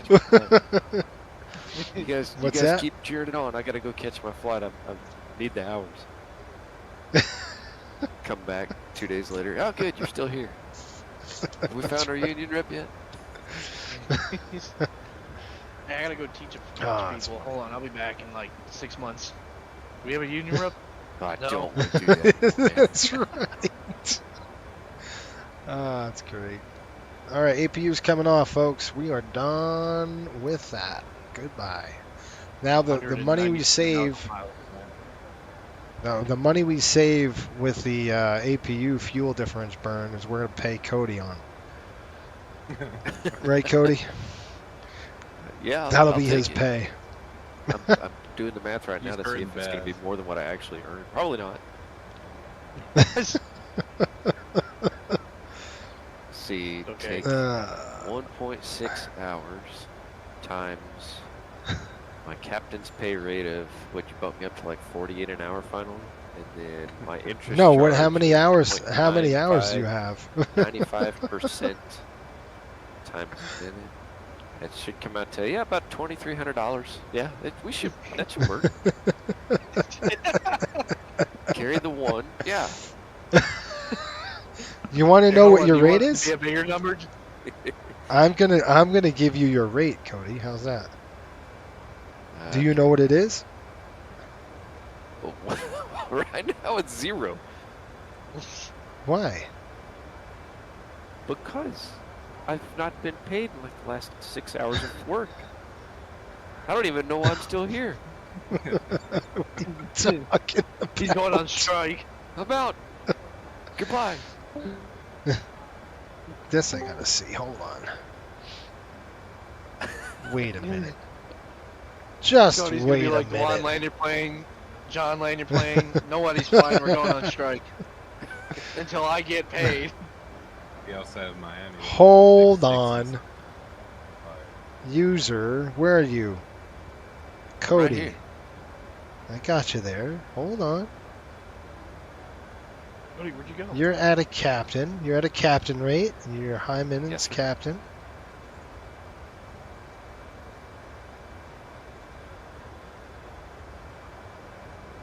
Okay. Don't look at my last landing rate though. It was dangerously close to soft. I was within What 10 was it? feet of a soft check. It was 59 feet of me. He thought he's like, Awesome. dang it, I was just about to get out of the investors club. And I'm back in it. I was like, what is your landing rate? He's like, 59. I was like, you're good. Just, I was going into Miami. Don't I was like, good. look at all that runway. Don't mess this up. Don't mess this up. I saw the touchdown zone markers go past the airplane, and I didn't hear it touch down, and I'm like, no, this is not good. Let me see this. Let me see this. If I go to edit. Yeah, 50, dude, 59.81. Yeah, I was close, man. what do you want more? Just let me do the math. All right, you guys, the best part about Cody, right, is he puts these gems in his PIREPs. He puts gems like everywhere in his PIREPs. Listen to this. Captain Unruh proves to still be somewhat competent pilot, despite not being on the line in quite some time. He's getting dangerously close to exiting the Investors Club. We'll be eagerly awaiting his return.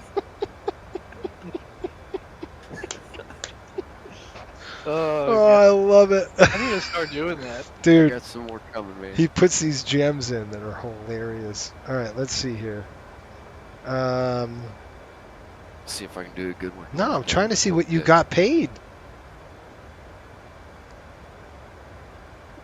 I'm gonna be really sad if he says, "Yeah, you got paid," and I really just didn't. You even did notice. get paid. See, that gummit. You got $73 for that Oh, one okay. flight. I'll shut up then. You were Thank paid. You, sir. I'm very grateful. Sorry.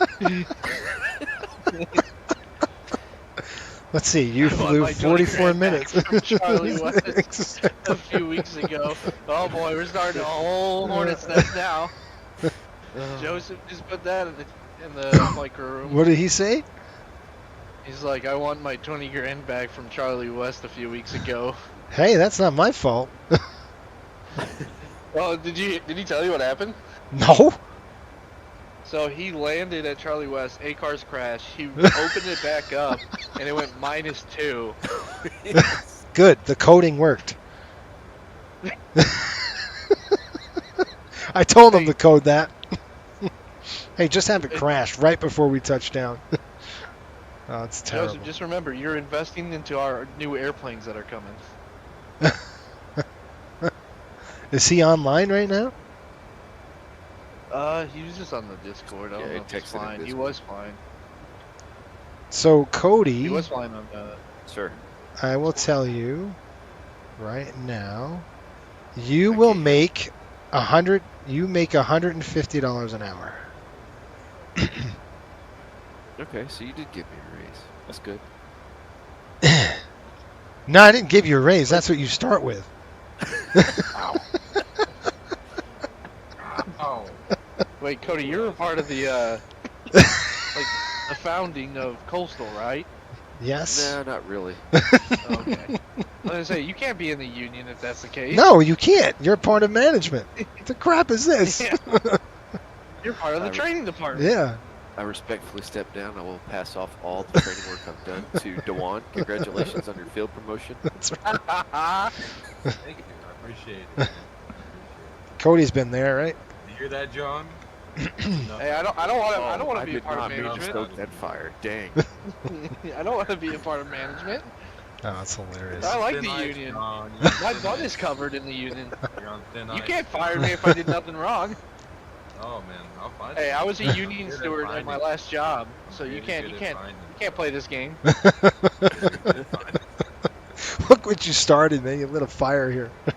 I bet it was unintentional. But, I'll go get the marshmallows and. Dewan's gonna be like going to John and be like, I found this about other John, a whole packet, and John's gonna look at it. It's like, so you two just bicker back and forth. That's pretty much it. That's why you want him gone. That's right. Essentially, yeah. You can't fire on these claws. You know, Seems like we can have we'd have to have CBAs, right? Oh boy. We'd have to have CBAs. Yeah, oh yeah. You guys want to start a union? We'll have to have some CBA talk here.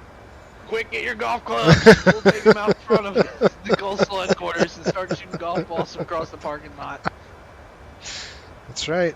You want to negotiate contracts? Cody, the only thing we have to do if we ever go on strike Oh, wait a minute. is have our union rep on board. John. If we ever, yeah. John, your union steward, is now in the chat. Hey, John, they want you to come in the chat as the union rep. Or the union president, rather. So you need to come back in the chat and have a chat with your pilots. Wait, hold on, Cody. we might be biting off too much than what we're asking for because we have to pay union dues. Yes, you do. If we do go on strike, we still get paid. You won't get paid. Not getting paid. You won't. Sitting out there drinking beers, shooting golf balls. You won't get paid. Not if you don't fly. Well, if you pay union dues, and eventually enough to rack up, the union can pay you for the strike. But it's not the same as what you're getting paid for flying. It's less. So Trust me, I know this from personal experience. You get paid without drawing our PTO. I like this. No. It's like a quarter of what we would make flying. Oh no, never mind. You really want to know? Plus, I need logbook. I need hours. Like none of that. Don't get me wrong. I love. Hey. Uh-oh. There he is. There he is. Hey, our union reps here. We need a contract written up, John. John's like, We're here for the work. What's that? John's like, what have I gotten into? I've been summoned, I've heard. Yes. Yes. We have ears everywhere. Your pilots are complaining because they got paid, and they didn't know they got paid. No, that was just Cody. Well, now wait a minute. I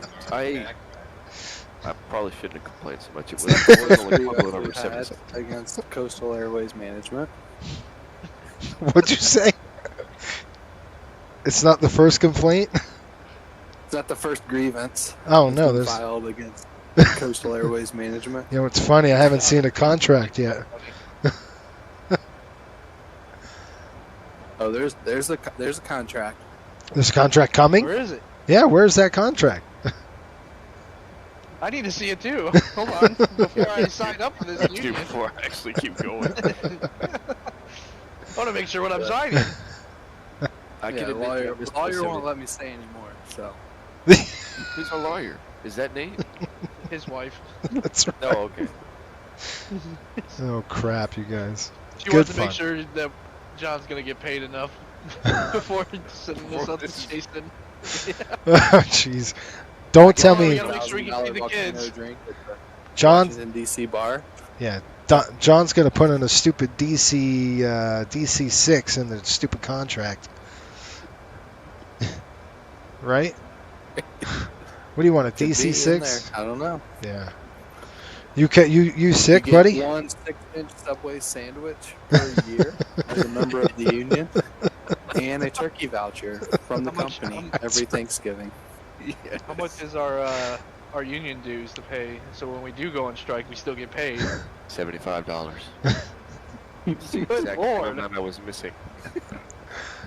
Oh gosh. That's every month, Cody. Oh, what? I thought we were gonna do this like annually. No, your dues come out Every every month. paycheck. There's a percentage of your Yeah. paycheck every month. I think it's I can write that code, by the way. If you guys want that code written, I can write that in there. That you'll put a percentage of your pay is out for union dues.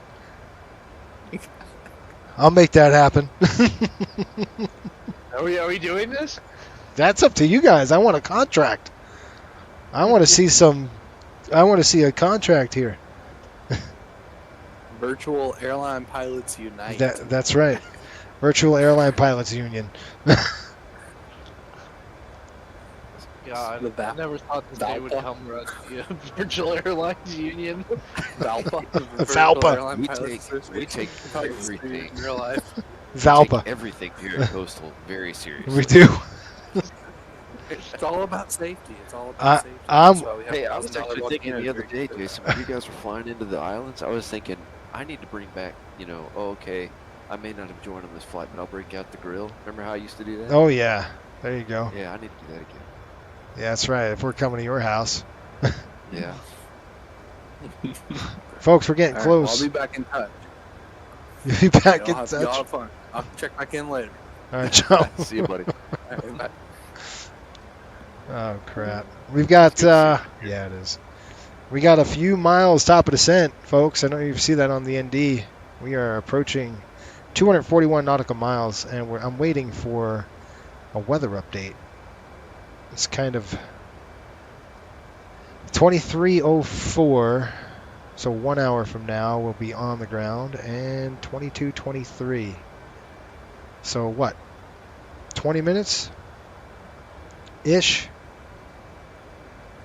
Should we wait for a weather update? We got 58 minutes. We got what? 10 minutes? Hang on, I got Scott says virtual unions, virtual NL, what is that, NLBR? Virtual lawyers. Boy, that's going to be escalating quickly. NLBR, is it? I can't read that. Jason, are you doing the turn? I can't. The heart's in the way. No. All right. Going into Ontario, current weather, winds calm, visibility 10, few at 4,500, few at 7,500, broken 9,500, temperature 14, dew point 10, altimeter 29 or 89er, vicinity showers. Into my ear. Sounds like it's perfect. Yeah, weather's great, but the problem is it's 58 minutes old. I'm trying to wait for the weather update to come through. 0. National Labor Resolution Board. Or Relations Board, I can't read. The trend tends to be favorable. Light winds and clouds 4,000 feet or higher. Yeah, I don't think it's going to change much from that point. All right, let's write it What are down. the winds? Beautiful. Notams. What do you got for What are me? you guys planning on landing? 2.6s? I don't know. I got to get the weather done. Yeah, 2-6 left, 2-6 right. Let's see here. FICON, 10% wet, 1/8 inch drifts, This is observed. 10% wet, so we don't even need a code wet. What's the braking? They give you braking on there? Negative braking. All right. So we have no braking. No, I'm kidding. Let's see. What else? Wait, y'all use brakes to land? We got a problem. Yes. Somebody didn't go through training. I just used the reversers. Where on that engine? That's right. I'm going to appoint you, John, our maintenance guy. Yes, sir. Then you can yell at pilots for breaking your airplane. Yes, sir. One. That's right. 14/10, folks. See, I just play with the boundary. I just never cross it. I learned my lesson. The Investors Club taught me well. Still trying to dig out. I'll be a great maintenance guy. Every time I get a notification one of our planes broken, who flew it? That's right. You're buying me beer now. We should totally do that. That would be so fun. Who flew it? And have a board on how what would we call it? What kind of board would that be? For maintenance? No, for like to see who flew the airplane. That we should have a tracking. We should track to see what pilot screwed it up. Board. Yeah. Could be a fly board. That's what I'm saying. Really? That would be hilarious, guys. What pilot was assigned to that aircraft? Just put it on there for the day and be like. I will say this: we've got one of those at work. It's not popular with the instructors for obvious reasons. Try to avoid it. I've been working on trying to remove it for a long time. It may just disappear over the Christmas break. Nobody's up there to stop me. And then I'm going to start yelling at people that keep taking the high amount of hours aircraft out on flying and not taking the low hours. Be like, what are y'all doing? See, this is what I think we need. That's exactly what we need to do. I want to see. No, I want to see John getting. I want to see John getting mad. What are you guys doing? Stop it! Juan over here taking 804 out, and it's the most amount of hours of our 800. Like, I don't care. You're throwing off the hourly inspections. From now on, John, I'm going to look now. I'm going to look and see which plane has the most hours. I'm going to take that out just to give you. Folks at home, what we do is around your aircraft. We have our maintenance is tracked here, so that's what they're doing. They're talking about that. By the way, if you're at home going, what are they talking about? All of our airframes are tracked in terms of time and stuff like that. So John is going to be our maintenance. John's our maintenance guy. Tail numbers that aren't liveries are in the downloads. 801 is not a downloadable livery. Okay, you can't tell me now because I have no idea. You're going to have to email me or something. Okay.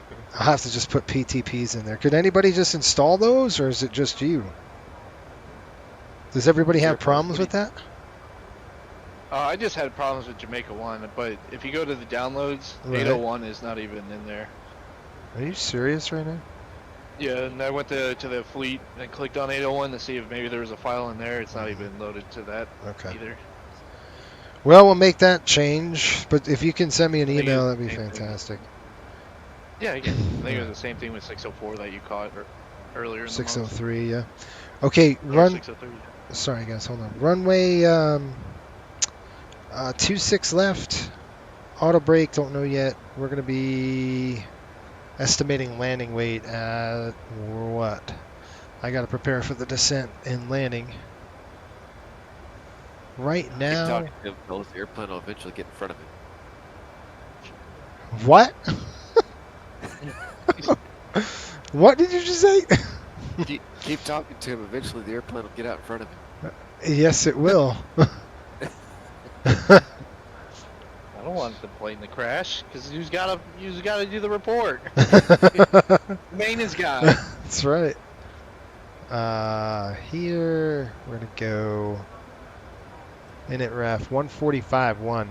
Ooh. Uh-oh. We'll probably be about 142-ish for landing distance. I mean landing weight. Flaps go 30. What's our landing distance on that runway? Anybody know? In a few moments, we'll be starting our in-flight You doing service. 26 left? We'll be 26 serving left. complimentary drinks 10.2. and snacks. Please look in your seat back for a list of complimentary and premium drinks. Premium drinks are available for a small charge. 142,000 pounds on the landing weight, folks. Calculate. Let's see what we come up with here. 34 more miles. I can save Jason money. Yeah, save me money, so I got to pay Cody. For his bad math. Now wait a Not minute. realizing he got paid. Let's overlook the fact that I missed $75. Let's talk about the important thing: saving money. You could shut down one engine and burn the APU and still be legal until you cross the line. Bring the engine back online, then turn the APU off. That would work. I don't think we want to do that. I'm just You just burn more saying. gas. I don't know if that's such a good idea. All right, auto brake 2 is a little too much. That's 9,300. Gives us about what? Jeffrey asks if we have Fuqua. I love it. Yes, we do have Fuqua. We have what? Fuqua. Yes. We do have Fuqua. Oh, quality assurance? Yeah. I don't like those guys. We have it. Your ACARS is Fuqua. It tells on us all the time. Oh, Gosh, you it didn't throw a light on. Oop, you forgot your beacon. Yeah. Oop, you taxi too fast, and then it docks you. Points. You should see the ones where Jason's flying and lets Clint have the airplane. It'll come back and it'll dig you for activating the wiper system above max operating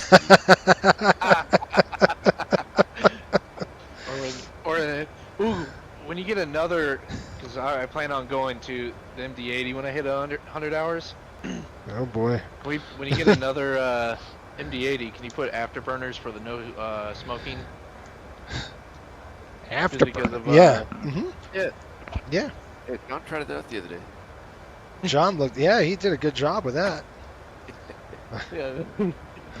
That was awesome. Oh, if afterburners, wipers on. No. Yeah, that's exactly right. Okay, why is?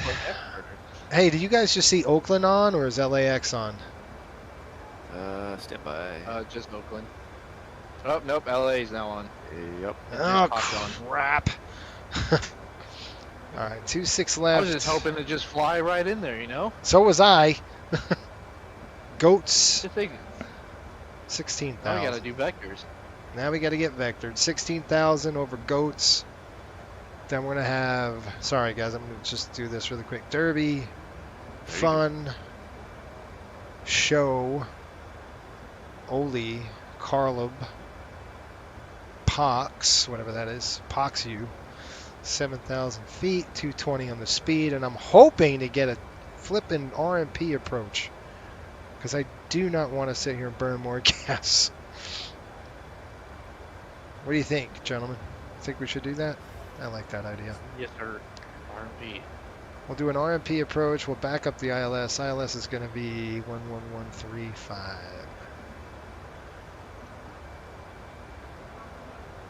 Have you ever been to Hilton Head yet, Cody? Nope, my first time in there. Okay. Mash. Dang it. Did you get did you get the scenery for it? I did, so I'm firing up the sim right now. I'm going to go there and see if it actually worked. Yeah. Good idea.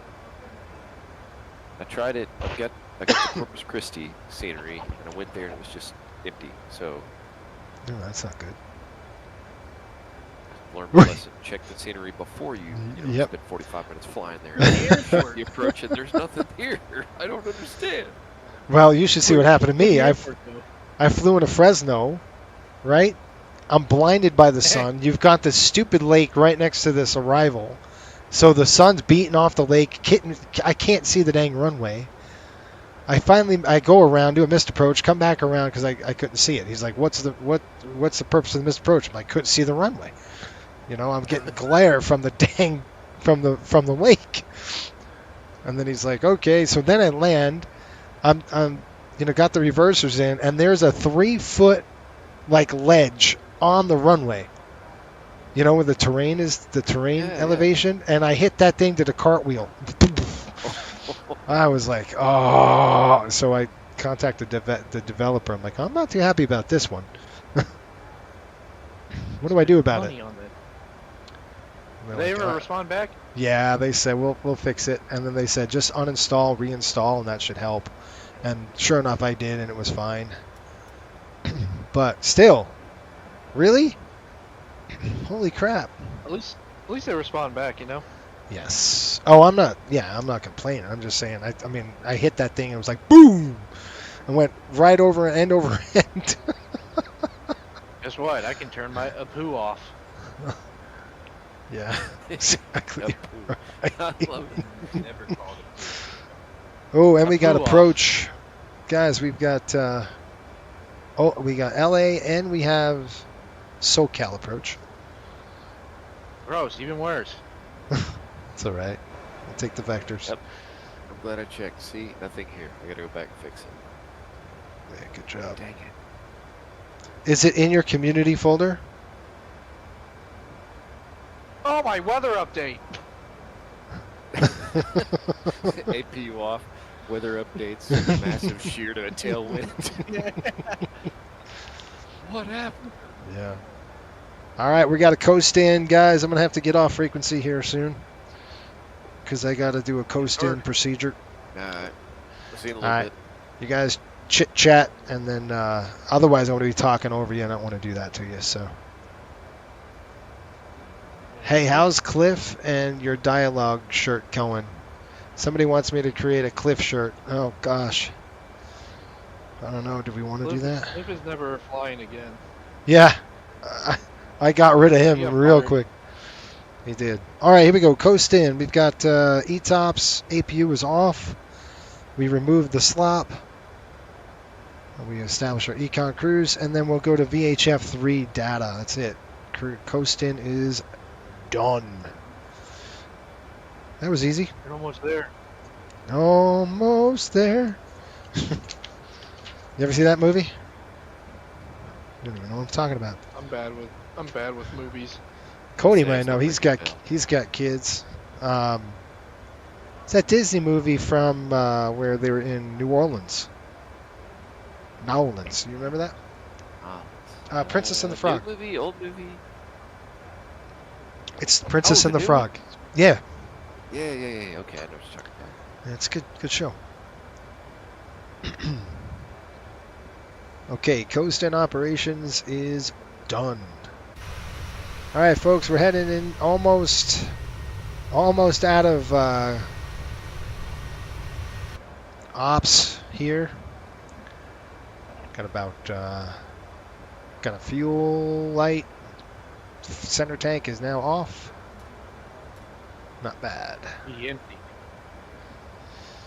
Oh, baby. This flight was much better. Yeah, this flight was much better than going. Well, yeah, you're making money. Not just that, you don't have a headwind. I know. We're not eating 110 knots on the nose. I've got 4 hours and 9 minutes here. That's fantastic. Maybe 5 hours. So we're shaved an hour and a half off our schedule. That's Plus we're pretty impressive. That's good. Yeah. Plus we're making money. That last flight, we didn't make much money. All right, I got to call LA, gentlemen. All right, see you in a bit. Okay. Peace. Have a good one. All right, we'll see you there. All right, folks. Let's call LA Center 135.550. Let's see what they got to offer us. That head was brutal. It was brutal yesterday, wasn't it, Jeff? It was nasty. Gosh. 135.550. Let me call them up, see what we got. We are heading into Elkley on the Carlub 3. Who is this? LA. LA Center, Riptide 85, flight level 360. Over to the Carlub 3 at Elkley, coming in from Hawaii.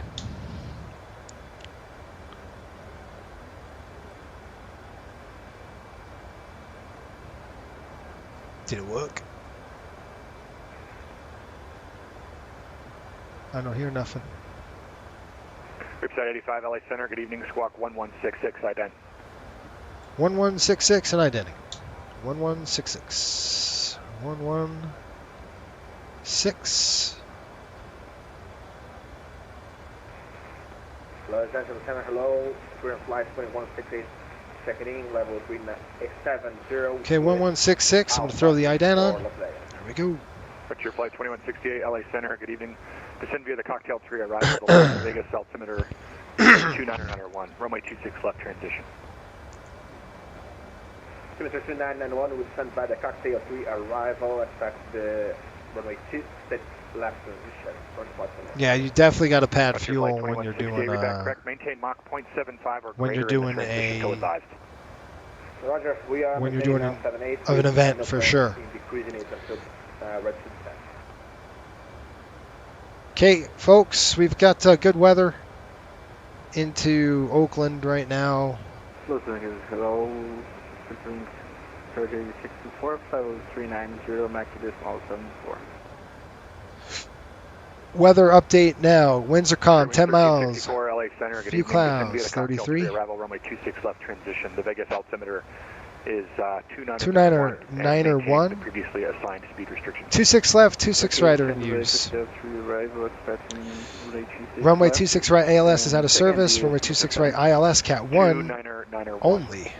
3991, meeting Macadismal 74, That's weird. We are approaching top of descent, folks. We've got approximately Coast 85 radar contact 1 mile east of the Elkey intersection. See altitude? 366, so it's 36,600. Coast 85, roger. Descend and maintain flight level 330. Okay, down to 330, and that's Riptide 85. Riptide 85, my apologies. Thank you for correction. No, you're good. 330, and we will head on down, folks. So what we're going to do, 33,000 feet here. We're going to just come down over here like this, and we're going to click descent. I want to say descend now, and we'll execute. And here we go. It's going to go 1,000 feet a minute down to 33,000.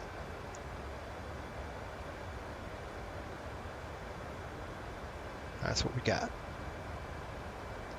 You can watch flight radar tracks for days, months, years, and never see vectors with the vectors we got. Follow my lead, power through Salt Lake tonight. Yeah, I probably will, folks. If you want to stick around for leg 2, you know, after we land here, we got to do a quick turn. I wouldn't say quick, but it's going to be an hour turn here, so we'll get off. We'll get the passengers off the airplane. I'll go ahead and I'll definitely hit the restroom right when we land, get the paperwork filed and ready, and then we'll get our next flight ready to go. But we are heading back home from Hawaii, which is awesome. Shaved at least an hour off the schedule with that tailwind. Now this is a beautiful airplane, folks. 806, absolutely gorgeous. This is our newest paint job in the fleet, a Spirit of Polynesia, and I think it kicks butt. I mean, all the symbology means something. All of it means something, which is really cool. A lot of symbolism here on that airplane.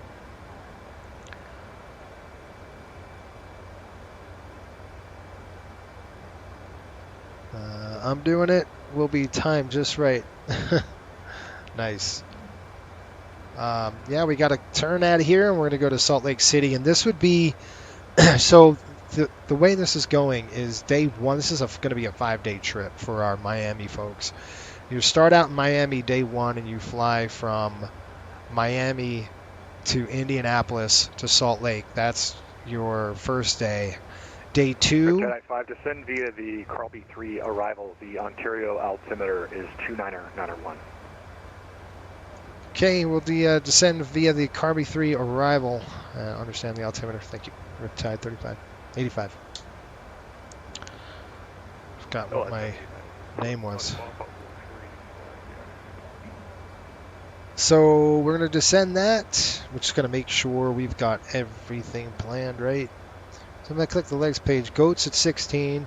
We've got Derby, 13,000. Fun is at 14 below. Show, Can you say again? It came over just a static. 12,000. Ollie's at 9. Shoot. Sorry, so you can see what I'm doing here. Then we got Carlib, Poxu, PDZ, and then we're going to get vectors. And I hope we can get these vectors into... Center Squawk 1456. Okay, 33,000. We're going to hold that right now. And we're entering into... We'll be out of Class 2 here, airspace, shortly. We're still technically not out of Class 2. Yeah, that's our call sign, buddy.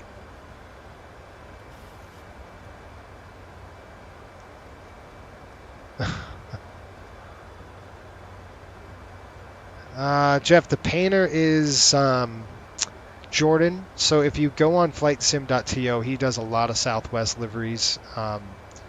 He does great work. So it's JV Aviation. If you type that name in there, you can't. This livery you won't be able to get. Nobody's going to get this unless you're a pilot for coastal. It's not. It's a private livery, just like all of our aircraft are.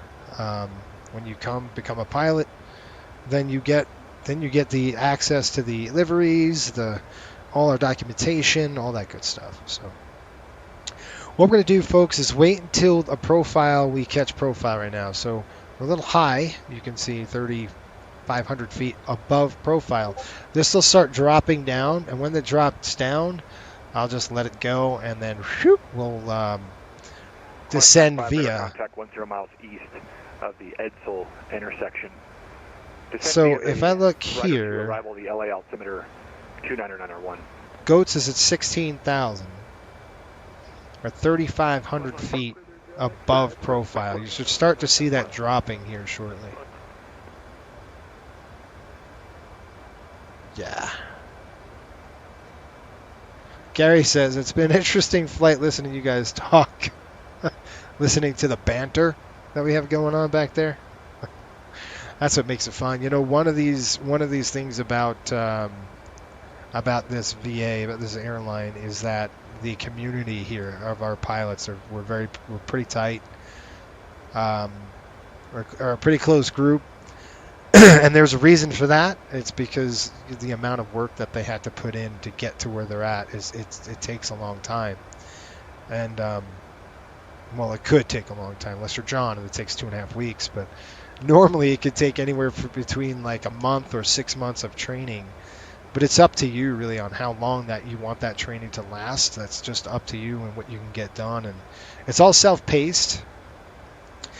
But if you get through it, it's good because you know, these guys they put a lot of effort into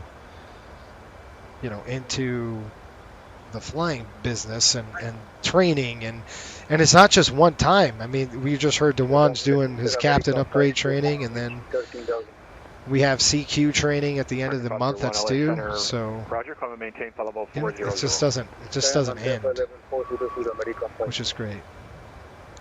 Hi, is this Flight Simulator? Sir, this is FS 2020, sir.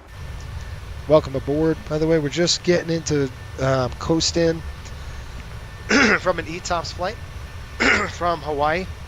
We're going from Hawaii and Ontario, then Ontario up to Salt Lake City. So this is day 4 of a 5-day trip. So kind of how we setting this up. This is all proving flights right now that we're doing.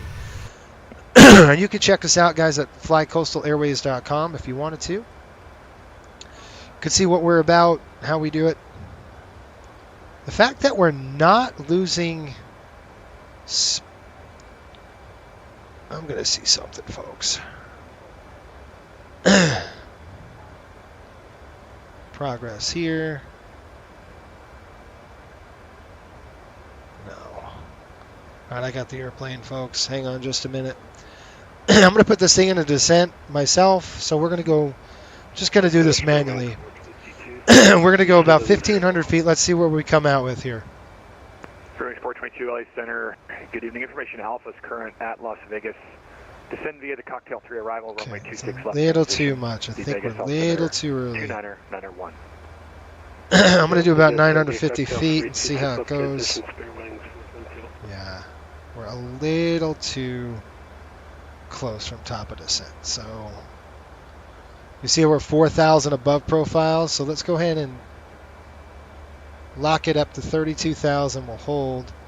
He gave us the descent via. So what we're going to do is just go back to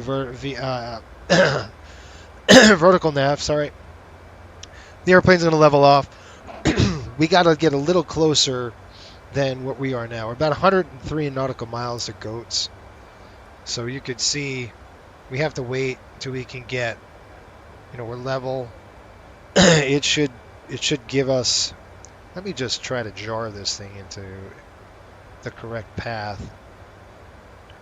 So I'm going to put 16,000 and just dump it over the top and see what we got. No. Unable 280 at Goats. We're fine.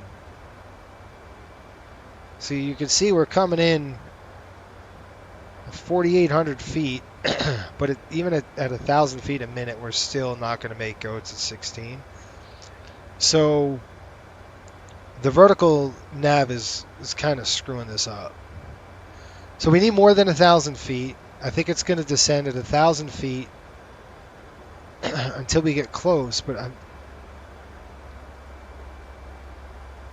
want to see what it does. A couple things we could do. One, I could stop the descent and wait. So I'm going to do that right now. I'm going to go altitude hold, let the airplane come up. Let's see if we can reverse this trend. We're approximately 93 miles from Goats. See how it's starting to come down? I said altitude hold, not climb on me. There we go. So you got 5,400 feet above profile. Excuse me, 5,400 feet below profile. See how it's not moving?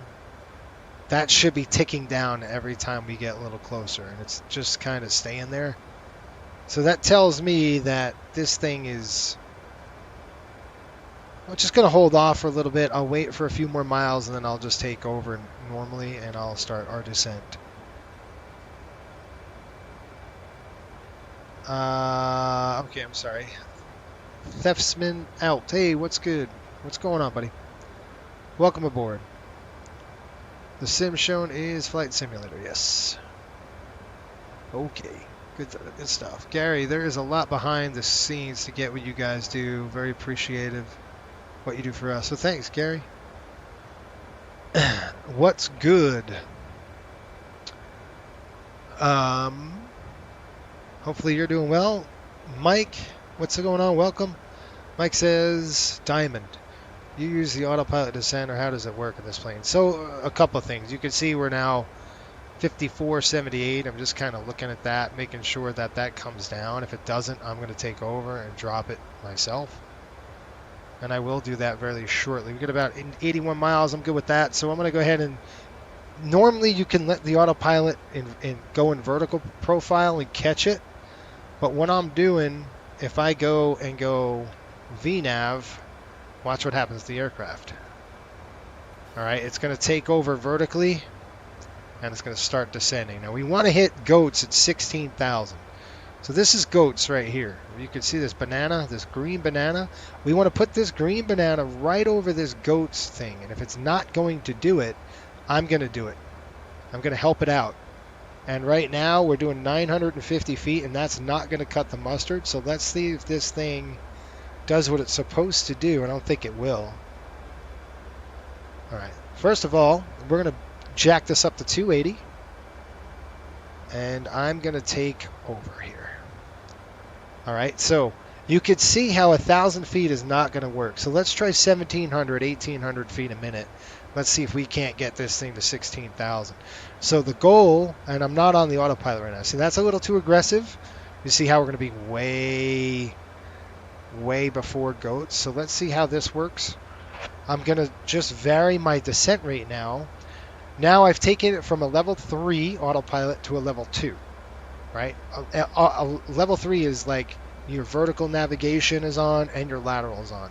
My lateral navigation is on, but my vertical is controlled by me now. So I'm just going to go 1600 feet a minute and see if I can't get this Frontier green 2168, banana contact Las Vegas approach 135.0. over the Good day. goats. Slightly before goats, okay, and that will be a perfect, Sorry, was that be enough, right there is perfect. So you see how this green banana here on the ND is right at the goats intersection? That means we're going to hit goats at 16,000, because I've set 16,000 in the bar here. Spearwings 1364, same for you, Vegas approach 135.0. And that's kind of what we're doing here. 135.0, speeding to wing 1360. Yeah, it's in this particular descent you're seeing me manipulate going down from a level 3 automation to a level, stepping down to a level 2. And the reason why I'm doing that is because the autopilot was not commanding, it's saying that we were 5,500 feet below profile. And you can see how the numbers are coming down now, which is completely reverse of what they should be. So we're 4,000. So anyway, you can see how this is getting interesting. If you don't know your airplane, you don't know how the autopilot works or anything like that, you could have problems. And that's why you say, you know what, I'm going to take over and I'm going to do this manually so I can, get this green banana right over the goat. And then when we hit goats, folks, then I'll go ahead and reassess. 95 LA, loud and clear now, help me. I'll reassess the autopilot and see if it can hook up and grab it. So that's kind of where we're at right now. Once this profile drops enough, then I'll engage. All right, folks, stand by just a minute. I'll be right back. I'm going to give you a good PA here.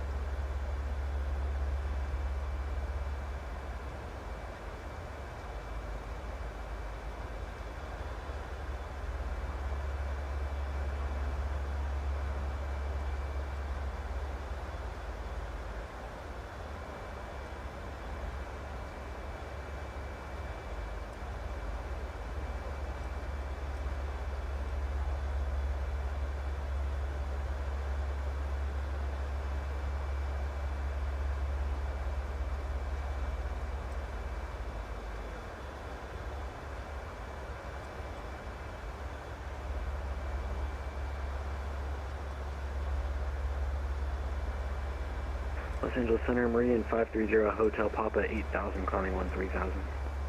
Meridian 530, Hotel Papa, LA Center, roger, climb and maintain, level 250.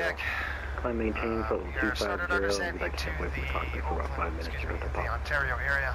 Meridian 0, Hotel Papa, approved, report back up. Some scattered clouds, a few rain showers in the area. Should have you on the ground here in about 20 minutes.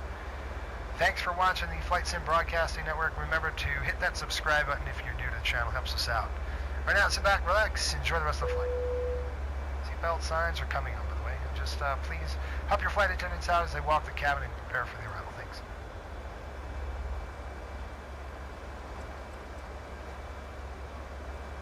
Okay, so we just passed Elkley, and you can see how we're heading into goats. Turn on the fasten seatbelt sign. Please return to your seats and fasten your seatbelt. There we go. Jeffrey says, yeah, Coastal is a serious VA as far as I can tell. It is, yes. We're pretty serious, but we have a lot of fun at the same time. So I think we found that sweet spot, because you have some VAs that we're serious, but we don't take ourselves too serious. Does that make sense? We simulate how our 121 operator should run, but we don't take ourselves seriously.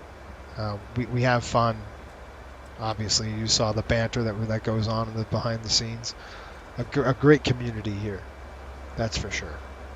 And check out our company store right there. If you go to our official merch store at www.coastalairwaysshop.com, check out our gear. We have like t-shirts, mugs, a whole bunch of cool stuff that you can help support. That's one way of helping support the channel as well. If it comes back, if you just type coastalairways.com or coastalairwaysshop.com, it might throw an SSL, so just type in www.coastalairwaysshop.com and it might work. Okay, that's it. 22,000 feet, and we're starting a nice descent. You can see now the number is now 3,700 feet. It was at 4,000 or 5,000. Now we're coming down the chute. We're getting into the turbulence. 128.05. We'll see you. 2805. All right, so I'm going to do the same thing. I'm going to call SoCal. I'm not going to call them. I'm just going to put in 128.05. And the reason why I want to do that is I don't want to be scrambling around as we're starting to get vectored into the area. By the way, we're just about pushing out of Class 2 airspace. We're getting into some turbulence. So what I'm going to do here is slow the aircraft down to 270 on the speed. Okay, that's just our turbulent penetration speed here about this altitude. So you got to be careful of that. We got to slow the aircraft down. You don't want to take turbulence too fast. You can just really stress the wings out. So you nice slow it down a little bit as we're taking the turbulence through here. What did I say? 128.050. 128.050.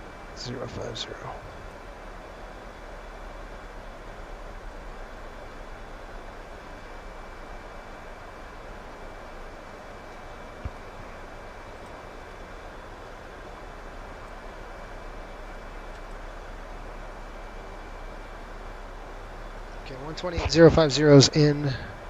Good to go. See the goats right there, guys? We are lining this up perfectly, and we're about 3,400 miles. So 3,400 miles, 3,400 feet, still below profile. So we got some clouds ahead, -5 degrees. So that's going to be one of those issues. Get ready for the landing. Oh, here come the belts. We're getting there. Been rocking. Oh man, that's a good airplane too. Art of Chill, how are you? Yeah, 733 is awesome. You are disappointed? Oh, you missed the PNs. You're really disappointed with it, huh? For me, the seriousness of the ops is what makes me keep watching you. You were that way with Suava Operations as well. Yeah, I was. I think it's kind of how I always carried myself, to tell you the truth. But, you know, this... Well, like I said, I wanted to create a virtual airline that really kind of emulated a 121 operator. And we're doing that right now. All right, we got coast in. Now we're out. Contact SoCal approach 128.05. Good day. Okay, we're at approach 128.05. Say hi to the guys behind me. I'll do it. 128.05. Over to approach. We've got it. 128.05. I have to go one more notch over. There we go. That should do it. All right, we got coast in. We already did our coast in stuff, folks, so all good. Remove the slop. APU's good. Crossfeed valve. I didn't cycle it, but I can. Let me call. SoCal approach Riptide 85. Checking in 18,000. Riptide 85. SoCal approach. Welcome. John Wayne Altimeter 2992. Roger. Just verify you're descending via the Crowley 2 arrival. Riptide 85. That's affirmative. I've got the Carlib 3, is that correct? Sorry, second. We've got the Carlib 3.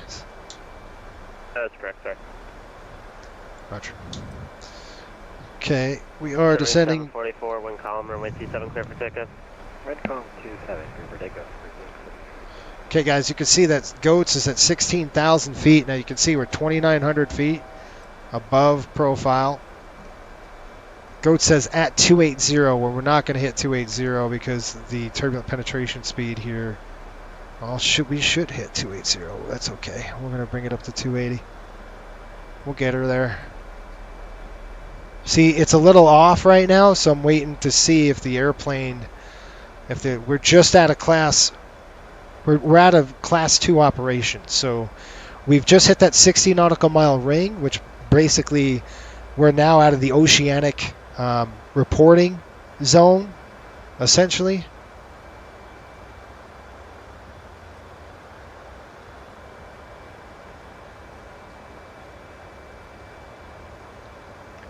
All right, there's 2,500, 2,400. See how it's dropping? When this slide, this is your profile. When this slides and hits, we're going to go ahead and click VNAV, and we're going to watch this thing take over. We've got goats at 16,000. We've got to be above 14,000 feet or fun, which is up there. You can see at 1900, watch the profile start to slide down as we approach goats. Okay, so this is what I mean by you can't just trust the autopilot. You have to know what the autopilot's doing first, and then you have to intervene like I just did. And we have 29er, 89er, by the way. So let me go ahead and get this done. That's good. 29er, 89er set straight across the board. Wings 744, 1000 for 155. Maintain 15,000. Where are you? Okay, we're 800 feet. Maintain 15,000. Airports, folks. Ontario reporting right now. 29er, 9er 1. 29er, 9er 1. There's our altitude. Good to go. Okay, you see at 300 feet? 300, 200. I'm going to go ahead and engage the VNAV. Just look right here. VNAV is engaged. I'm going to come down. Watch the airplane do its thing here. I'm going to sit at 14,000 because we've got to be below 14,000 feet. So I'm going to go ahead and dial it all the way down to 7,000. And now the airplane's not descending, right? You can see it's not descending. So I'm going to go click altitude intervene, and it's going to descend us. Now the airplane's got it. The autopilot's got the profile again. And yeah, we're about 150 miles now above profile, but now we've just caught it. See, now we got the profile's captured, so we're good to go on there. And our heading is now coming in. Here we go with the descent checklist. Let's go ahead and do a few things really quick before I get that done. Let's go flaps 30. Drop that in there. We're going to go 140. I already got the speeds done. Coming on the overhead. These are coming on. 1, 2. All the lights are good. Let's go ahead and do a descent checklist.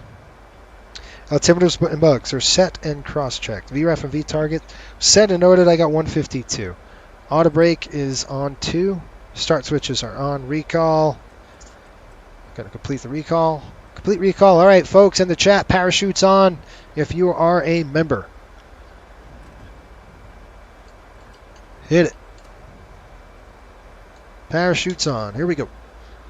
Thanks for the heart. That's awesome. I'm confused, man. Leonardo. I'm a massive E-farm. Yeah, the E-farm is crazy. All right, belts on. Got to put the belts on as we're hitting a lot of turbulence here. You can see with the airplanes just bouncing around. They didn't give me anything yet. Okay, we got +3. So what we're going to do is we're going to turn on our engine anti-ice. 1, 2. And what that's going to do is open the valves. We're at +3 here. We got to keep the valves on anytime we are below 10. And we are below 10 degrees right now. We're getting thrashed pretty good. I really need to start slowing the aircraft down. All right, there's 14,000 over Derby. Gonna get these clouds. It's gonna be a little bit worse. So we might have to slow down just a little bit. Now I'm going to pull it back to 250 on the speed, and we're going to lose profile as we do that because the airplane's going to try to say, oh, you want me to descend via, you want me to descend, see, watch what's going to happen here. I'm going to pull the brake. Now pulling the speed brakes. The boards are out right now on the wings. You can see as we're penetrate these clouds. The speed brakes are out. We're hitting too many bumps. Got to slow the aircraft down, folks, to 250. We got to get it below turbulent penetration speed. So you got to slow it down.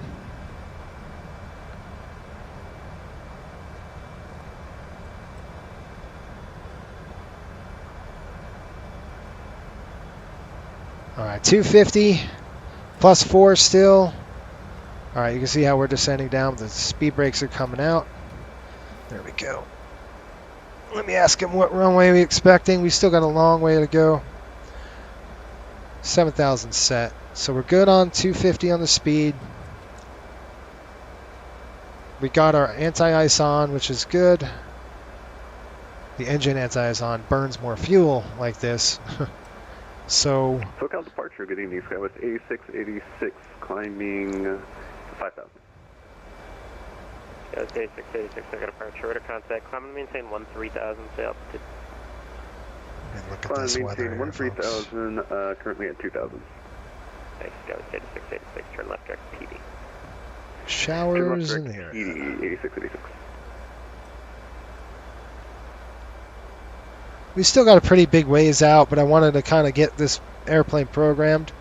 Looking for the radar as we're in this slop right now. Just passing Santa Clara Island, by the way. Or sorry, Santa Catalina Island. We're at 14,000, descending through 12. We're below 14. We need to be below 12 at show. And then above 9 at Ollie. So the airplane will do that now because we're on profile. We've caught it. 250 on the speed. We're doing good. We're just getting hammered a little bit here, folks. So this is kind of one of those. And I am going to take this off. I'm going to stop this because I'm on the network. That just injects, live traffic. I don't want to do that right now. I want the airplane to fly here. Okay, we're pretty much out of it now. Plus 5 degrees. Let me ask him. SoCal approach, Riptide 85. What do we expect on the runway, sir? Riptide 85. Expect visual approach 26 right or 26 left. Let me know what you prefer. It don't matter to me. Whatever you want. 26 right. 26 left. Son. That'll work. 26 left. He's parking at the FBO. Negative. It'd be gate 202 for us. Alright, then Riptide 85, expect 26 right. Roger, 26 right.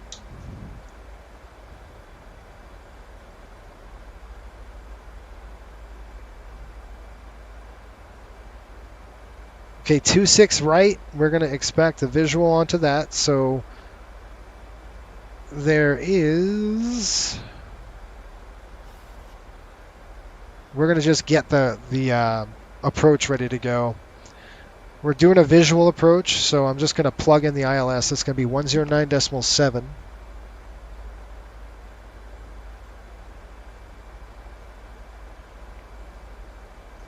That's in there. And inbound is 258, which is going to be right here in the course. That's set, ready to go. Everything looks good. 10,000 feet.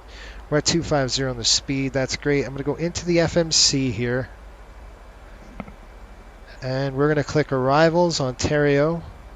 And then we're going to go ILS 26 right. We're not going to do anything here. We're just going to execute because we want a discontinuity there. All right, see that vector? That's a disco. That's fine for us. But what I really want to do is go in here and take this here. So runway 26 in the scratch pad. We're going to go fixed page, dump it here. We're going to go slant 15. Slant 10 and one more, or excuse me, slant 5, sorry. Slant 5 and then finally slant 3. And what that does, it's going to generate a ring around the airport, around the runway. You can see that ring, that outer ring right here, that 15. That's 15 miles from the landing. Or from the runway. Now, we still have a lot more to fly. You can see we're kind of on a downwind here.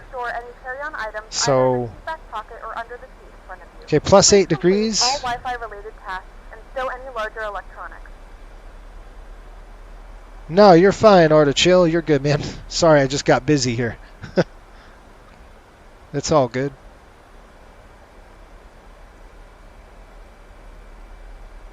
Yes, sir. Delta 45, contact the tower at CT 120.95, good day. 2095, good night, Delta 45. Dallas 8686, climb maintain 17,000, center now on 135.55, adios. Over to center, and can you confirm it was 17,000 for 8686? Affirmative, 17, good night. Roger that, 17, 8686, have a good night.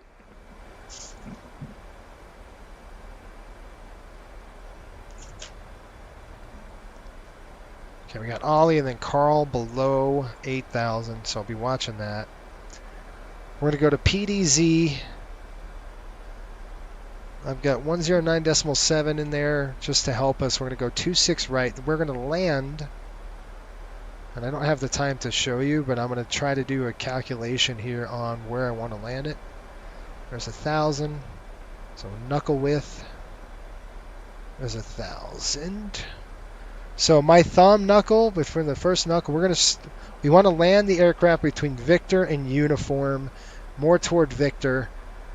Probably split if we can land between Victor and Uniform on 26 right.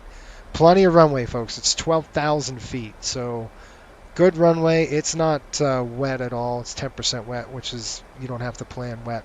Probably going to taxi off a kilo, which is a high speed.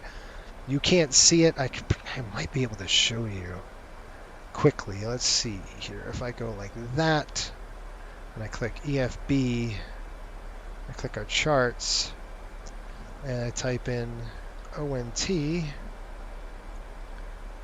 click search. Hopefully it pulls it up for you. Okay, charts, Ontario. We're going to go to airport. Airport info will pull up the chart. So what I want you to do is kind of take a look at this right here. We're going on 26 right, and I measured it with my knuckle. We want to land between Victor here and Uniform in this area, more toward Victor than Uniform. And then we're going to roll out and taxi off on Kilo or Lima. That is the plan anyway. We'll see if it works. How's that? Plus 11. Anti-ice is coming off. At least for the...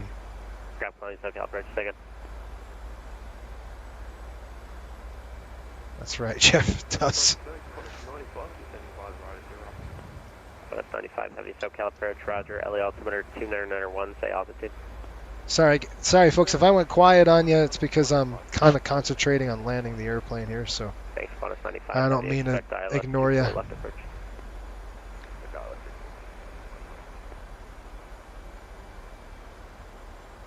All right, folks. We're descending through 7,600 feet, plus 11 on the outside air temperature.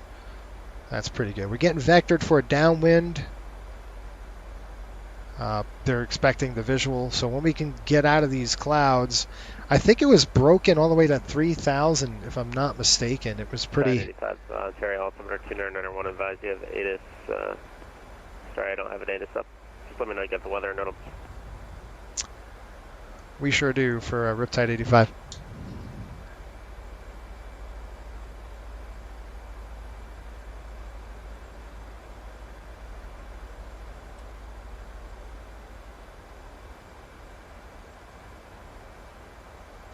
So we can only do a Cat 1. We've got calm winds, 10 miles visibility, few clouds, 3,300, view of 47, scattered at 75, 13 over 10, 2991. I've copied that. All right, so we've got vectors coming up here after PDC.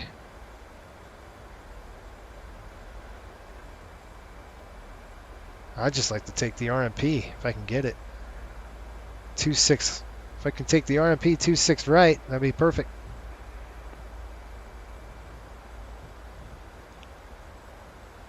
We got Paradise coming up here. It's going to be quick to change it.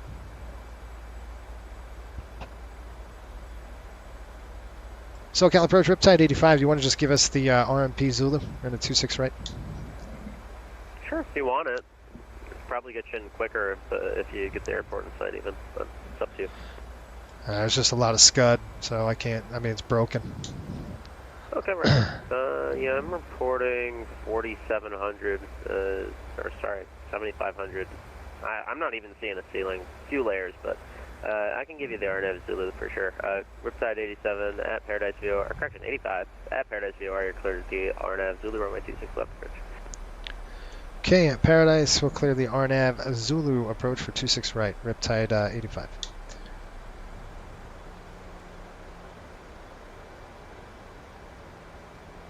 Okay, there's Paradise, RNAV Zulu.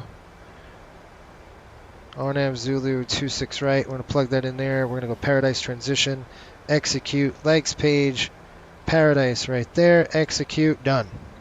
Now what it's going to do is going to send us, because the reason why I didn't elect the visual is because we're too dang high, and look at the clouds here. I can't see the runway. If we didn't have these broken clouds like we do, then absolutely I would jump all over visual approach. But I can't see anything. And that's my problem right now. So if you're wondering what the heck you're doing, I can't see the runway. This is pretty socked in to me. I mean, if we descend below that layer, then yeah, we would probably get a good visual of it, but I can't see right now at 7,000 feet.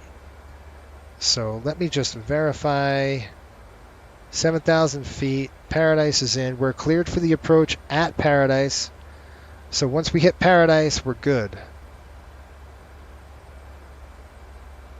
I mean, below this layer, I can do it. But he'd have to send me below it.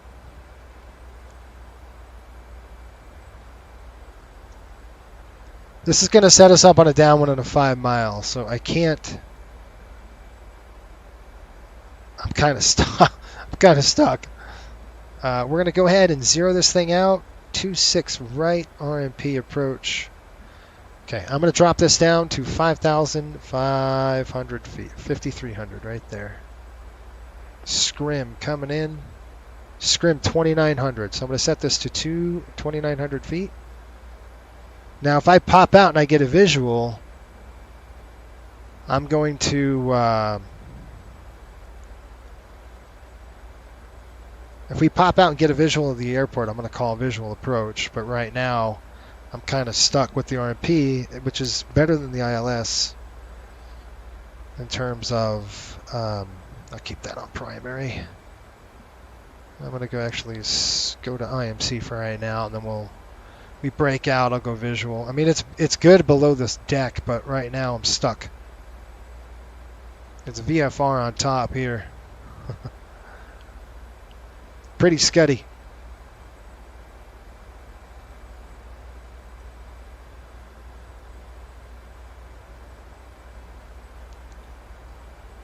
All right, here we go. We're at Paradise VOR right there on a downwind. I don't know what that was.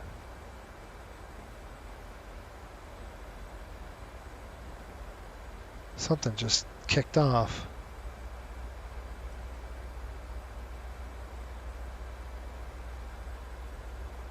Okay, we're still attached. That's good. So you can see Paradise VOR. Yeah, there's only one way you're going to get us below this cloud deck. Okay, you guys ready to go? I'm going to drop flaps. We got about 5.5 miles on the turn here to Emer. And then from Emer, it says do not exceed 210 until scrim. So we're going to slow down, do not exceed 210. So we're just going to hold that. Flaps coming down 5 right now. 1, 2, 3. I'm going to open the window. I'm going to slow 210 right now. Okay, so do not exceed, and we're coming down as the slats come out. There we go. It's going to start increasing the camber of the wing. Increasing more wing surface is what that does. It's going to help us slow down and come down here. Now we're a little fast. You can see we're at 220. We want to be about 2. I'm going to throw some speed brake in. We'll start slowing the aircraft down. This is an 800, folks. Doesn't want to come down and slow down at the same time. So you got to help it. He's already cleared us for the approach, so you know we're good there. And it says do not exceed scrim. Do not exceed 210 until scrim. All right. Speed brakes. I'm going to drop it now to 180 on the speed. I'll help the airplane come down now. Speed brakes. Pulling them. You can see now we're at 5,300. We're in our turn. Yeah, there's no way we would have been able to do a visual. Not in this. When I pop out, it will. It'll be nice. So, hey, we're doing great on the speed. We're holding that. We're going to be about 5 knots. Let's talk about a missed approach. If we had to, we're going to go up to 3,400 feet. And then pretty much another turn right over. It's going to be a climb out, and then we'll make a left turn. 258 degrees, and then 173 degrees. 190 on the speed, looking good.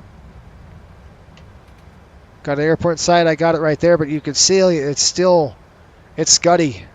So it's not, the visibility is not great. I still have a visual. I'm going to go ahead and change this to a VMC mode. And I'm going to drop down the HUD. That just helps us with our SA. We're going to go on 26 right, folks. Once we're at scrim at 5 miles, we get that gear down. I'm going to actually get the gear down now. Gear coming down, flaps 15. Hold 180 on the speed. We're about 5 nautical miles. Now we go ahead and drop the speed. There it is. There we go. I tell them I broke out about 4,000. Okay, flaps are 15. We're still in the green. And our speed brake's armed. Okay, there's the roll in. Oh, now on final. Coming to 0. Clear it on the speed there. So we're going to 0 it out. The airplane's going to do its thing. We're rolling it on final. Airspeed's up. We got to start slowing the aircraft down. All right, ready? We go flap 25, flap 30, set landing speed. Speed check, landing checklist, please. Speed brake, arm. We got a green light. Landing gear down 3 green, flaps 30, 30 green. Wind calm, runway 26 right, clear to land. Okay, 26 right, clear to land, Riptide 85. By the way, we just broke out about 4,000, just to let you know. And let him know that for the guy who's coming in behind me. He's our pilot, so I don't want him to get the... So now I am gonna open the takeover, really, here in just a little bit.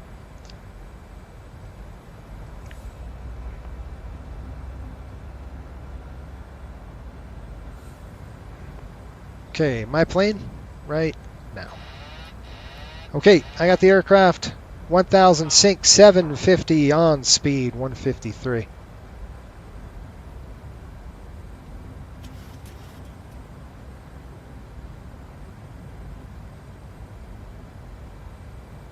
There we go. I'm just going to adjust, keep the speed the way it is. I'm actually going to hold that speed in there. I'm going to crank it down just a little bit, help the drop. Kind of increase that descent rate. We're just a little on the high side. There we go. SoCal, good evening. Honda Jet, November 5-2, Lima Mike, descending through 15,000 on the Jenny 5. 5-2 Lima Mike, SoCal approach, Burbank altimeter 2991, advise you have ATOPS Foxtrot, expect a visual approach from 8. Expect visual for 8, we have information Foxtrot 5-2 Lima Mike.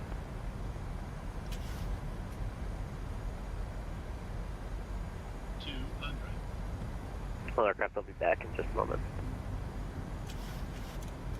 100. 50. 40. 30. 20. 10. Clunk.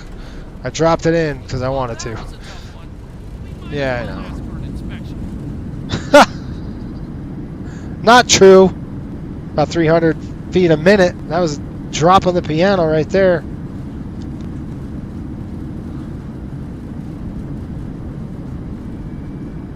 Okay, out of that. Folks, the reason why I don't care about how soft I land and how far I land, I care about how far down the runway I land, right? So to me, it's more important to land on the mark than to float the dang thing down the runway, eat all your runway up. It doesn't matter. I mean, that was firm. That was for sure. It's not soft. It wasn't soft by any means, but I didn't want it to be soft. Remember I said I'm going to drop this in. The local time is 3:10 We're here. p.m. and it's currently about 55 degrees Fahrenheit. We made it, folks. Oh, man. Please remain seated until the aircraft has come to a complete stop and the seatbelt sign is Thank turned you. off. Remember to use caution when opening. It's hard to get items may have shifted during the flight. I'm going to say this one time. You ready for this? FOs like to land soft. Captains like to stop. So remember that. Okay? FOs will land soft. Captains will like to stop the airplane.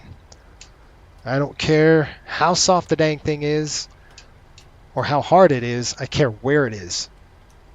I need to stop the aircraft. Now, yeah, you can say, we have 12,000 feet of runway. Yeah, but to me, a good landing is dead on the mark.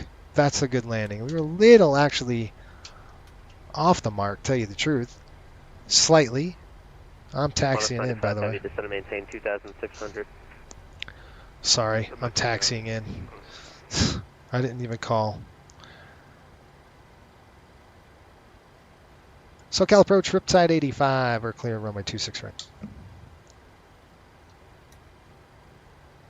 Riptide 85, taxi November, good day. All right, over to terminal, see it. SoCal departure, lifeline 93, 500 feet, joining the shoreline route northbound. Lifeline yeah, it was a 93, firm SoCal landing. Departure, radar contact.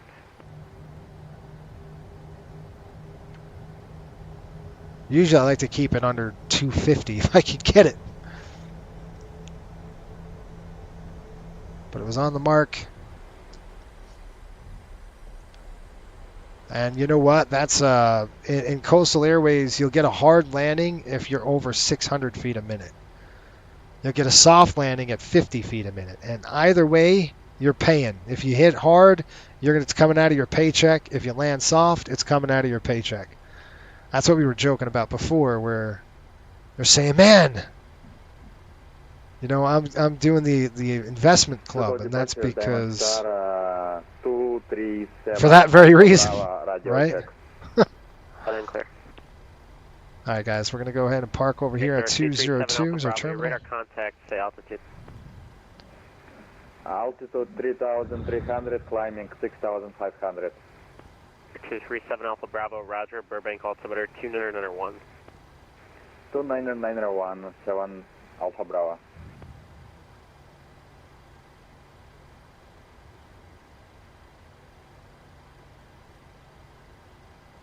Flight 93, you're leaving the Bravo airspace in a mile. Correct. Okay, APU is coming online. APU is online, shutting down number 1, number 2.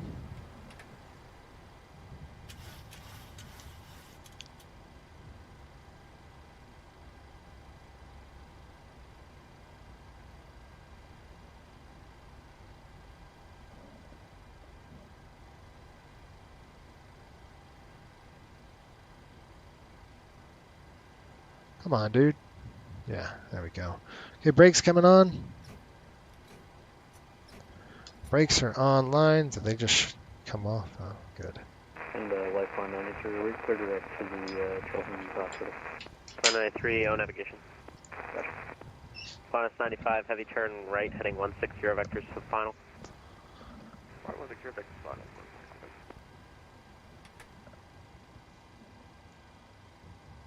All right, seatbelt signs off. Get that gate pulled up. Let's go. Get off my plane. We're going to have to do, we're doing a turn, by the way. We're going up to Salt Lake City. If you were wondering, we're going to go ahead and click request deboarding. It's getting everybody off the airplane. We're going to go on the overhead here and get ready. 12 is 18-8-4-16. Side 12, SoCal approach, Roger, descend via the Carl B3 arrival, John Wayne, altimeter 29902.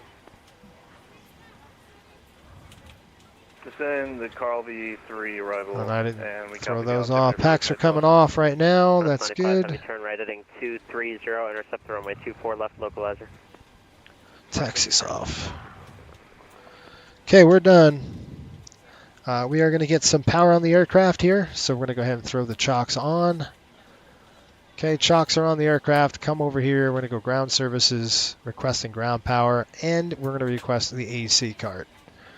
So once that ground power comes online here, I'm going to go ahead and throw the beacon off. Time in at 23:15 Zulu, local here. 23. Dang it.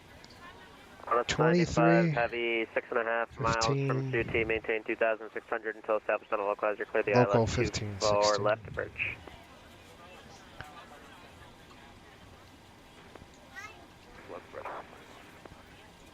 All right, so what I'm going to do right now is get that done. We're in gate 202. Oil quantity 90 over 82. Hydraulic quantity is 100 over 100. Just writing all my paperwork down here, folks. Getting it ready for the next leg. Ground power is ready to come on the overhead. We're going to throw that on. APU coming off. And then we're going to go ahead and throw those off. That's coming off, that's off, that's off, that's off. All right, all good. I'm going to back this thing up.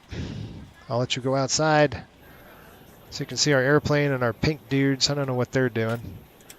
There it is, local time 3:15. Not too shabby. What I want them to do is I'm going to get ready for the next leg. I'm going to go ahead and hit the terminal building, and we will. Yeah, I think they are, Jeffrey. I think he is going as well. So, yeah,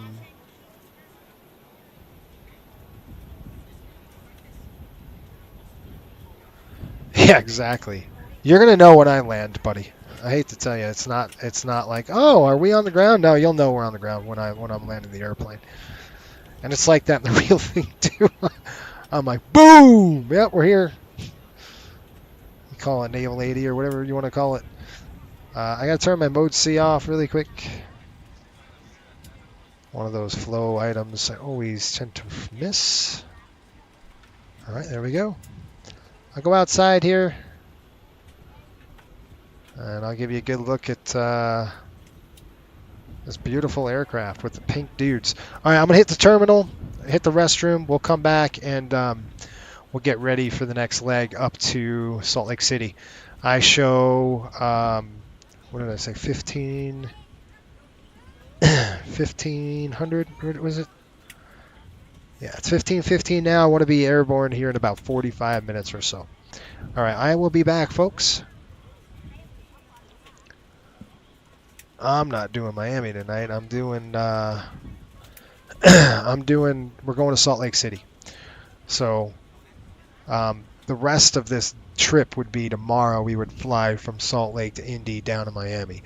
But for now, this is day 4. We're just finishing our 4th day on the road here, and I'll be back in a minute. How's that?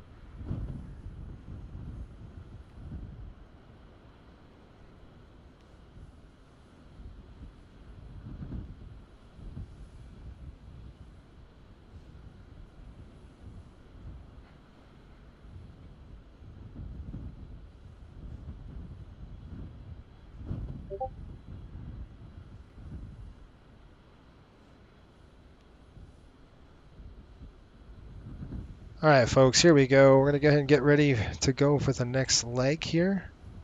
So there's a couple things we're going to do. We're going to go to the intranet first. I'll show you that at Coastal, our intranet.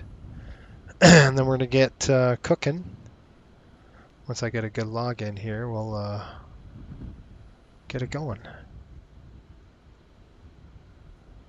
There it goes. All right, here's our intranet.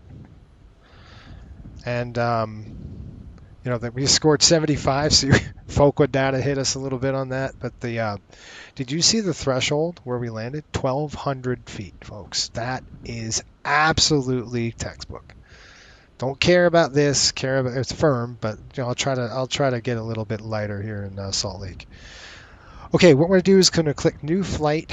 You can see we've gone Ontario to Eagle, we've gone Ontario to Reno, and then Ontario to Salt Lake. That's the one we want. Now, this says 1530, so I have to make an adjustment to this. So we're going to have to adjust that. We won't have to do that right now, but we're going to book the aircraft. It is ours. We'll click OK. We are going to go to My Bids. It's going to get into My Bids, and then the paperwork. Here we go. All right, so what I'm going to do here, as you can see, we're going to be flight 86. We're departing out of, what the heck airport? Ontario. We're arriving in Salt Lake City. And departure time is at 15:30. That's not accurate. And so we're going to make this at 16:30. Be quiet, Siri. What the heck, man? We're going to go 16:15. Let's do 45 minutes for this one. Don't know the PAX yet. We'll get the PAX count and everything ready to go here in just a minute. So let's click Create a Sim Brief. Alternate airport, I don't know yet. We're going to keep it on auto. Actually, I'm going to keep this to none, just to default it to none, because I don't want an alternate file just yet. We might need one. I don't know. I've got to look. This is going to be about an hour and 45 minutes or so, so we're going to keep it to 25 minutes. On the contingency, we will add fuel. I'll add about 800 pounds to this. We got 156 passengers, so that our book here. This is our logbook. We're going to put 156. Bag weight's going to be at 49.92. And then our cargo weight's coming in at 703 pounds. Total weight for this flight is going to be 35,335. All right, so that's kind of how we do this. This stuff right here, we're not going to worry about that. We are going to change this to Southwest. Click Generate. And this is going to generate our SimBrief flight plan. And Gary, we do have a dispatcher when he's available. I think he's doing night shifts now, though. So, crap, we can use another dispatcher. If anybody wants to dispatch, just let us know. We're going to go ahead and click and edit the OFP. You can see, let's take a look at the TAF report. You can see the 6 miles of mist. It's still great. Scattered clouds. That's our METAR. You come down here. Ooh, look at this. We're going to get some snow. I like it. All right, 290 at 6. That's set to 11Z. Right now it's 5 Zulu. So we'll take off by about, I'd say 5:45 to 6Z. 6. So you figure 6, 7. We'll probably land about 7:30-ish in the Zulu frame. Right in here. So that's what we got. Vicinity showers scattered at 15, broken at 25. Don't need an alternate, but I will carry Captain Gas just to have, just in case. Okay, so I will keep it no alternate here. I do want to do departure. We're going to go to airframe. We're going to click Spirit of Polynesia. That's what we're on. Cost index back down to 20 now. And we are coming to block 2 hours. It's probably going to be a little less than that. Freight's good. All that's good. We're going to go ahead and throw some fuel on for holding fuel. I just want about 20 minutes of hold, and then I will add a bit of extra fuel. Just about 900 pounds here. 700, that's fine. Okay, everything else is good. Let's see here. Shins, Session 5, Las Vegas. We'll pass right over Vegas. Q70 to Blip. Q842 to Wien. MLF Delta 6 on the arrival. That's probably going to work. Don't know if we're going to be landing south or north. I haven't really looked yet. And that is it. But you can see this really cool feature, this calculate and compare. Really nice little feature now that you can click this and you can go back into your flight options and say change your flight options to compare the results. So you say, okay, I don't like that. What about the Queen 5? Which one is that going to give us? This is 9.8. If I click compare now, you can see the difference. Look at how much block fuel. All right, so this block fuel is at 14,000. This block fuel is at 15,000. This is less block fuel than that. Hey, thanks for the sub. I appreciate it. Sync rate. I didn't catch your name. Sorry about that. I just heard it. I'll look. Tell me in your chat who you are so I could tell you thanks. All right, so you can see the block fuel is 1,000 less. And the distance is 72 less. So this is the kind of one I'm thinking of here. This is the one I want to fly right here. What's the difference? This is the Queen 5 arrival instead of the Delta 6. So let's do the Queen 5. That's the current one I want. That's the one we're going to go with. So the Queen 5 arrival, you can see why it does that is because we're landing north. That's why.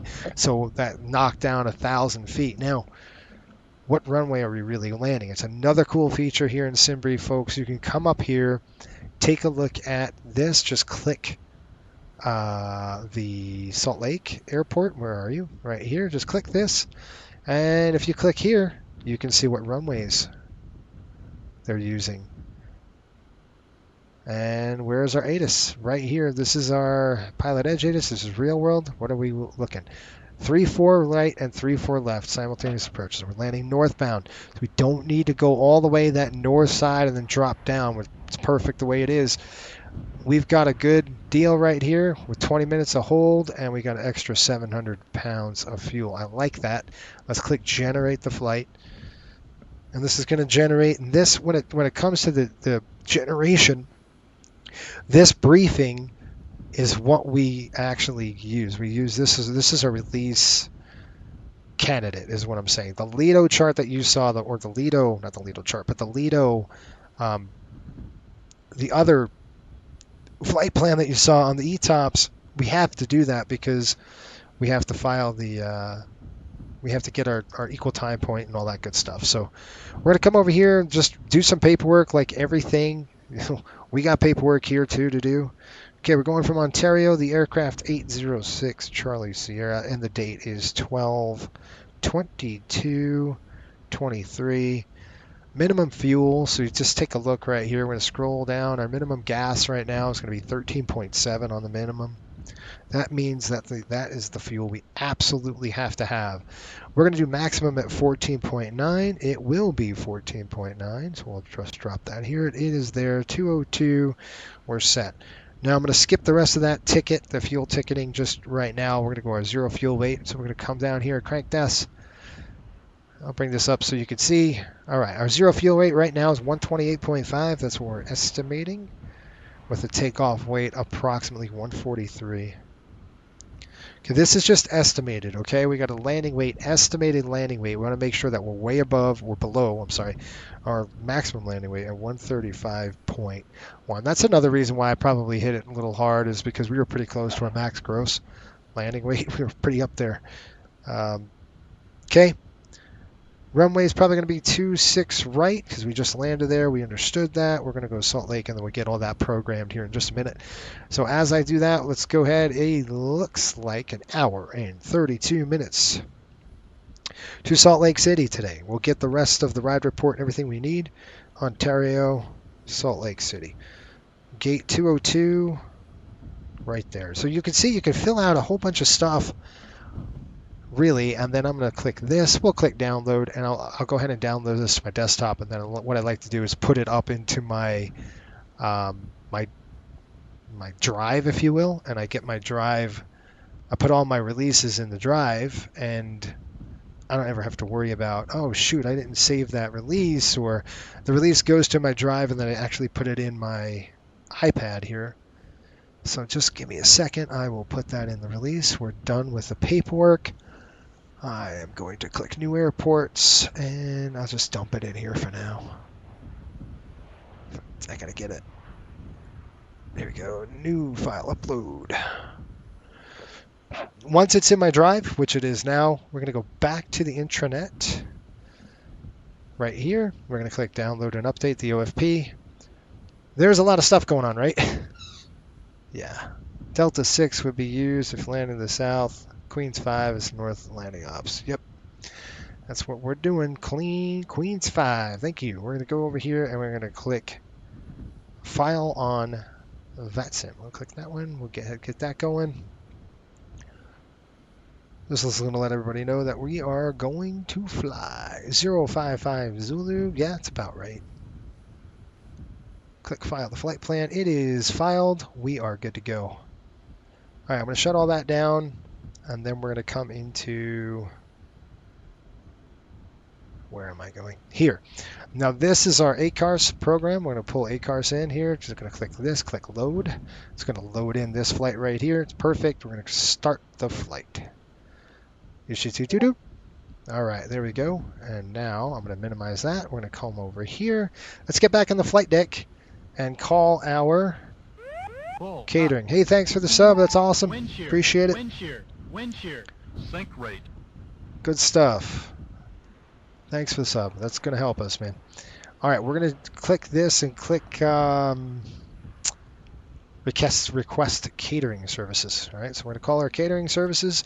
They're on their way. We're going to get in the airplane and note the time, 5:25. Want to be out of here by 6:15 if we can get it. We're going to do it. All right, let's go let's do this. Let's take a look, pull up paperwork for you, and we'll get this aircraft ready to rock and roll here. Arrival fuel, 7160, so we're going to just dial that in here. And we're doing 7,200, nothing in the center. There we go, 66, that's just 60. That's 3, and there's 14. Perfect. What are we planning with, folks? I don't know. Did you get a number for that truck? 14-9er. I don't think we're going to have to put anything in the front here. I mean, in the aft. 745. We can go 7.5, whatever. I mean, the fuel is already looked at here. We're going to go 7.45. So your ops agent would do something like this, put nothing there, and they would put 14.9. And that's what you're planning out fuel. So when they hand you the fuel ticket, you'll see something like this, right? Sort of. All right, we're going to go over here, click this, go into something. I need to actually... So cool with SimBrief, it's free, and SimBrief's got a really cool feature that I can export this entire routing plus the fuel load into the sim, which I just did just by doing that. So that's done. We're getting the catering on the aircraft. I'm actually going to walk the airplane right now. We're going to do our walk around. You had a near go around because of fog. So let's walk around the jet before we can start boarding. Ooh, we got catering on the aircraft. Excuse me. Sorry. Walking through a truck. I shouldn't do that. Okay, we've come down these stairs. Walk back here. Looking good. Nose gear's looking good. All right. After that landing, I'll have to check the dang static ports. Looking great. I've never been on the ground here at this airplane. It's really sweet. Come over here. Our engines are looking good. By the way, this airplane is an old... Hey, thanks for the sub. Appreciate that. We're going to come over here and look at our split scimitar winglets, they're called. Very interesting fact. You can only take these winglets 8 degrees on a bank when you're on a landing. Well, it's sort of drag the wingtip. It's really not good. The airline tend not to like that. When you do something like that, not good. All right, let's check our tires.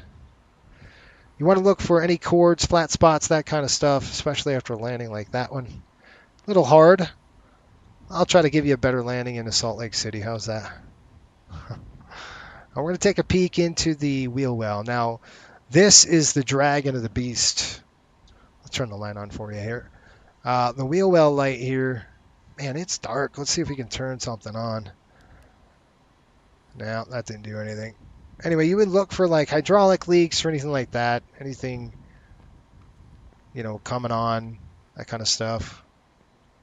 Leaks, bottom, they're pulling away. They're getting out of the way. Get out of there. What a beautiful paint job, isn't it? Oh, man. You could tell this is a shark here. You got a killer whale over here. This is an eel. Very, very, very, very symbolic of... there's a manta ray, which means, I think, peace and strength. There's a lot of things. I've got all these things that they mean. There's a crab. Another hammerhead shark. Excuse me. Sorry, I'm in the truck. There's your crab right there. Pretty awesome. Really good paint.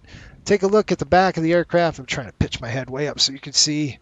Horizontal stab looks good. Vertical stab looks good. Coming across here, the inductor. That's the EPU. You're looking for that. You're looking at the pitot probe on top of the tail there. No damage to that. No bird strikes. It's kind of the stuff you're looking for. Did we strike the tail on takeoff? No, we did not. So that's good. Beautiful stuff here. All right, we'll just take another peek at the tires. So you look at the tire again, flat spots, cords, nothing sticking out.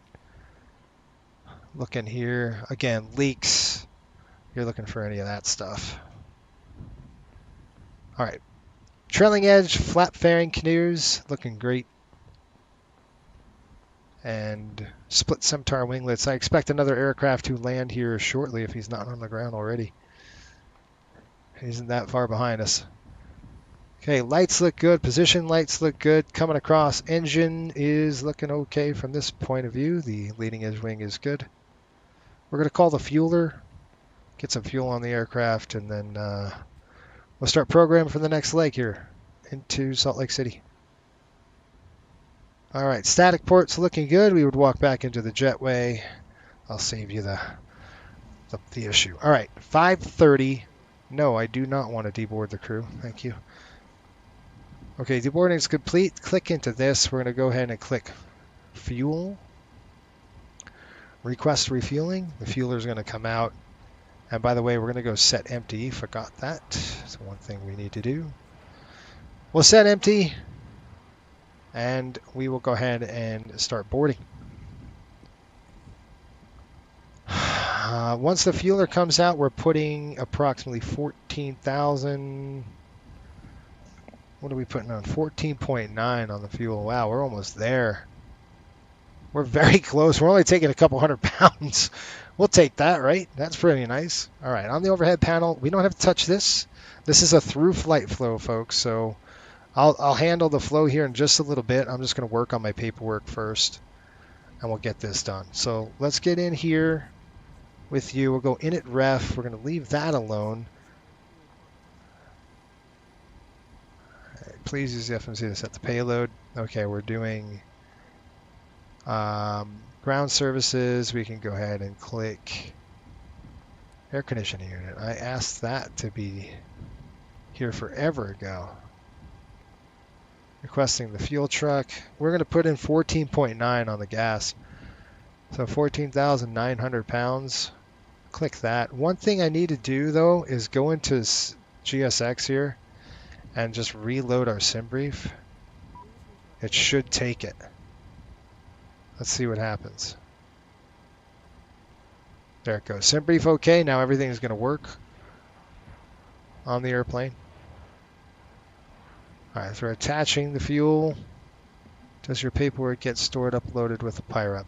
It does, yes. So my paperwork that I do on my iPad, no, I have to actually upload that into the drive, and then at the end of the year I just pull it all in and clean out the drive, and then I put it on a stored file just in case I had, just so I have it. All right, we're attaching. As you can see, we are probably starting to take some gas here. We're not going to need a lot. Setting the plan fuel.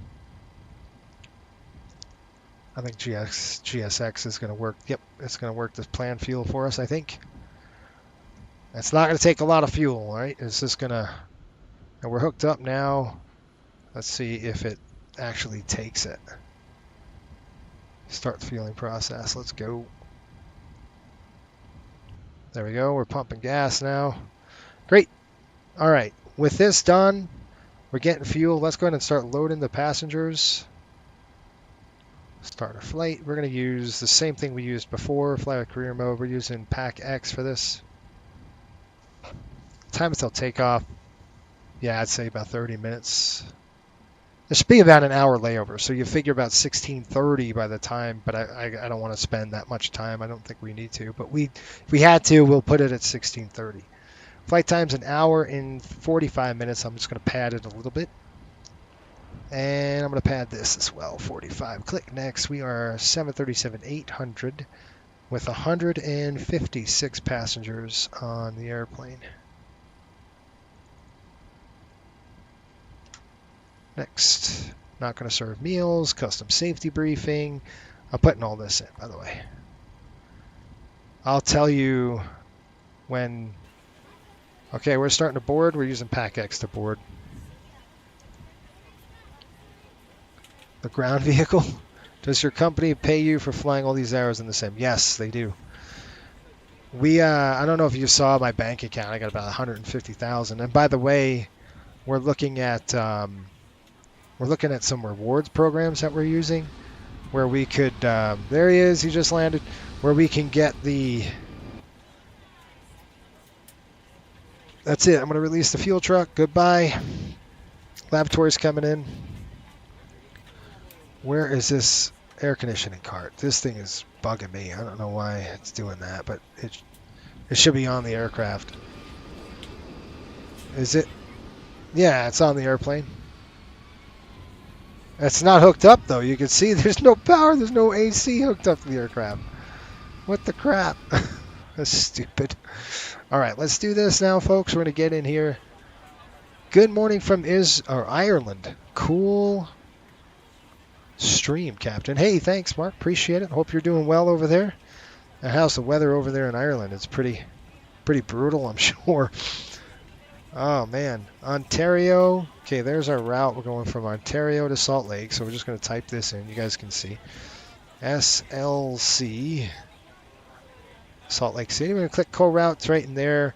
Runway is going to be 26 right on the departure. We'll click that. 80, what are we?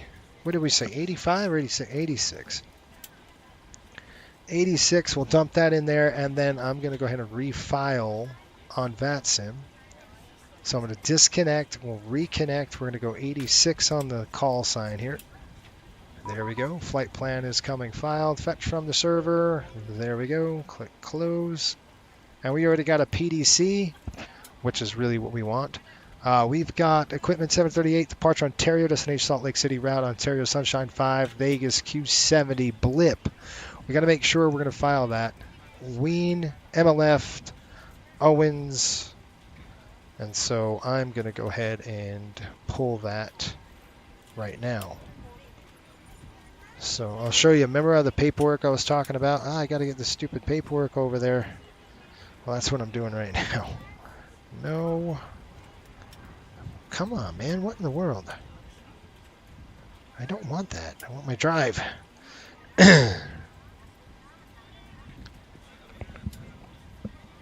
Man. Okay. No thanks. We're going to put it in Coastal Airways. We've got a release coming up, folks. So what I'm doing is I'm pulling the documents, my release, into new airports. Pull up. Appreciate the sub. Wind shear. Thank you. Wind shear. Wind shear. Let's see. We've got Ontario, Salt Lake City. That's the one we want. Let's pull that data into the Notability app, and it's a great app to have. If I can.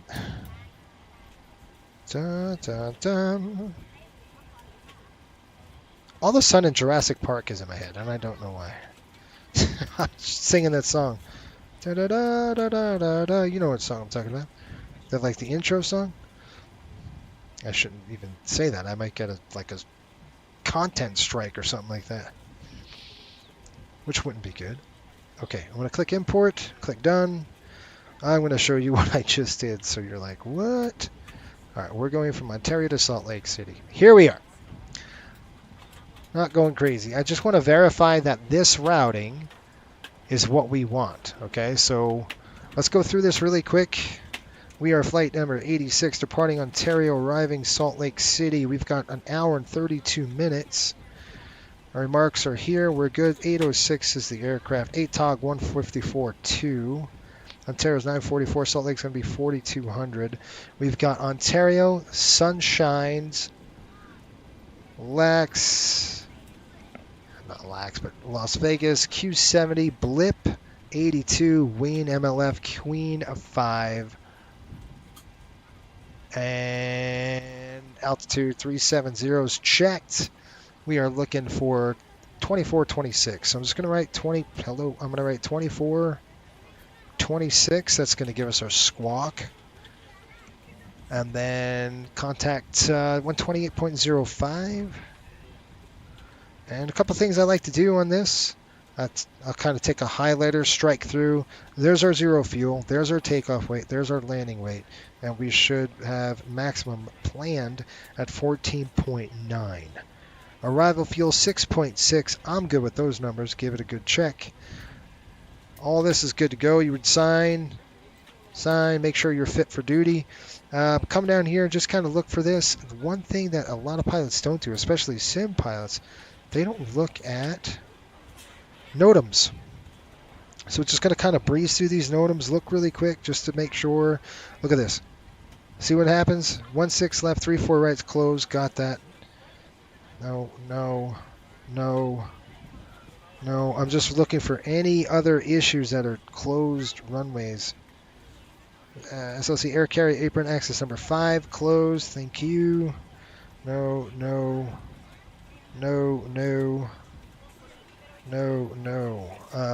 We know the NOTAMs here. We kind of looked at them before.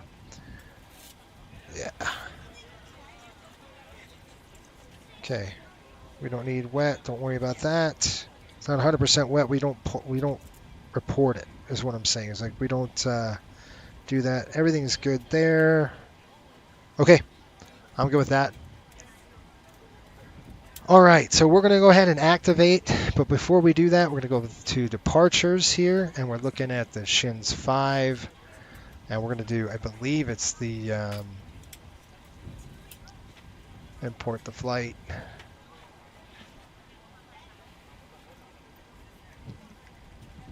Hang on, folks. We're trying. This is kind of pretty full speed here because we're trying to get out on time here. So we've got LAS transition. Vegas transition is what we want. There we go. We've got that ready to go. 26 rights in there. Go to departures and arrivals, and we're going to do the Queen of 5. Look here, Lehigh. Queen's 5 arrival right there. It's probably MLF transition, which I'm assuming, and it sure is.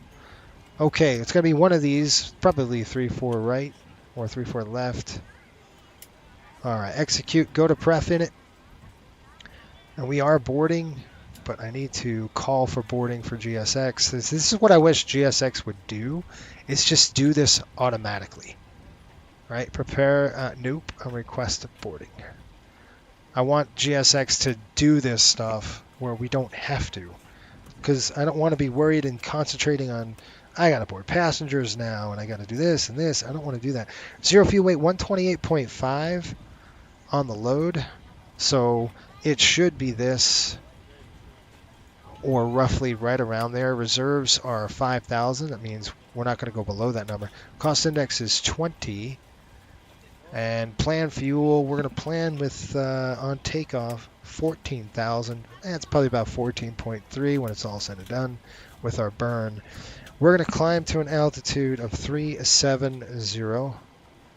Dump that in there. Cruise winds coming in at 297.27. 297 slant 27, that's in there as well. Dump that there. Outside air temperature, when we get to top of climb, is going to be minus 50 degrees. So put a big old minus in there, throw 50, and we're going to just dump it right into there. All's good. Execute that, and one limit. Now the fun part. Let's go do our numbers. I don't know if I want to use this. We're going to try it. Okay. What do you got? John, you there? Yeah. What's up, buddy? I have to file a manual pirate, but it doesn't have the airports in it. What do you want me to do? Oh, it still doesn't have the airports in it? Yeah, it doesn't. All right, I can move you, and then we can figure it out later. Okay. That happened to me too, and it was a pain in the neck. So I'll move you over there. You mind if I turn and burn, or what? Yeah, you can go. I'll be right behind you. Yeah, you won't be far away. All right, let me put you over there. Okay. All right, I'll put you in. Where are you? Where are we? Ontario. Yeah, I'll put you on Ontario, and you're good to go, my friend. All right. Thank you. Okay. All right.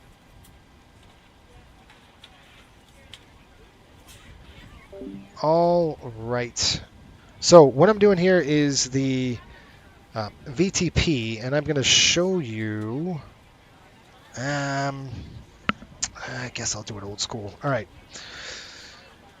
I'm going to show you VTP really quick, folks.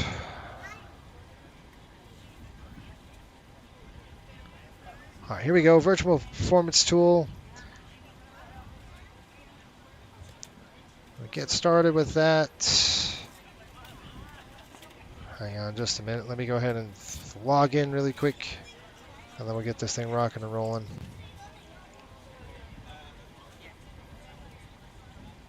All right, there's VTP.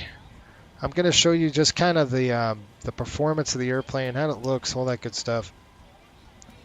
And we're going to do this together so you guys can see at home. So you guys can see at home kind of what I'm looking for and what I'm looking at. Right now, we are in the different aircraft. We have to change our airplane, so we're going to go up here. We're going to select new aircraft. 800 SFP. We're going to do the FAA carbon brakes. That's good. Airport search is ONT, is Ontario. We'll throw that in there. Runway is going to be 26 right. Full. Conditions, dry. Wind. Now the wind data. What do we got? Airports.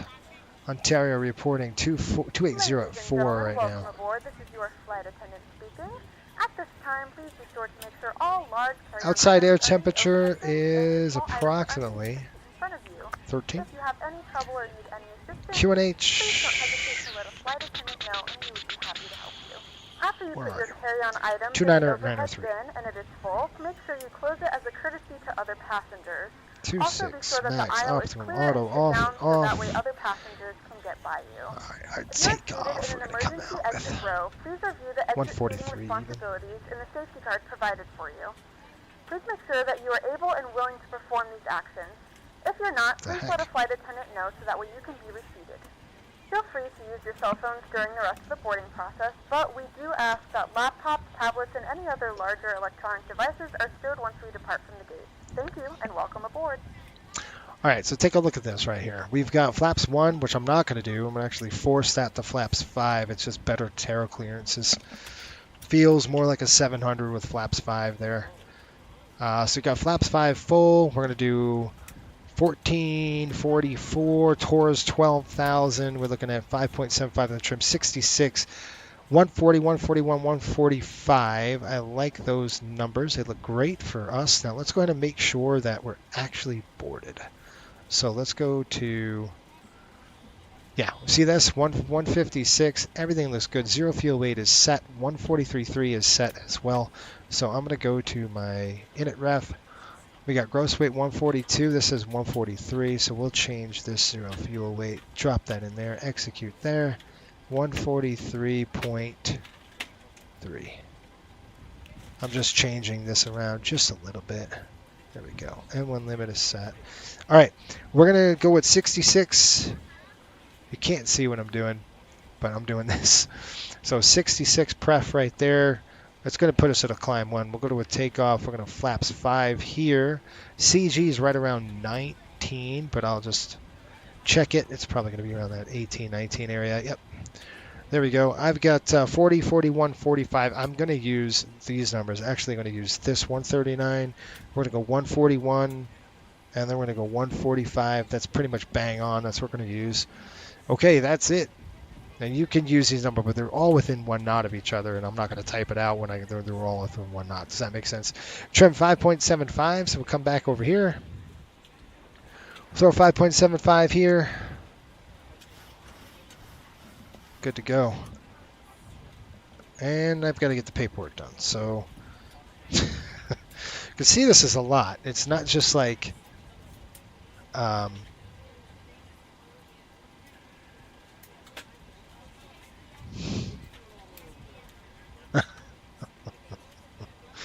right, flap is going to be 5. I'll just pull up my paperwork so you guys can see what I'm doing over here. We're getting ready to push, folks. Almost there. Trim's 5.5. Cell temp 66. And what did we say on the numbers? 139, 140 over 145. All right, I like that. And last but not least, let's go ahead and get our fuel in. I'm just going to write our fuel numbers down here. 7310. Just want to make sure we're actually leaving with the proper amount of gas. 7340. 7340 0. We're looking at 0 here. 4. That's 5. 3 and 3 is 6. That's 14. So 14,650.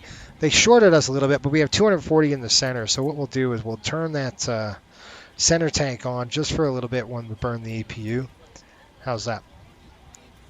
That will be what we do. All right, folks, got a good jet. Paperwork's done, except for Ontario. Let me just get the weather really quick dialed in. 280 We got a visibility of 10 miles with few clouds.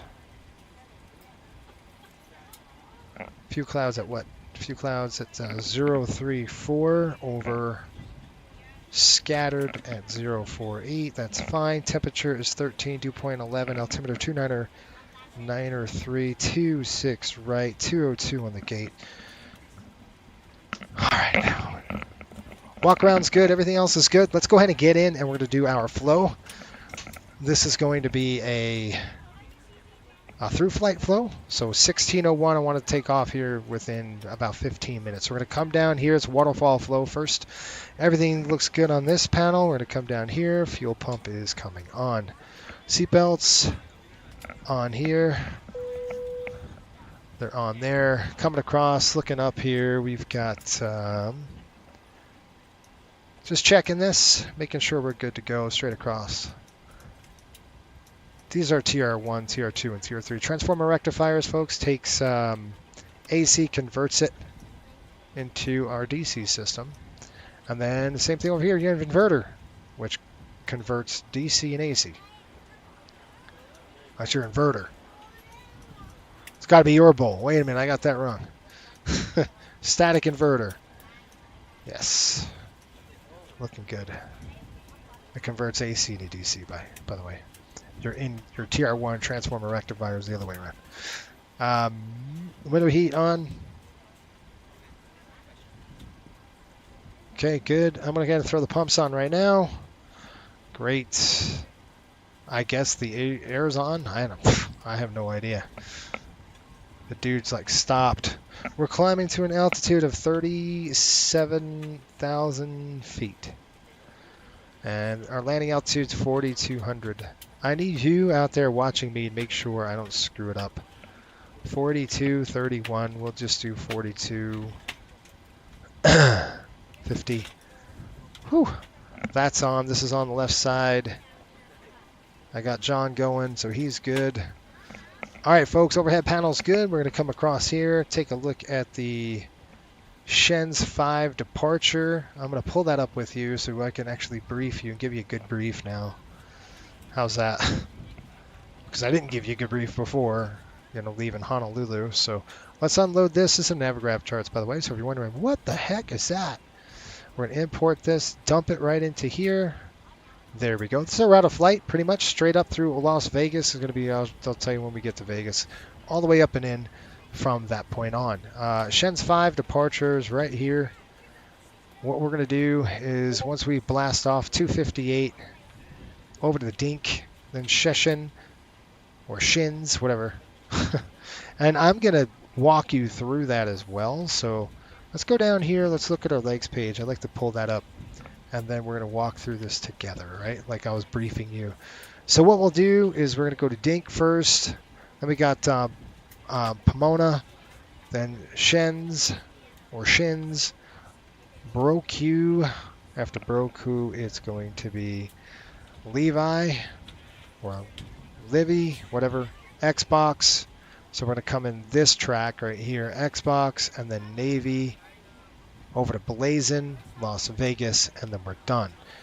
From that point on, after Las Vegas, dump that out of there. This is all we're going to do.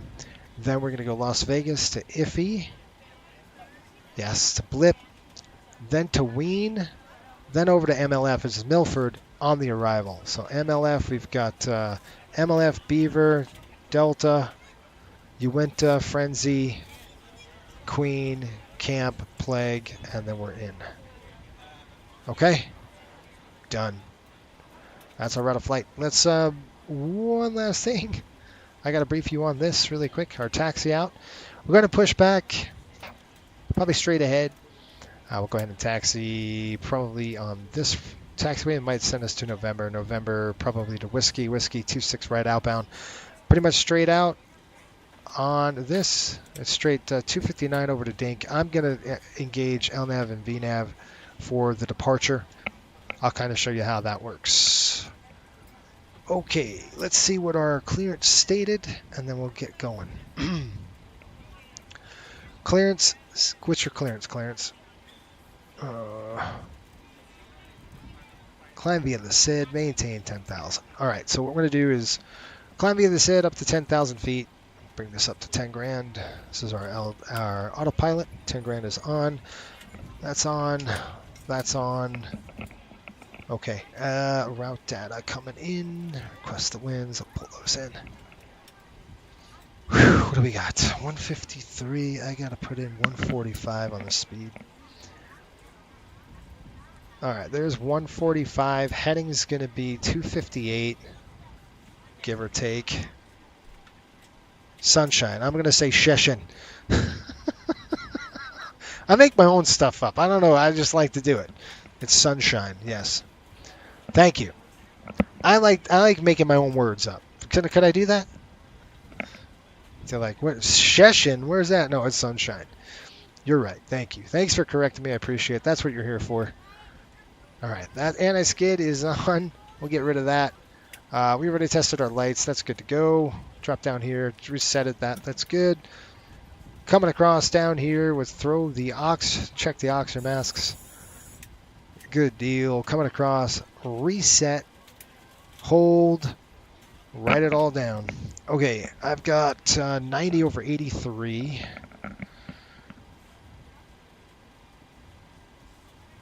90 over 83, and then we are going to do 100 over 100.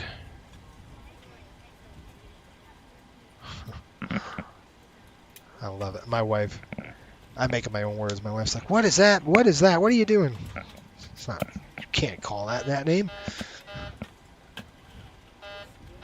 All right. Brownie Lava Blue. I think that's your name, right? It's a cool name. Good stuff. All right, that's good. Coming across here. Check, check, check. Don't worry about any of that. I do need to program that, and that's going to be, what the heck was our code? 2426. I'll give you a briefing, and we're going to get the heck out of Dodge. 2426. I do need to get up, hit the lab really quick before we go. Perfect. I love that timing. 2426, they're locked up, ready to go. That is 0, 0, and 0. My friends, we are ready to go. Clear fuel electrical done. Okay, before I start fuel pumps, they are coming on right now. I'll get them on. Passengers are on, window heat is on, hydraulic pumps are on. Right through here. Good. Doors, well, go ahead and close that door, and then pressurization set auto. Pressurization is not set. It's all wonky. There we go. Now it's set. Set and auto. Step trim is, our auto brakes on RTO and stab trim is set. Okay, before takeoff, before push is complete, before start, I should say. Go ahead and finish one thing I need to do first. Give you folks a good experience, which we like to do here on this channel sometimes. Click METAR, weather's good. We're going to go 3.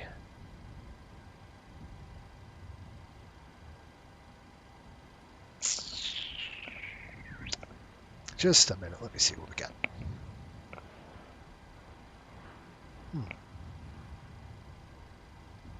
Got a little bit of inversion here in Utah, folks. So the weather's, weather's kind of, just the visibility is down a little bit. That's what I'm talking about. Like, what? Oh yeah. Okay. I'll give you something here. Just in time for the second leg. Yes, you are. When we're done, I'm just going to give you a brief, and we're getting the heck out of here.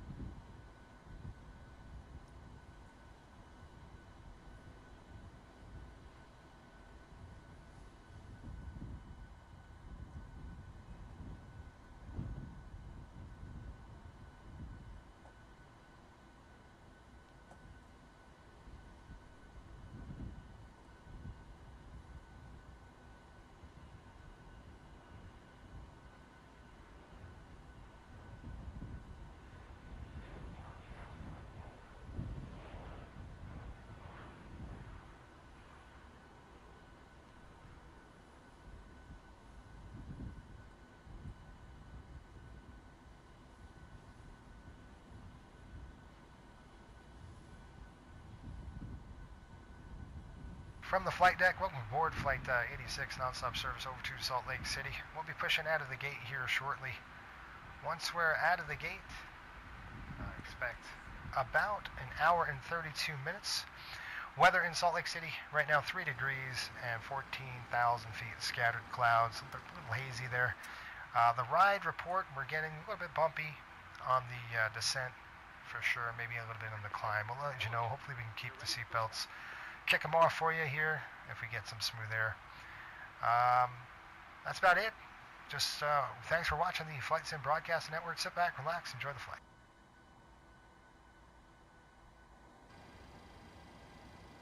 All right, folks. I'm going to hit the lab really quick before we push. We're getting the APU online right now. The APU is firing up. Good afternoon, ladies and gentlemen, and welcome aboard Flight 86. We're going to shut the door here. Salt Lake City. Our flight time will be roughly 1 hour and 45 minutes. Please note the cabin door is now closed. We ask that you make sure that all devices are in airplane mode. It isn't closed, it is now. Good. Are now shut down and stowed. If you have not already, please fasten your seatbelt and verify it is low and tight across your lap. Your tray tables and seatbacks must be in the full upright and locked position for departure. Cabin crew, prepare doors for departure, cross-check, verify straps, and stand by for all call. All right, I got a low pressure light. It's because of the APU won't burn. I'm going to try to burn down that 250 here. I don't know if it's going to work, but we'll try it. If not, we'll just shut the thing off. You don't want to heat the pump up. So we're getting the aircraft. Oh, it is. Look at that. It's burning. Look at that center tank. Draining it down. All right. We're going to go ahead and click nose to the right on the left. And before we do that, we're going to obviously disconnect everything. I just want to make sure the APU's on the bus, and it is. Good to go there. Let's go ahead down here. Oh, load that. I had an uplink loading here. Just give me a second. Good, execute. All right, folks, we're ready for a push here. We'll clear that. Good stuff. There he is. You're on the other side of me. I was like, where'd you park? I'm glad you're going. All right, we gotta have some company here, right? Okay, let's go over here. We're going to click this. Ground services. Release the ground power. We're going to remove the chocks. This thing's still arriving. What are you talking about? Okay. What I'm going to do, folks, is step out for just a minute. I'm going to head to the lav, and I'll be right back. But just right before we take off. Give me a second.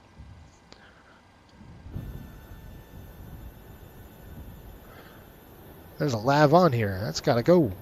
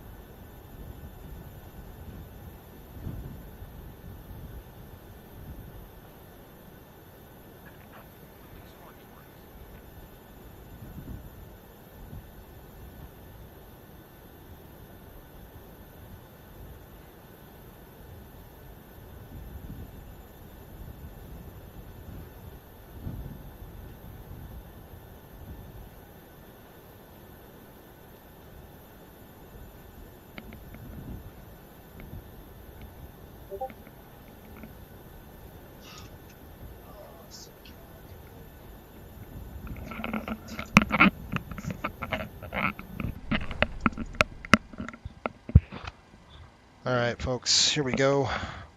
Chair's coming up. We got SoCal up at 128.050. Flip that over. And then we're going to go center. 287, reduce speed to 210. Let's go. You guys ready? Southwest 287, turn right, heading 190. Heading 190. Oh, come on, where are you? All right, I think we might get a push on a November, but I doubt it. I don't know. I don't want to block them up.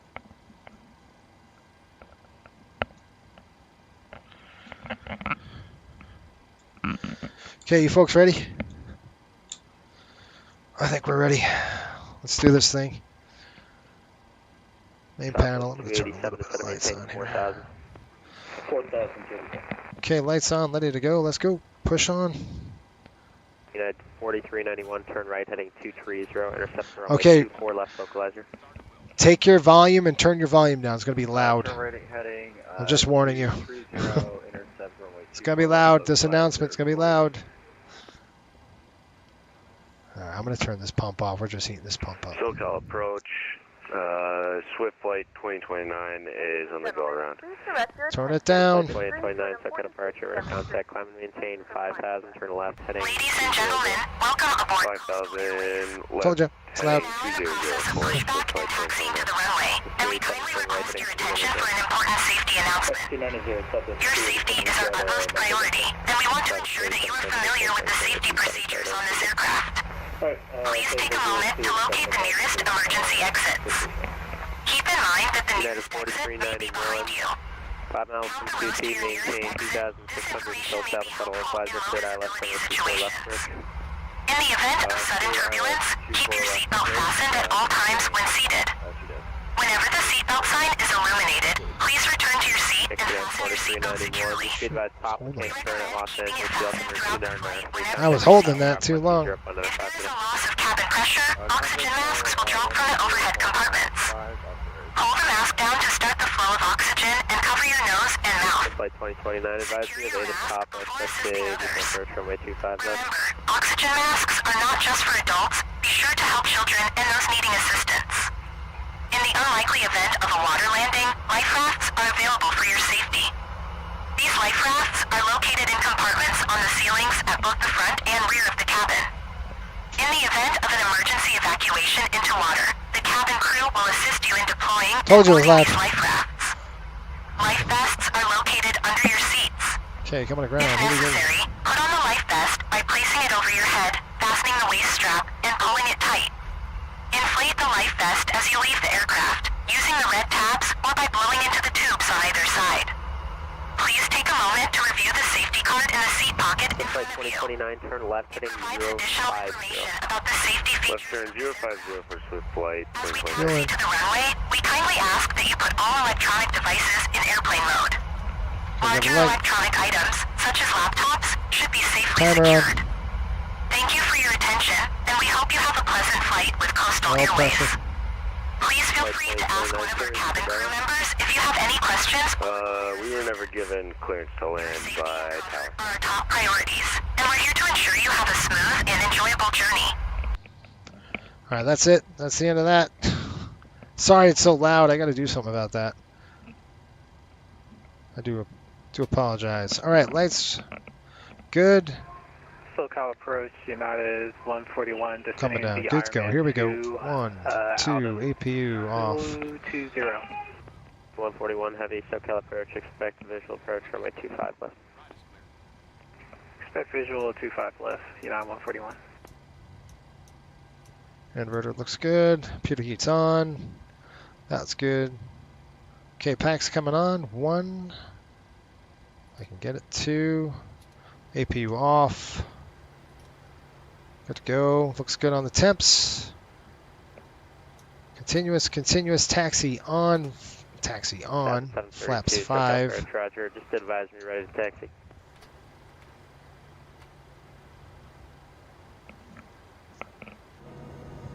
Okay, check. 2029, if you're planning, expect about a 12-mile base.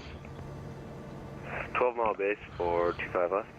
We'll take it for Swift Flight 2029. And SoCal Southwest 37 is 5 miles, 300. South 287, runway 27, clear to land. Right, clear to land, Southwest 37. Okay, let's do this. Before takeoff config. We'll go ahead. Oh, excuse me. Generators are on. Probity is on. Anti-ice is off. Flight controls are good. Flaps 5 green. Transponder, we'll turn that on. I just want to turn the aircraft over here just a little bit. Okay, tax checklist is complete. SoCal approach Riptide 86. Taxi, Rip, please. Riptide 86, SoCal departure, runway 26 right, taxi to November 1 Whiskey. Okay, November 1 Whiskey over to 26 right, Riptide 86. November 1 2029, turn right, heading 065. See you, buddy. 065 for Swift Flight 2029.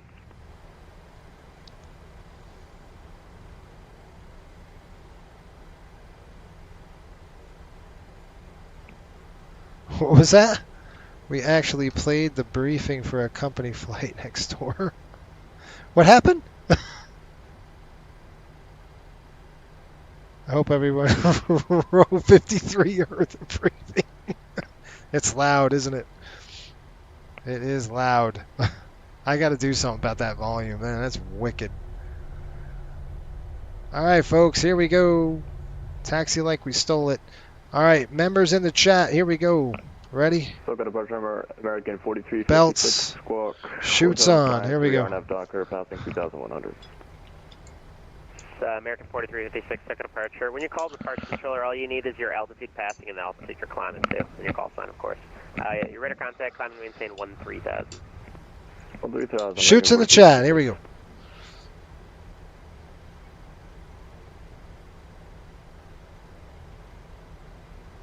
There we go. All right, thank you. This 37 taxi property.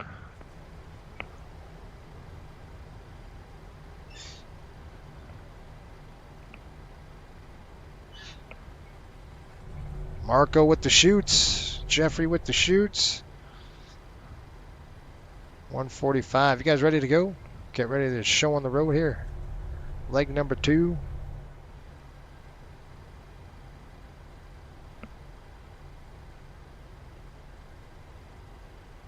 All right, flight attendants, we'll go ahead and clear the cabin. Bring up the throttle. We're good. Here we go, folks.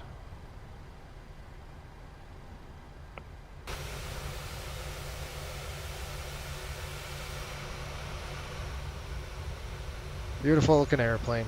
That is for sure. It is pretty. Takeoff config, we've checked it. Packs and bleeds. Auto and on. Altimeters are set. Recall complete. Takeoff checklist is complete. The Sunshine 5 departure session. I'm kidding. It's the Sunshine 5 departure. That's what we're going to do.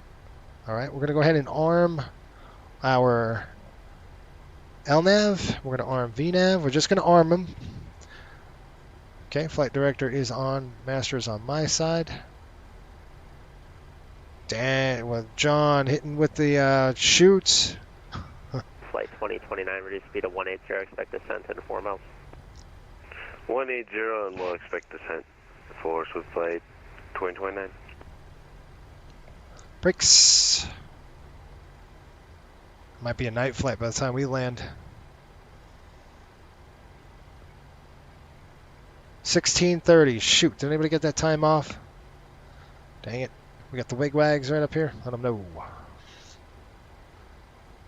Flight 29, instead of maintain 3,600, turn left heading 330. Cool, you're not far behind me. 600 left 330 for Swift Flight to 2029. What was this? SoCal approach. Riptide 86, ready to go. 26 right. Tide 86 from a 26 right, cleared for takeoff, wind variable 3. Okay, 26 right, clear for takeoff. Riptide 86. Clear on the left, looking good. Here come the lights. American 4356, climb and maintain 17,000. Contact LA Center on 135.55. See ya. On the strobes, wing lights are on. Logo lights are on. Correction, American 4356. Swift Flight 2029, as you roll out the airport, will be at your 10 Cleared o'clock on the and left. 14 miles reporting site. Looking for the field, Swift Flight 2029. Okay, 26 right on the pavement. Looking good. 26 right coming on the ND. And Delta 1610, descend and maintain 5,000. Okay, here we go. Up to Dink. Delta 1610. 40%. We got the field in sight for Swift Flight 2029. Swift Flight 2029, flighting 280 to join the final cleared visual approach from my 25. Okay, looking good. Here we go. Toga. Left turn 280 to accept the final for Take it. 5 left. Swift Flight 2029. Yep. Flight 2029, you're cleared to visual approach from my 25. Okay, Toga set. Cleared the visual for 25 left. Swift Flight 2029. SoCal departure, American 169, heavy out of LA, passing 1,000. 80 knots, cross check. 169, heavy separate departure, radar contact, climb and maintain 13,000. Climb maintain 13,000, American 169 heavy.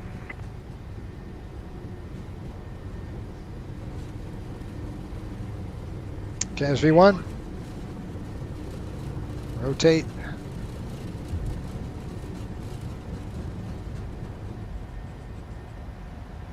SoCal approach. Pause right to climb, gear up. Sending via the Angel 4 arrival. Bring it up to 20 and hold. Turn right heading There we 210. go. Alright, now we readjust that. Up to 10,000. Here we go. Delta 1610, turn right heading 210. Okay, direct to Dink. Climbing up on the speed, clean it up. Radar contact, stay altitude. Passing 26. Tide 86, roger, climb, maintain 13,000.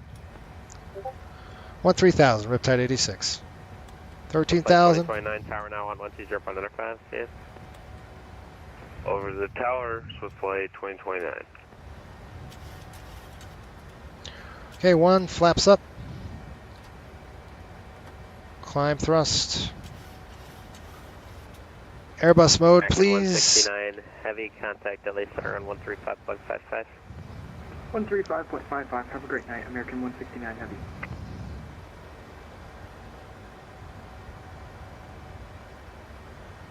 Now I'm in Airbus mode, if you're wondering what the heck I'm doing.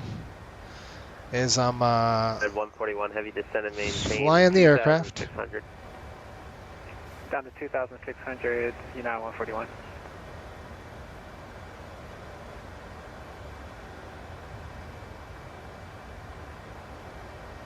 SoCal, good evening. Frontier Flight 2838. We're at San Diego Rig Taxi, runway 27. Information, Charlie. Frontier Flight 2838, second departure, runway 27, taxi via Bravo. Bravo 27 for 2838. Right there, let's try that. Delta 155, SoCal bridge. We'll go direct to go ahead, Pomona. Coach. We called you a few minutes ago. 155, sorry, did I give you an approach clearance yet? No, you haven't. 155, say altitude. Passing flight level 14,000. Thanks, Delta 155 at Circus. You're cleared the ILS, runway 24, left approach. Okay, I would say get rid of climb 1, Or please. left approach with Delta 1. And let's continue. 141 heavy, descend and maintain 2,600 unrestricted. 2,600 unrestricted, Delta 141 heavy.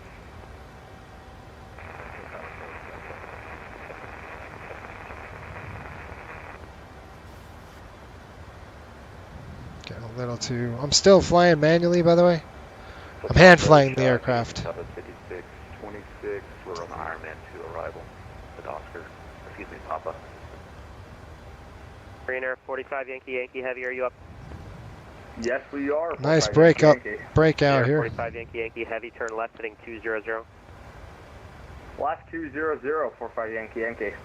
That was 5626, SoCal approach, say altitude. 16,000. Southwest 5626, expect the visual approach, runway 24 left, advise you have 8 as Papa. Okay, there's 10,000 feet. Let's go ahead and command A. Autopilot's on. Alright, let's do climb check. And the reason why I manually flew that up, it's good, it's good practice. It's good. Good deal.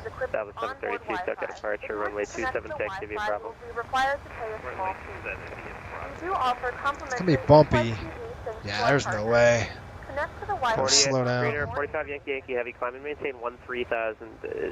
Just clear direct dark at this point. Climb and maintain 13,000. Next time, just make sure you're 250 knots or slower below 10,000. 13,000 direct dark. Apologies on speed at 45 Yankee. At 141 heavy, turn right heading 160. 13,000, here we come. Honda heading, United 141. Okay, give me a climb check. Packs and bleeds. Set and checked. We're going to go down 250 if we can't keep getting bounced around like this. Okay, auto and on. Pressurization checked. We're just starting to climb a little bit. Start switches. Off. APU. Off. 220, United 141. Flaps. Up, no lights.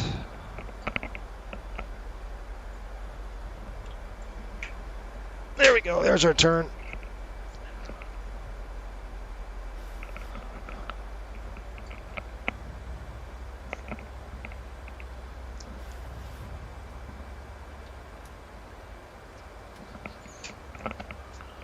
Look at how pretty this is. You know, we're at 13,000 feet, and the reason why we're at 250 is because of the look of the turbulence. We're getting the snot kicked out of us, so we got to slow it down. Departure, Riptide 11, ready for taxi in Ontario. Tide 11, second departure, runway 26 right, taxi via November 1, Whiskey. November 1, Whiskey, 26 right for Riptide 11. The 141 heavy, airport, set your 1 o'clock, 13 miles, report safe. Okay, we got Levi. have the airfield at 5141. Need to be above 14,000. 141 heavy cleared the visual approach runway 25 left. Contact LA Tower 120.95. Clear for the visual 25 left. Contact tower. United 141 heavy. Near 45 Yankee heavy. Contact LA Center 135.55. Off to center 13555. Thanks so much for the HC this evening, and have a good rest of your evening. Merry Christmas. 45 Yankee. Hang on, Mark. Mark, the reason why we have the lights on, we have the lights on below 18,000. Okay, so now Levi is supposed to be above 14,000. We're not there yet. Okay, so he said climb via the SIB, but he gave us 13,000. Clear direct TV 13,000. Stand by. I'm going to ask for a climb. Good evening, November, Netherlands, flight level 193, descend via Airline 2 arrival. Netherlands, Juliet Foxtrot, SoCal approach, expect visual approach runway 25 left. Expect a visual for... Pretty out there, holy crap. I'm going to ask for higher here. That's 5626. Delete the speed restriction at cliff. You give me best rate of descent to maintain 2,600. I gotta call this guy up. Let me call him up. 5626, give me best rate of descent 2,600. Alright, best rate of descent. We gotta get up. Let Let me call him. SoCal departure, Riptide 85. We good to go higher? Riptide 85, maybe missed, Riptide 86, maybe missed the handoff. Contact LA Center on 135.55. Sorry about that. 135.55, thanks. You might not have said it also, not your fault. It's all good.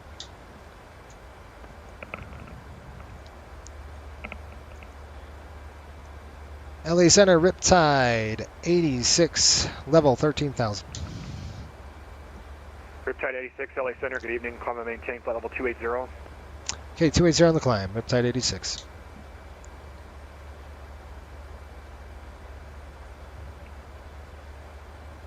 He might have said it, I could have missed it. I have no idea. Southwest 1223, contact Vegas approach 135.0. We'll see ya.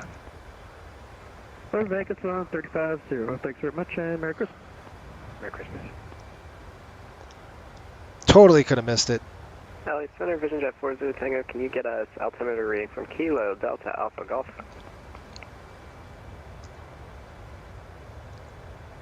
All right, folks. When we're smoothing out a little bit, I expect bumps here through the climb. Thank you.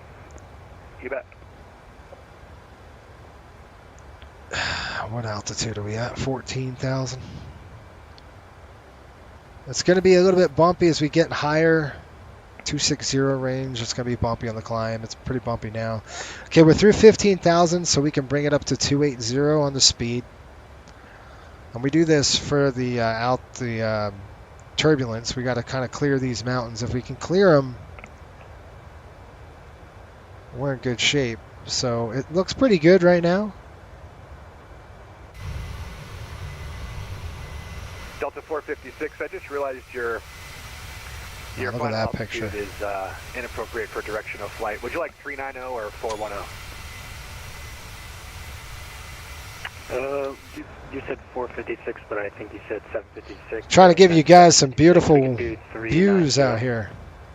Yeah, sorry, I'm getting tired here. Delta 756, climb and maintain flight level 390. Yeah, we are getting tired. Climb and maintain flight level 390, Delta 756 Heavy. You guys are great. Don't worry about it. Yep. Appreciate that. All right, so the throttles, Santa Barbara, taxi to the ramp. The throttles and the yoke are made from. Charlie, are you going to the ramp there off your left, or you need to cross the curl? Who the heck? Yeah, we'll go right here to our left. Go Flight. Skyhawk 924. I don't think they're in business anymore, to tell you the truth. Sir, happy holidays. All right, here comes 18,000. FedEx 3456, checking in with you at Lights off. Climb 130. FedEx 3456, LA Center, good evening. Climb and maintain 15,000. Standard. I'm going to take 15,000. Okay, we're headed to Navy. We're looking pretty good on the speed, so we're going to go ahead and on the turbulence, so we'll go ahead and let the airplane take over now. So it's going to try to descend. It's going to increase our speed a little bit. And there's a departure. So it's a manually flown departure out of there using, you know, the CWS mode, control wheel steering mode. Man, I've been talking for what, 6 hours, 7 hours? It's a lot of work. By the way, if you're new to the channel, do me a favor, hit that subscribe button and the like button. It's going to help the channel a lot. We've been doing this for, gosh, years. We had another YouTube channel before this one, and I started this one about 1.5 years ago. But we obviously showcase coastal airways here. There's a lot of, we do some GA flying as well. There's a little bit of Southwest ops in there sometimes. We fly a lot of MD-80s, so if you like that, stick around for that. And then coming is going to be the 757. So we ordered 3 757s. I'm going to be doing a lot of flight training on that. He said climb 280, so that's what we're doing. I'll ask for higher here in a little bit again as we go through the Sunshine departure. Vegas 116.9. Hopefully he can give you a good view over Vegas. I'll let you know when we get there. Throw the VOR in here and see what we got.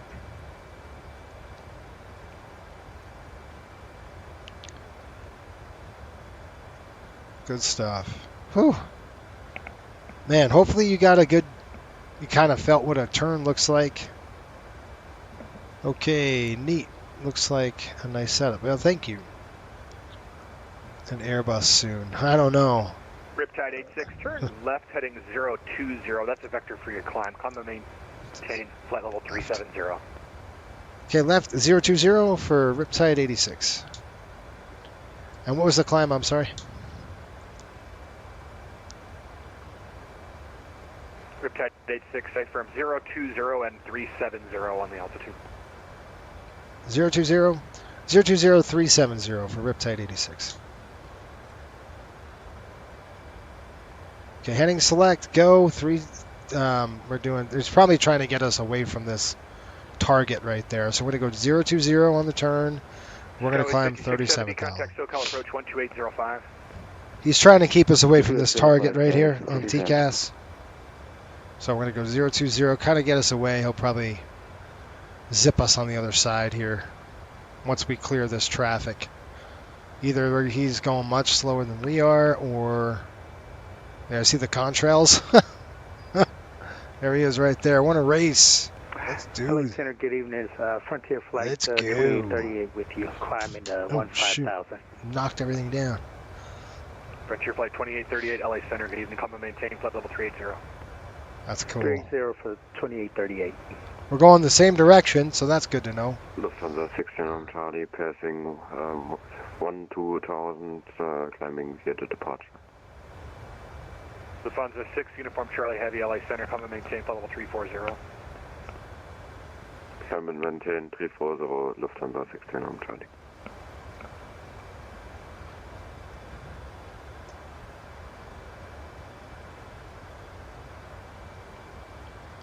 Whew.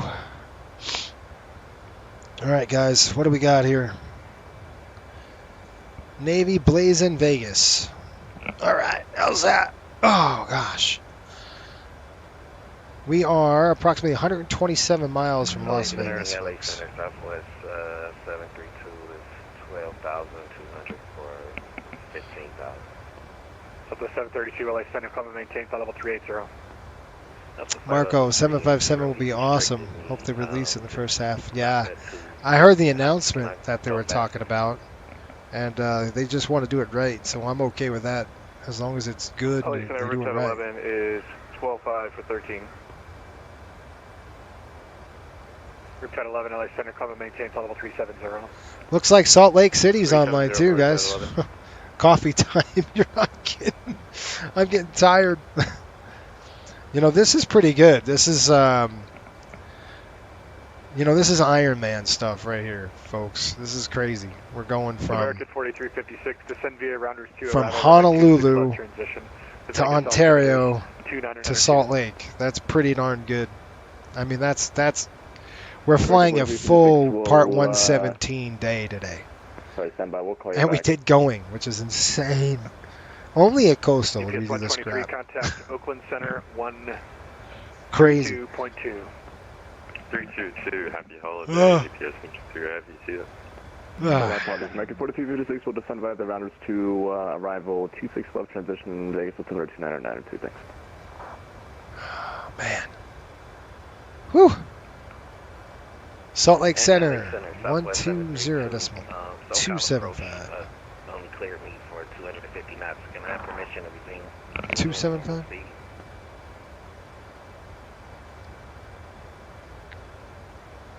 Southwest 732, maintain previously assigned speed restriction.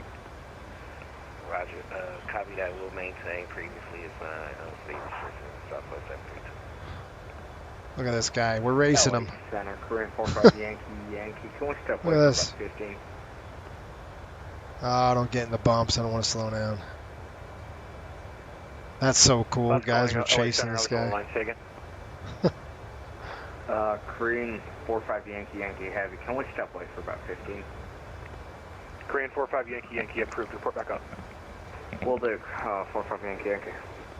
There's a reason they put the coffee maker close to the flight deck. You're not kidding. You're not kidding. I'm drinking after this flight.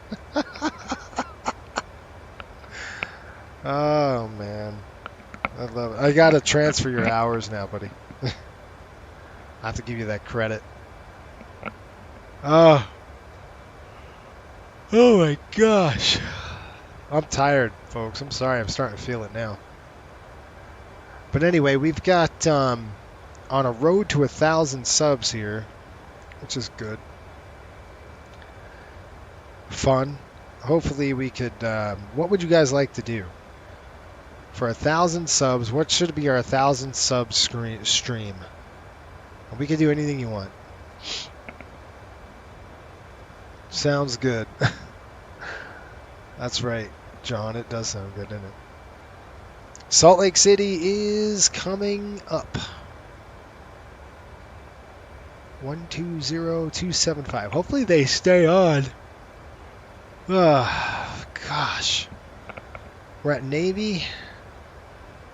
Where am I? Navy. We still got Blazin and Vegas. We're not on the arrival. I mean, we're not on the departure anymore. He's kind of putting us on this heading. And we're probably going to get a handoff shortly. American 169, contact Oakland Center 132.2. He's tired too. We got actually a far way to go before we get released. American 159. Ugh. All right, that 43, contact SoCal approach 12805. That target is 8,000 feet below us now. We're totally way above them. Dewan can confirm that landing into Bar Harbor down to minimums with the wrong hand isn't easy. Escaped with a 342 feet landing. I don't care how hard it is in Bar Harbor, dude. You know that. Just plan it, get it on the ground, and stop the airplane. That's what matters. Oh, crap.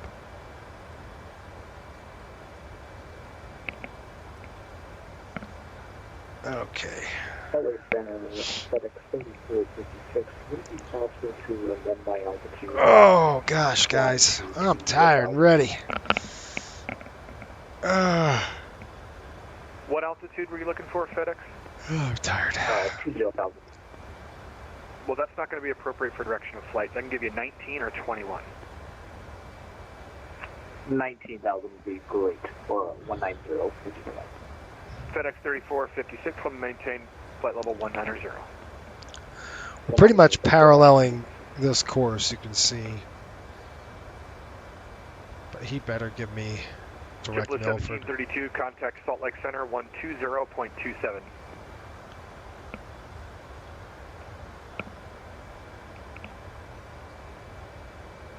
That was JetBlue, wasn't it? I gotta think. JetBlue 72 over to Salt Lake 120.27.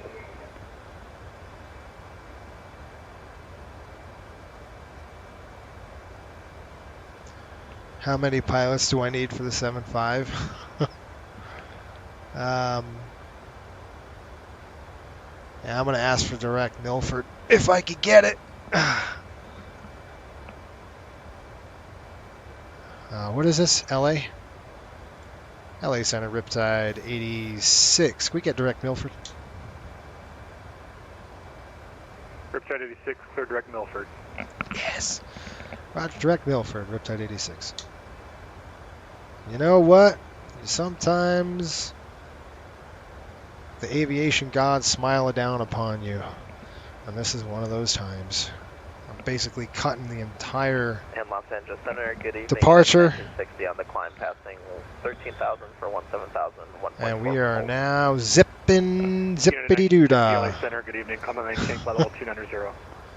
Yeah, your neighbor's going to LAS anyway. Oh, he's going to Vegas? Good. Yep, that's good, good, good. Yeah, there's Las Vegas. 32, resume normal speed.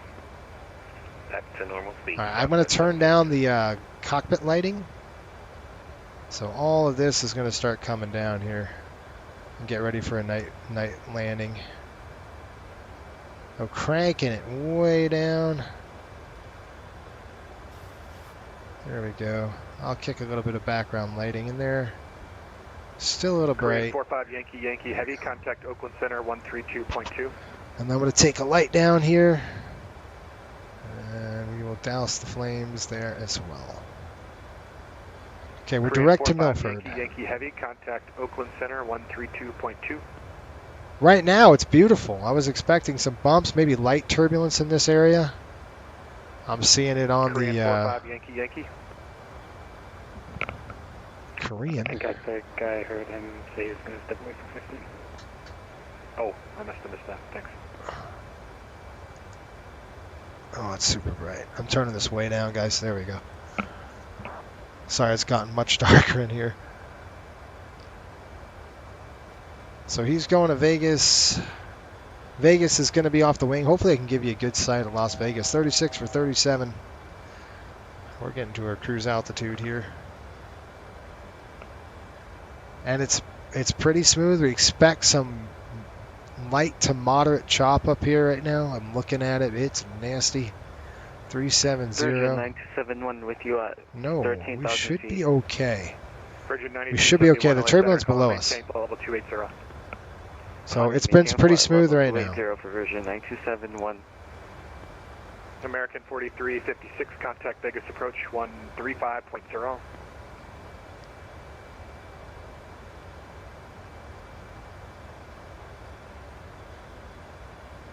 American 4356, contact Vegas approach 135.0. It's hard when it's this late at night. You're trying American to listen. 4356, LA.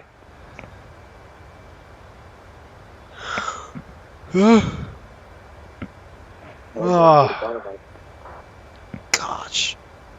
What are we looking at, folks? Oh, boy. Bueller? Los Angeles Center, United 1634. Bueller? Flight level 310. We are That's direct funny. lecture.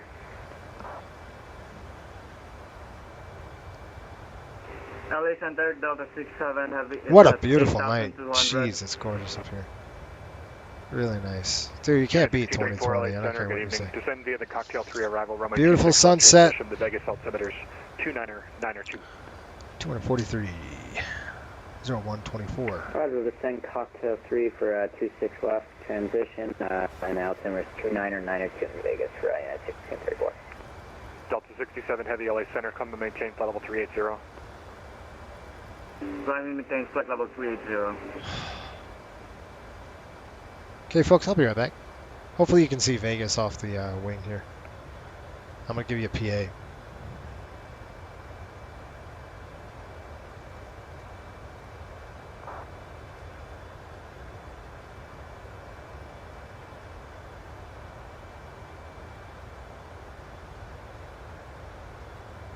Moxie 167, contact Salt Lake Center 12027.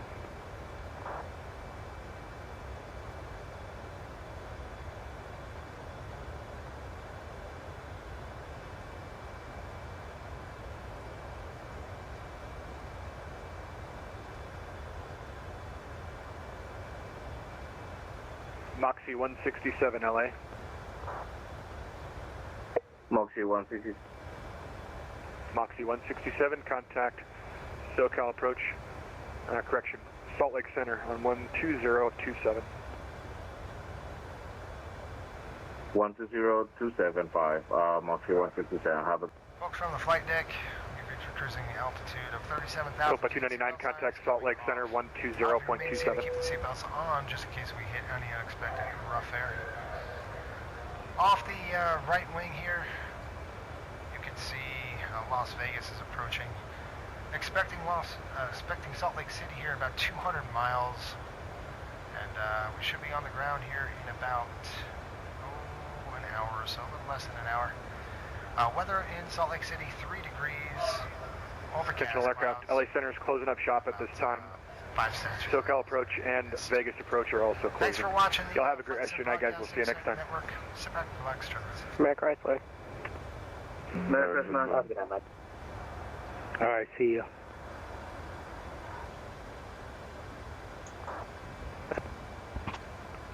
Alright guys, we're over to Salt Lake City. Our in-flight service. We will be serving complimentary drinks and snacks. So seatbelt signs off, we've got that done. We're going direct to Milford, about 200 miles away, and let's take a look at the Queen 5.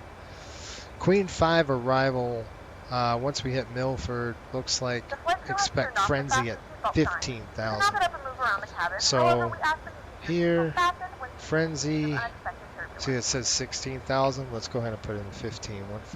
That's why you always got to verify that what you have. 616 Juliet Sierra Cross Ori, and then Queen 12,000 at 11,000. Sun That's Valley, set. altimeter 29er. And everything else is good. All right, I'm going to check in with John really quick. Southwest 738 at Plage, cleared ILS, runway 34 right approach. Plage, cleared ILS, Yo, yo. right, Southwest 738. How's it going? I'm tired. How are you? Yeah. Struggling as well. You're 2 hours behind me. What are you talking about? I was up at 4, but it was like I would sleep for like an hour and then wake back up and see if you updated anything and then go back to sleep every time for an hour and then wake back up and it's like, oh god. Yeah, no, man. I've been up since 4 as well. It sucks.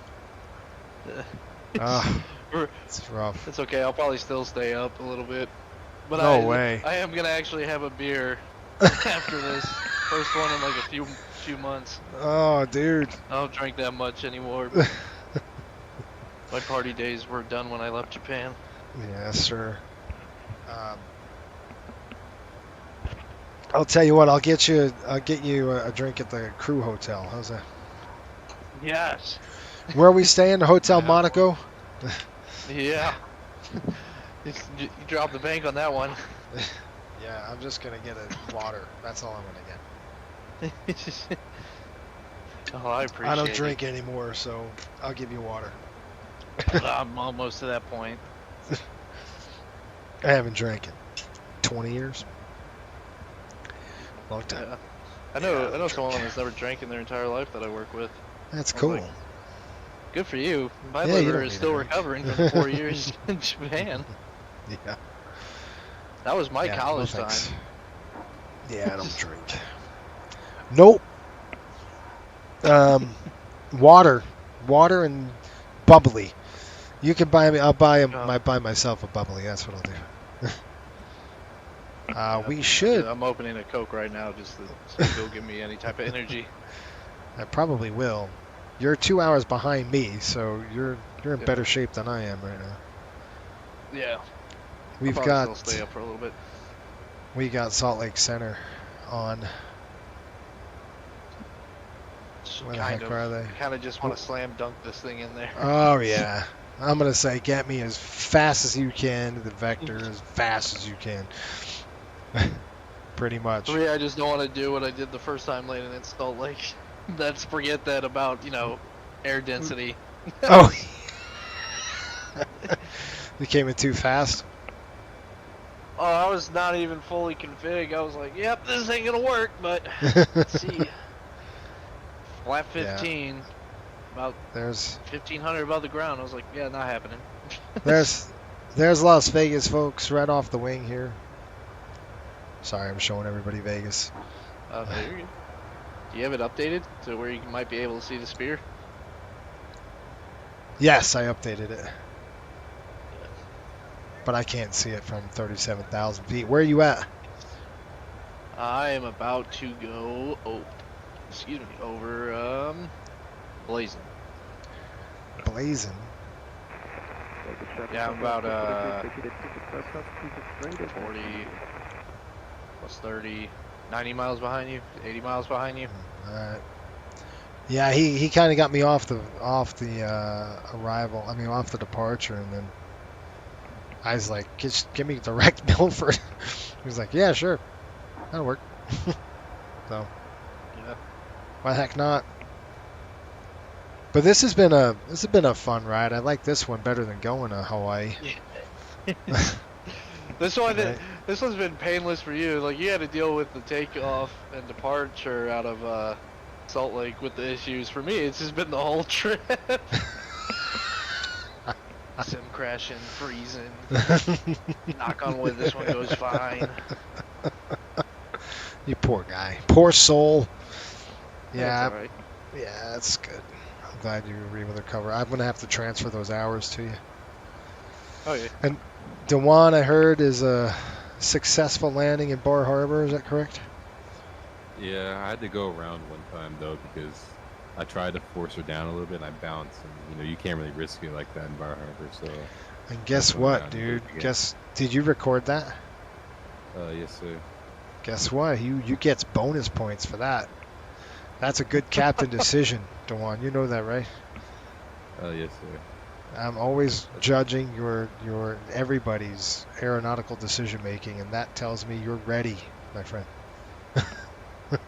He's ready to go. Ground and pull up last minute. Hey, he went around. That's all that matters. Yeah. He didn't try to. If you try to salvage the landing and then you went over the runway, then we would have another discussion. I came in hot in Ontario. I was like, get me on the ground, and then I kind of floated it and eventually came down. Wish I would have known what my landing rate was. Did you do a visual? No, he wouldn't let me do the visual for what you said. Yeah, I told Mike, like, he's like, you ready for the visual? I'm like, I'm in soup. What are you talking about? There's nothing but scud clouds here. I'm like, he has to descend me to 3,000 feet. He's like, all right. No. I'm like, just give me a RMP approach. I'll take it. Yeah, he asked me, he was like, do you want the visual? I was like, for SOPs, I can't. It's like, ILS, please. Well, we could do a visual. Drop me down below the clouds. Yeah, that's what I'm saying. Even when I got, I think 10 miles from the runway, like you could see the rabbits real quick, and then it disappeared. From the that's what I told them. I'm like, I told them I popped out of 4,000. So yeah, if you just send me down through 4,000, I can see the runway, sure. But I requested an RMP approach. I'm like, just button hook me in here. I don't want to be messing around.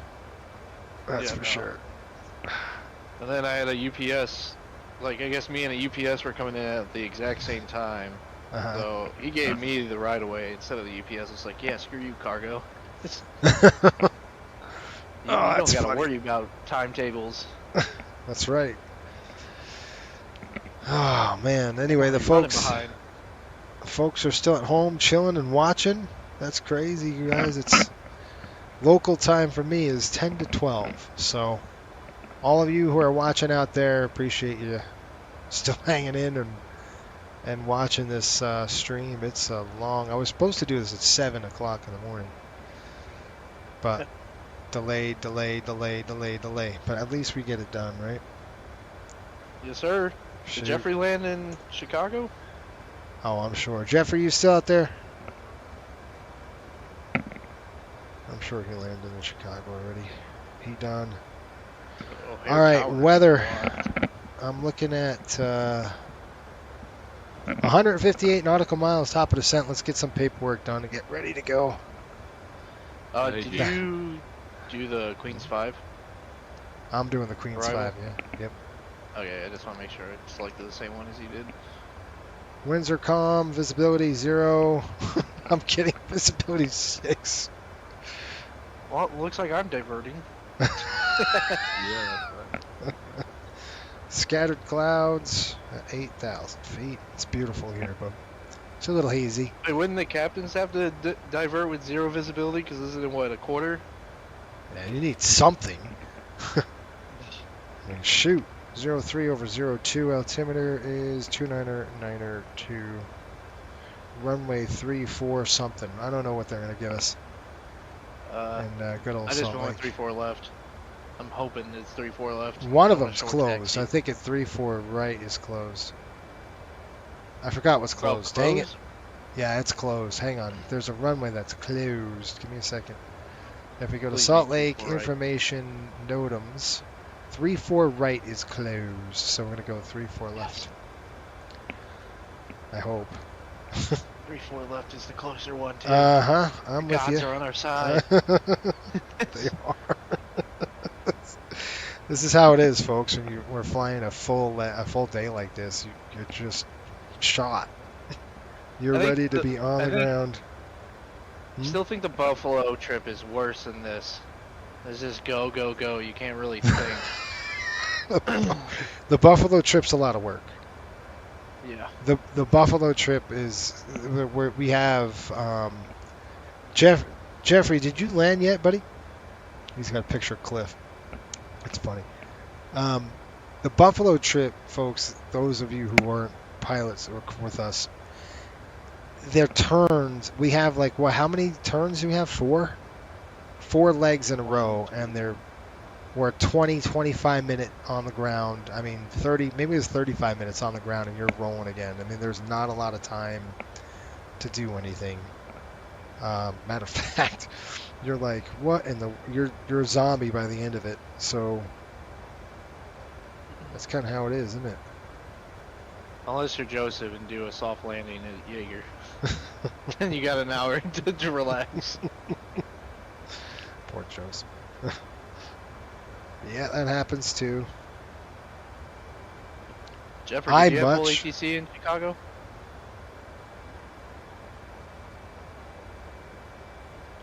Are they still rolling? I wonder. The tower's on at O'Hare, but they all went off. Used to be my old vet sim area. Used to control ground and tower at Midway. Then I stopped. Oh, that's cool. Hey, Jason. What's up? For CQ, is it just the like the landing and then the go around and then the engine failure? Yes, and there's an engine fire, that one, right? Yeah, the engine fire, excuse me. Yeah, so an engine fire, you're going to do a stall. You do the stall, right? Yes, sir, I did the stall. And then I did the landing. So no, I did do the engine fire, but I guess I can't find that clip, so I guess I have to do it from the right seat. Or the left seat. I mean, no, it doesn't matter what seat you did it, as long as you did it. Yeah, but I can't find the footage. Ow. Dang, that's That sucks.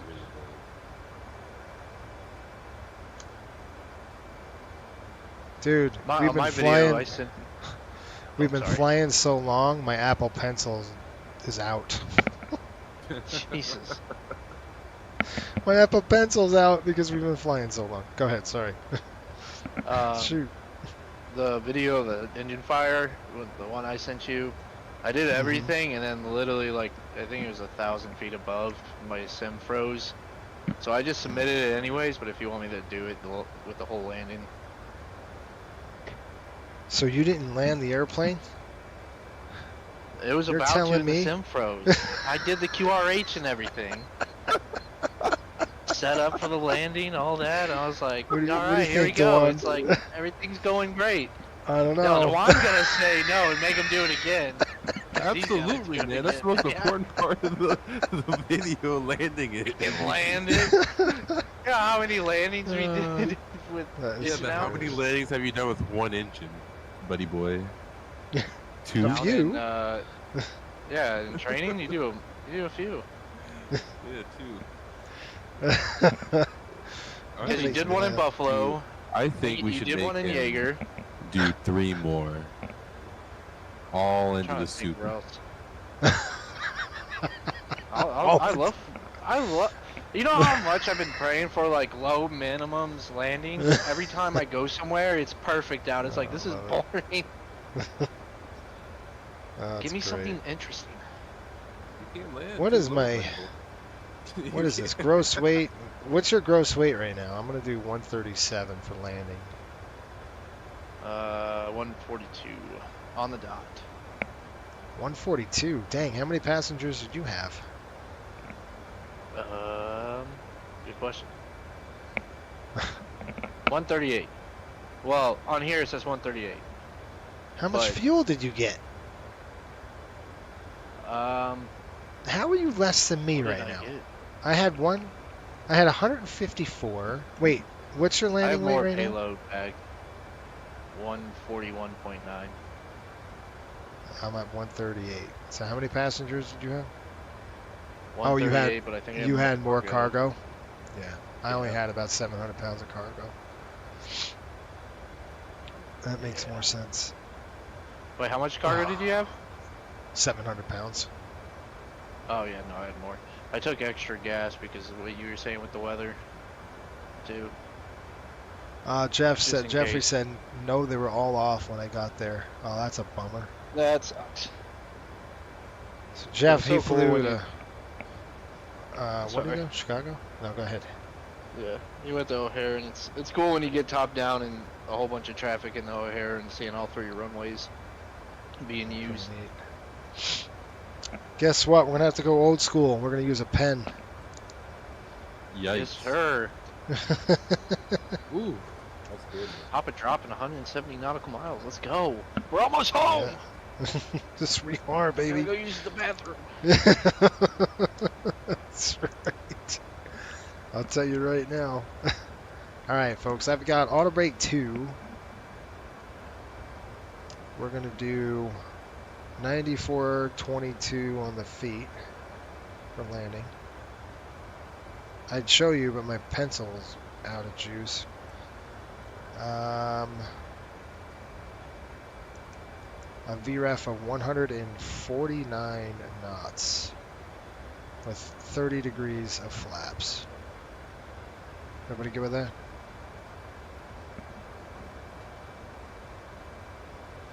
You guys good with that? I'm good with it, yeah. That's what we'll do. 30 degrees of flaps in there. I'll drop that there, and then... Okay, I got it all.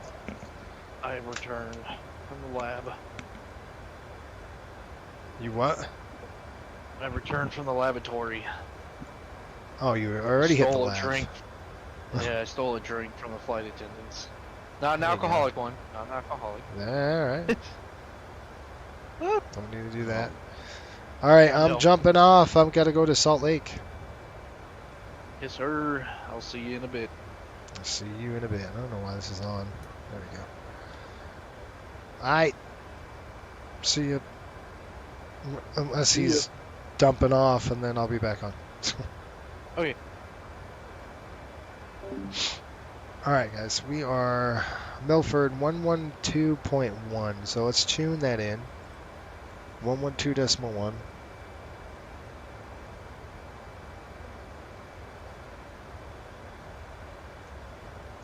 What we're going to do is set up about 66 miles of Milford. What I'm going to do tonight is do a HGS approach, because I'm going to get another HGS practice in. We need 3, as a captain, you need 3 HGS approaches and landing and takeoffs in the preceding, I think it's 90 calendar days. So This will be my third one, and then I'll be current again. So let's call Salt Lake.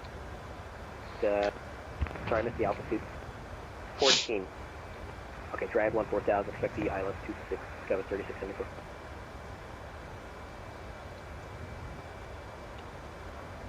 Give him a call here. Lock. Salt Lake. Maintain 250 knots. Traction maintain 230 knots.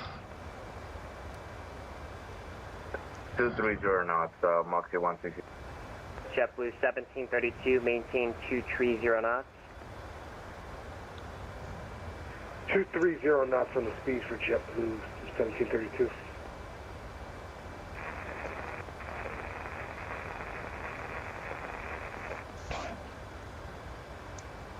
Direct 501, Hotel Charlie, wind 26018, gust 25, runway 26, clear to land.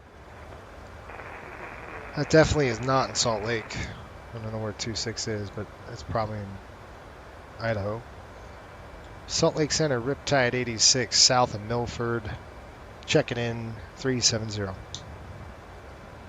Riptide 86, select center radar contact. Roger. United 225, runway 1, correction, runway 28 right, clear for takeoff. 28 right is in Boise. I'm assuming that's a Boise. Sounds like a Boise one to me. All right, auto brake on 2. Folks, I'm getting tired. I'm getting tired. Jeffrey says, just hanging out watching you guys complete the quest. This is a big quest, I gotta tell you. I am shot. Shot.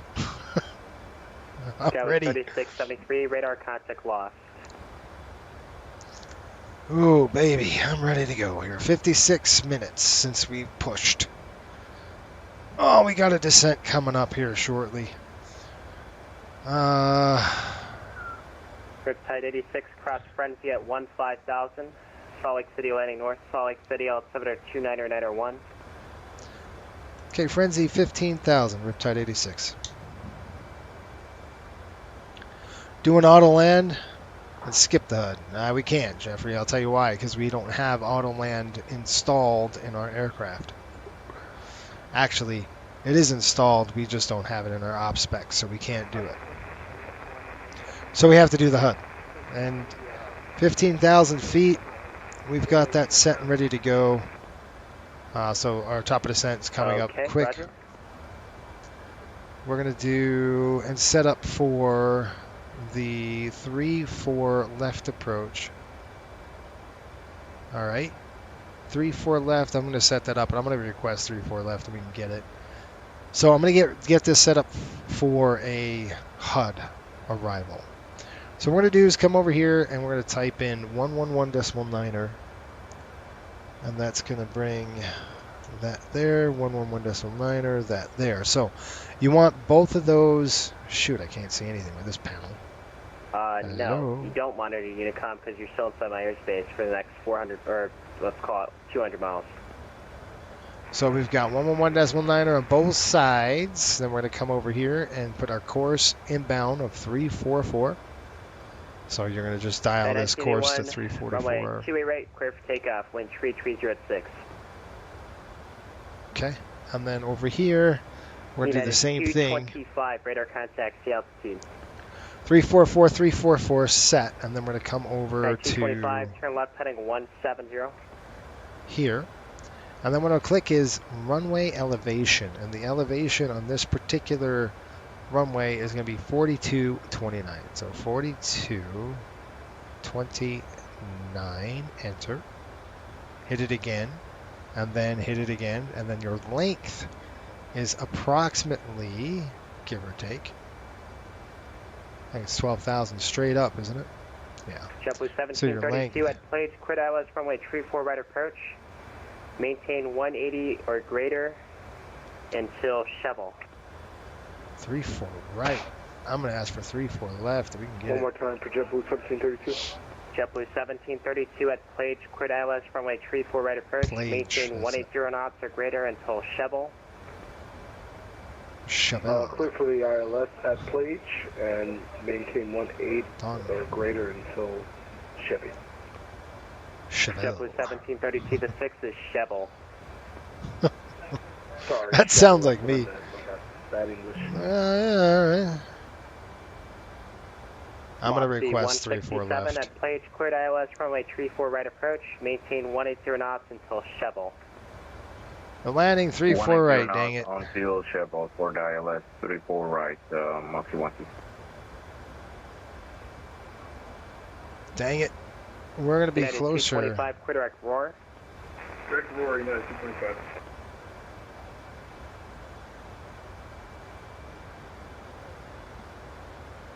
November 616, Juliet Sierra, runway 31, clear to land.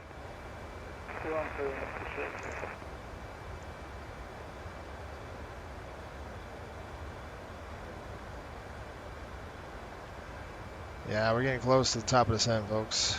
And I'm getting close to falling asleep. I'm getting tired. I'll be lying if I said I wasn't. I am tired. Woohoo. Dang.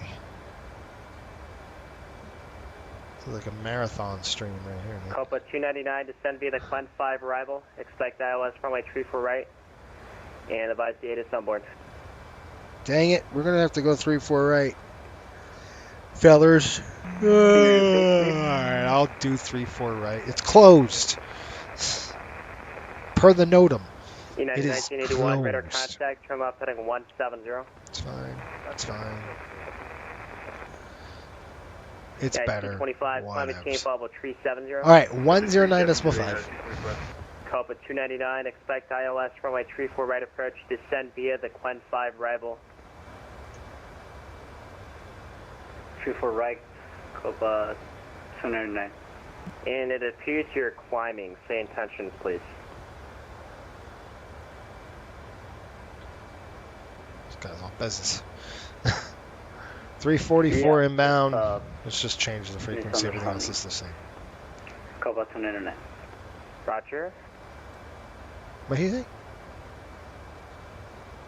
Jeffrey says, when will you add Honolulu to the schedule? Technical 9565, level 410. That's a good question. When am I, well, when I'm finished with the, Center ident. so a couple things. One, when I finish the trip. So this trip, United 1981, it's 5-day and it starts in Miami. We don't have a crew base open in Salt Lake yet, but we will. When we hire these 5 pilots that come on, we'll open a base here where there's just not enough flights in and out of Salt Lake yet. 20 miles northwest of Baker City via wire. So I'll tell you right now what's going to happen, folks, is I'm going to dial this down to 15,000, by the way.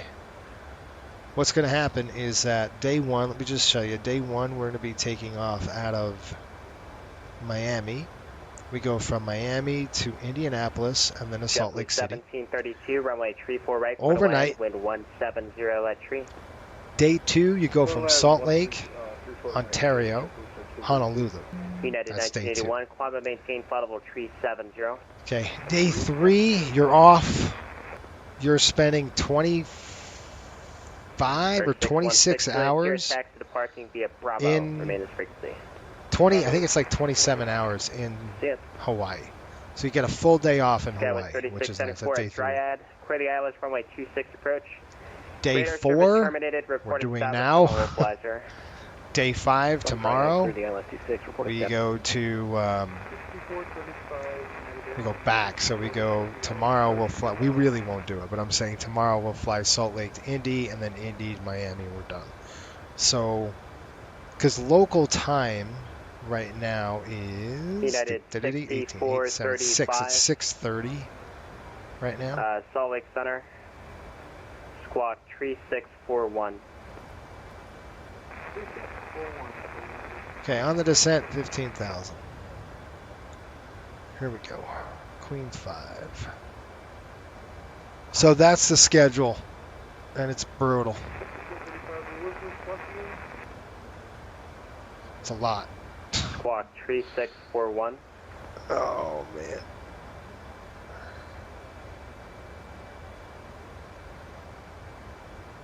Jeffrey says, where are your domiciles bases? Our bases are in Miami right now. 299 at Plage. We only have one. It's in Miami. So we'll open Salt Lake here in a little bit when we hire pilots. Got to hire a bit more pilots on, and then we'll go from there. Top of descent's coming up, folks. We've already done our program. Copa 299 at Plage, cleared ILS runway 34 right approach. Okay, we're looking at 34 right when we land.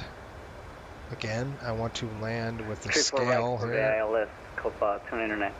And Copa 299, it appears the first 2,000 feet above the altitude requirement. So right after Hotel 2, and then we're going to roll out. Maybe I can get off Hotel 6.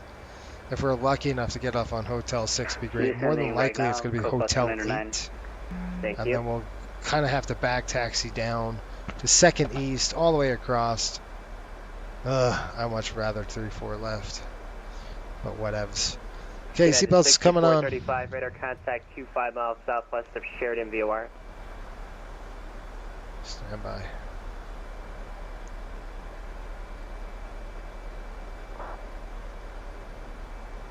Salt Lake Center, Riptide 86 out of 370. Roger. Right back. Center Skywest 3674. You didn't have any good reports on the aircraft and just went false, did you? No. I'm gonna take a guess that the weather is probably below. Got worse. From what I saw from a Twitch streamer that was flying into the airport about 2 hours previous, it was pretty low cloud layers all the way with light precip on the ground, but it's probably gotten worse with, I think, icing conditions and snow.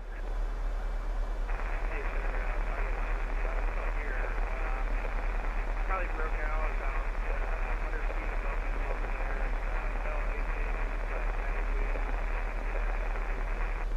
Scout 3674, did you hear that? Sure did, thanks. Any braking action?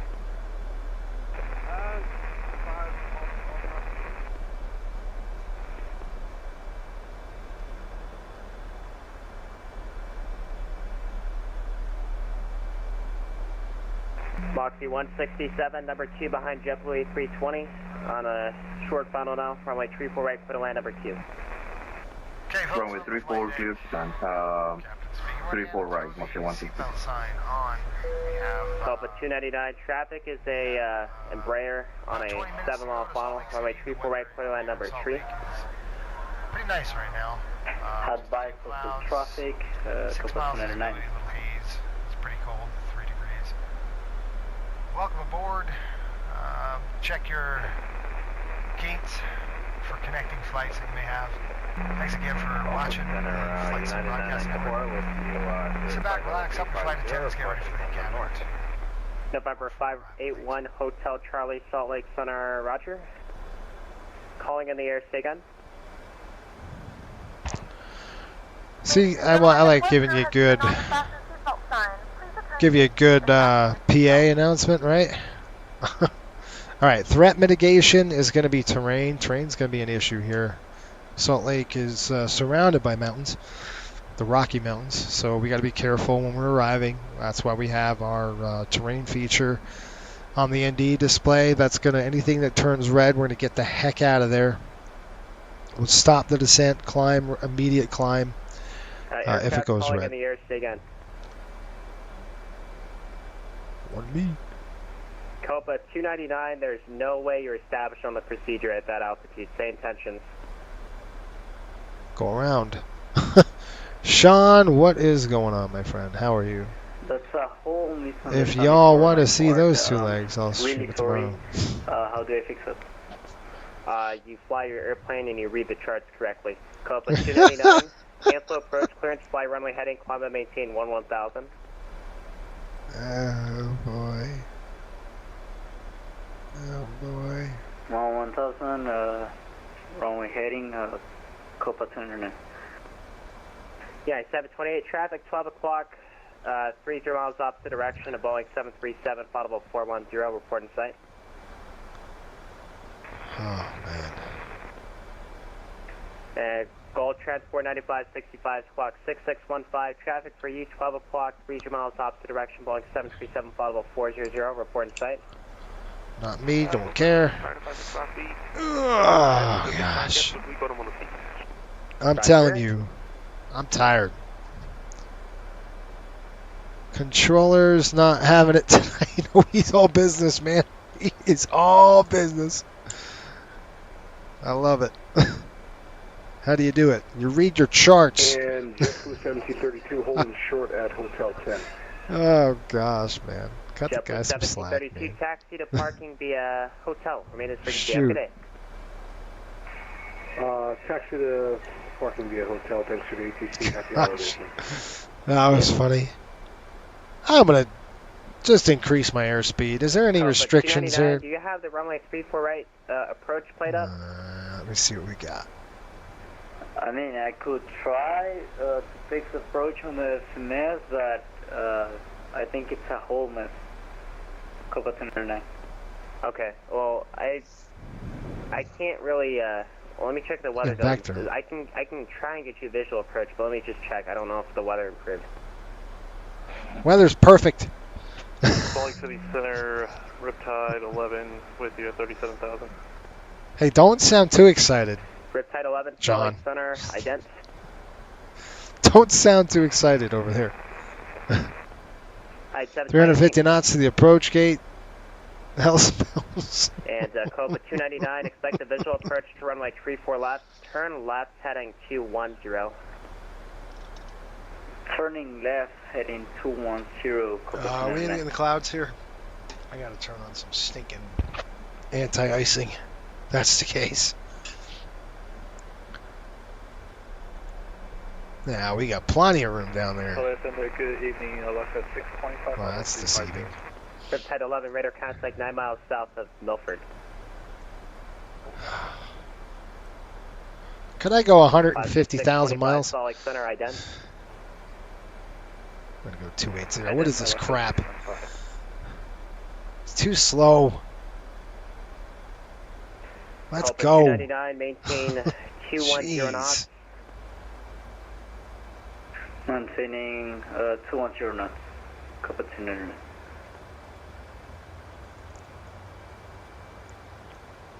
Setup. Just ascending quicker. Hotel Charlie, quit at Salt Lake City Airport. Snake 03 departure. Mirth. Chop throttles, pull the nose up, and ground will soon appear. 5342. That's pretty funny. That's what you said, 350 knots. That's what I'm going to do. I'm going to go 350. My hair on fire here. He's going to have to say, slow down.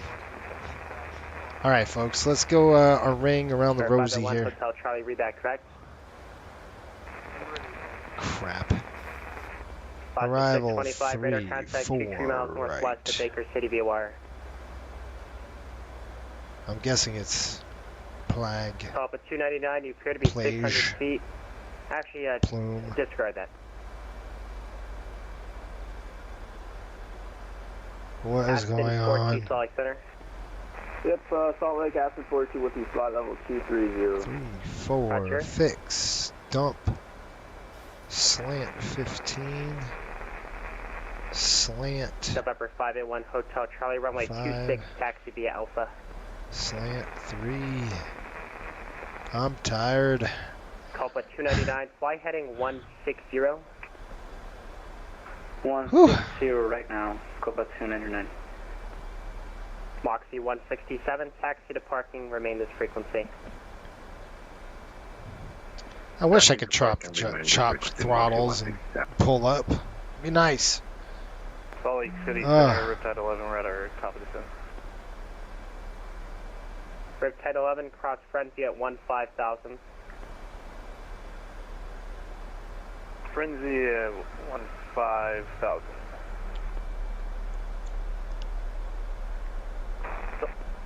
Salt Lake Center, good evening, Delta 858 level, flight level Salt Lake Center is closing in 10 minutes. Salt Lake Center, ident. Ident, Delta 858. Is he going to take us in, do you think? Hopefully we can get him in. Come on, provide services. Descend at Pouts, correction, descend via the Quen 5 arrival. Expect ILS runway 34 right approach, and advise the ATIS. Okay, Quen 5, we got the ATIS, and I'll expect 34 right for Riptide 86. This is not casual semi. No, it's not. It makes me laugh. Can you imagine? Sometimes I do like casual semi. Like when we do GA kind of flying, that's fun. Eventually, though, you'll see every route we do on this channel. West to Baker City, be aware. It's crazy. Get off so I can land 3-4 left. Aspen 4-2, clear direct saddle. Join the saddle for arrival. Oh crap, you're killing me. Clear direct saddle for the saddle for arrival in the Boise Aspen 4-2. Let's go, Hammer. Let's go. Alright, we got descent coming up. Let's do our flow. Copa 299 to set and maintain 10,000. That's good, that's good, that's good. Here we go. Bing, bink. Logos coming on. Last position, please. Bink. Actually, Wing lights on. 299 to set and maintain 9,000. Alright. 9,000 for Copa 299. Taxi light on. Pressure. What's the pressure? 29er, 9 or 2. There we go. Standard. Descent checklist, please. Oh, I got to do one more ting. No. There we go. Okay. Whew. Altimeter's set, cross-checked. Alright. Auto brake on 2. Start switches on. Recall check. Descent is complete. Thank you. Salt Lake Tower required sidestep. If he did that, I'd be very mad at him. You request a sidestep, I'm not going to be happy about it. Are we in the soup? Because we need to turn on some anti-ice if we are. Attention aircraft and frequency. I'm going to close up the center now. It's about 12:30 in the morning here. I'm pretty tired. All aircraft frequency change great. Everyone have a good night. Yeah. Murray Chrysler.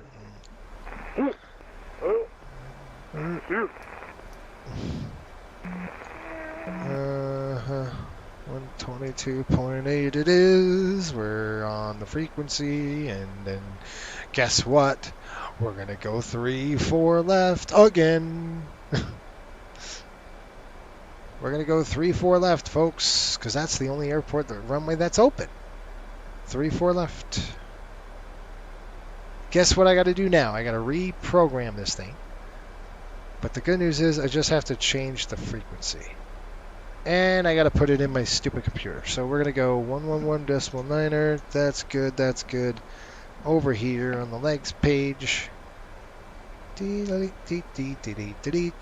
to go arrivals, 3-4 left. We have begun our final descent into Whiz. Salt Lake City. Flight attendants will be passing through the cabin to collect any trash one final time. Please ensure Pooter? tray tables are stowed What do we want? seats are in the full Pooter. upright position. Yeah, that works for me. Carry-on items either in the back pocket or under the seat in front of you. Please complete all Wi-Fi related tasks and stow any larger electronics. Plague, and then Pooter. Where's that? Yeah, that's fine. We'll just sync it up. I don't care.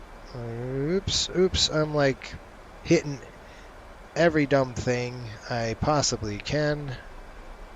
There we go. 3-4 left. Little fixed page. Dump it in there. /15 /5 /3. We're good. Ah, baby. Okay, belts coming on, folks. Belts in the chat. One last time. Parachutes on. Parachutes on.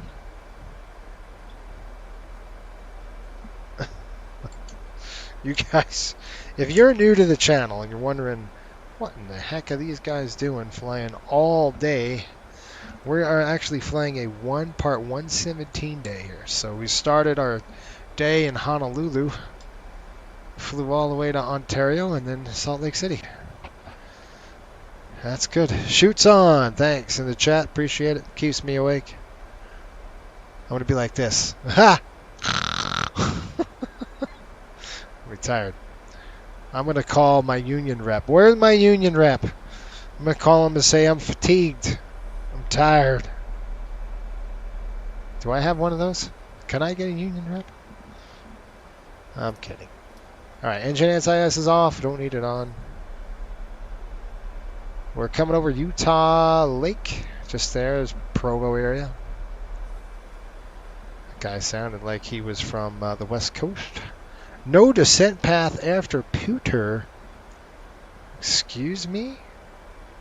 We're going to be on the 3-4 left. I got 111.9 or over Pewter.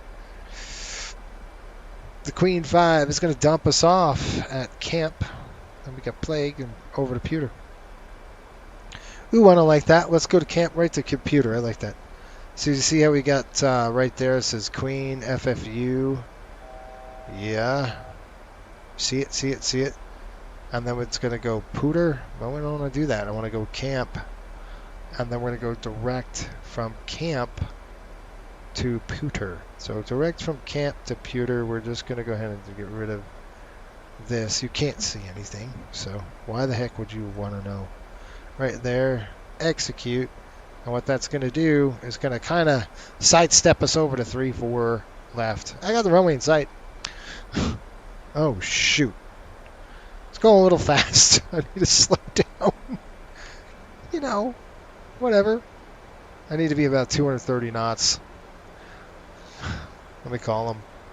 Salt Lake traffic, Riptide 86, spiraling to the ground. It's a true story. I had, when I was doing my flight training years ago, we had Gertrude, and she was an 86-year-old woman that was nuts with her hair on fire. I mean, she was crazy.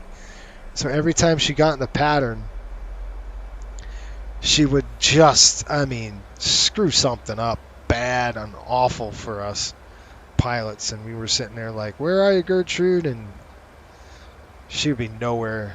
I mean, she wouldn't be even close to where she said she was. And then she wouldn't make radio calls, wouldn't look. It was terrible.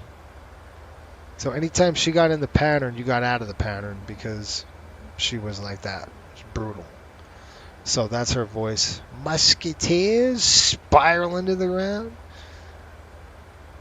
I should say that. I should cue up the mic. Kink. Salt Lake traffic. Oh, crap. I'm getting delirious. You can tell. I think I'm there. All right, what are we doing? I need altitudes. This is the hard part, is when you're fatigued and you're tired and you know it. And it's like, okay, what do we do? Pewter at 10,000. Let's get our head in the game, folks. We're going to go Pewter at 10,000 feet. And I'm going to call them up right now. Salt Lake traffic. Riptide 86. Going to be setting up for 3-4 left at camp right now. Hitting the Pewter, and we're heading in. And AKA, get out of my way. That's right. Get. Oh, look at this bird, man. This is such a pretty airplane. Gosh, I love it. It's gorgeous, right? Really, really, really pretty.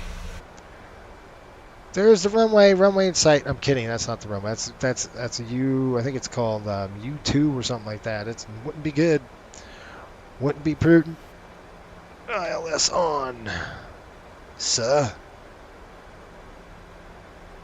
What are you doing? Okay. Calamari. Where do you need to be at Calamari? I'm kidding. It's Calamari or whatever. 9,000. Descend. Okay, there we go. Single channel ops. Here we go, folks. Boop, ba-doop, boop, boop, boop, boop, boop, boop, boop, boop, bing. Whoa, that's bright. Gosh.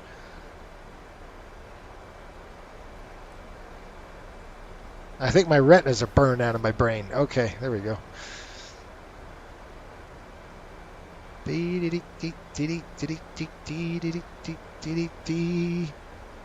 Approach on. Approach is on. Yeah. It's on. Good deal. Burning through, burning through, burning through. I've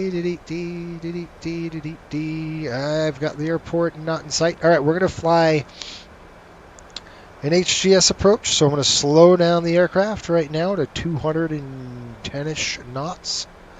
I'm going to pull the brake. And then we're hooked up. You see this A3 on there. This is A3 practice for me, so that's what I'm doing. I got to slow down the aircraft right now, get it down. Flaps coming in 1.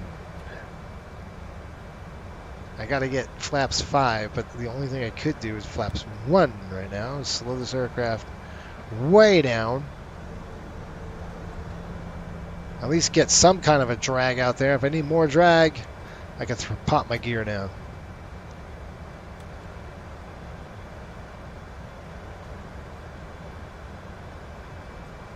All right, flap 5 coming in.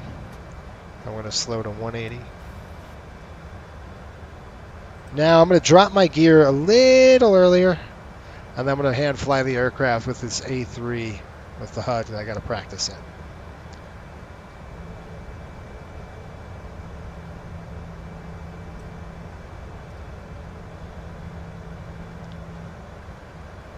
Flight attendants, prepare the cabin for arrival. Thank you.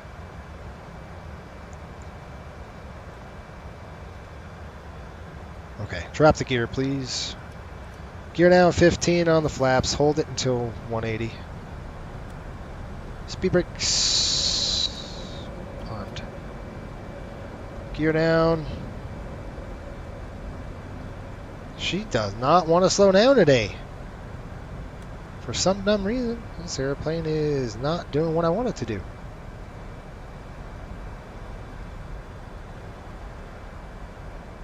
Okay.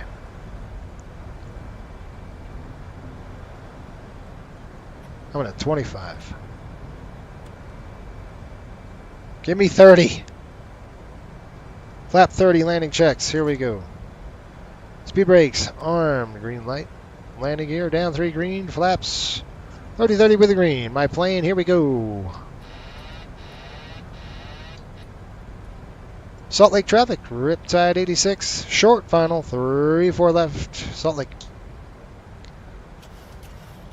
Okay, I'm going to go ahead and follow the yellow brick road here. Nope.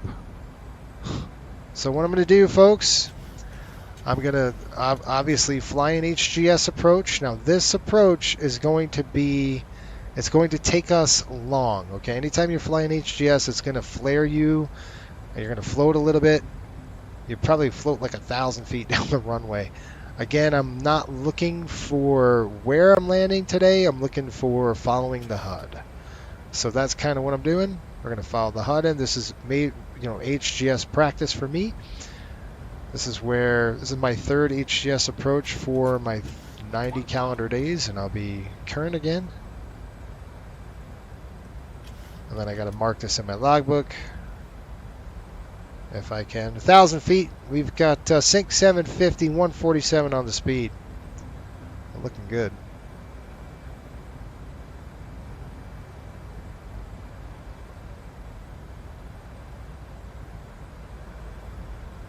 Want to nail that. You see that hoop? Want to fly right that hoop in that hoop. That's what you want to do. Dead center on the winds are calm, so it makes it a little easier, but normally does in crappy visibility. 500 feet. We would poke out about 150 feet. We would say 150.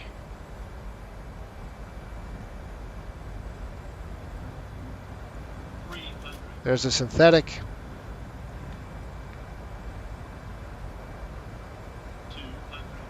200 feet. 150 we'd call, and then 50 feet above we would call. There's the flare cue. We're going to pull up. Hold that. That's too much. Approach 1. I'm coming in idle. Follow that cue up.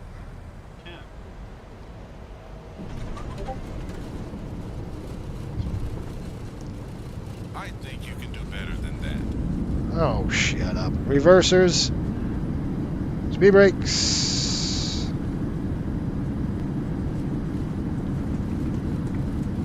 Let's get off here right Eat the seat in front of you, folks. All right. Nailed it. Nailed it. That was a really fun HGS approach. Good practice. It's always good to practice that. You can, you know, be confident in crappy visibility. The local time is 6:48 p.m. and it's currently about 37 degrees Fahrenheit. You can now use your mobile devices. Please remain seated until the aircraft has come to a complete stop and the default sign is turned off. Remember to use caution when opening the flaps coming up. Items may have shifted during the flight. We thank you for flying with us. Welcome to Salt Lake, folks. Boy, that was a long haul, wasn't it? That was actually not bad. It was an hour and 49 minutes. The other one was a long haul. How was that? All right, let's get this airplane configured. That's off. That's off. That is off. That's off and that's off. APU's coming to start. Lights coming off. 1, 2. We'll keep the turn-offs on. We gotta throw the strobes off. Strobes coming off. Boop. Nice. Alright, Salt Lake, here we are. We're gonna go Bravo 18, dang it. Hello. Salt Lake traffic. Riptide 86. Clear the runway 34 left, Salt Lake. What are we doing here? Wing lights are off. No, wing lights off. Okay. And we're going to go gate 18. GSX coming in. Gate 18. Where are you? Gate 18. It's Bravo. It's Babo. Babo 18. Right here. No. Okay. Come on, airplane. What are you doing? What are you doing? What are you doing? Stopping. It's GSX starting to start. I think you could do better than that. Don't you love that? After like a 7-hour day, 8-hour day, he's like, oh yeah, you can do better than that. You know what, dude? I'm gonna kick you in the teeth, dude. Right? Stupid.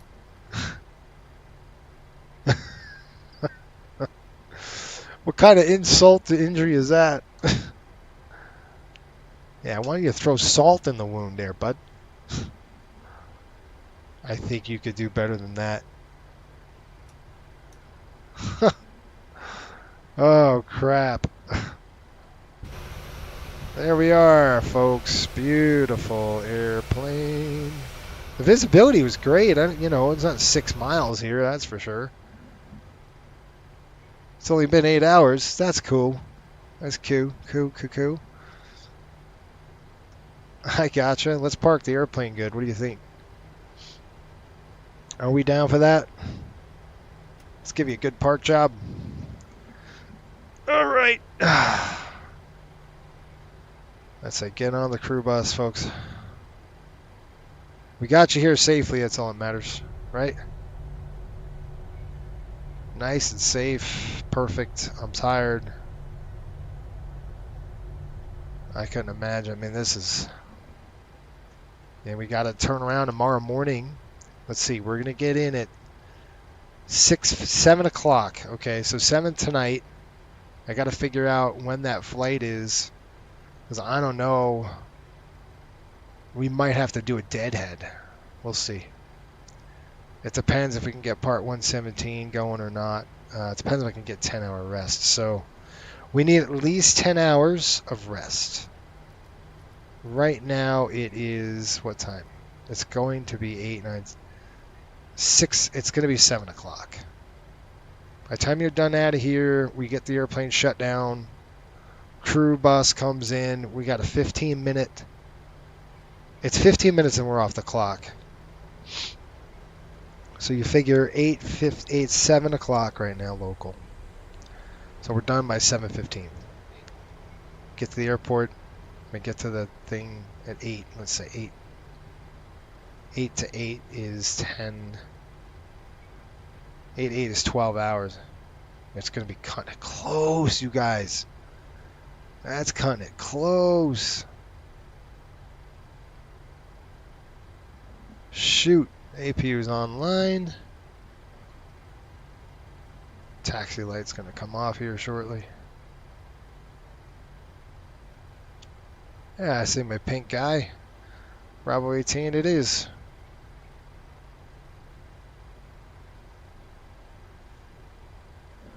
Who does the ramp? Why is that here? That should not be here. That dude should not be parking me right now. This should be an automated system. Let's blind him. I'm kidding. I won't blind him. Let's give you a good one.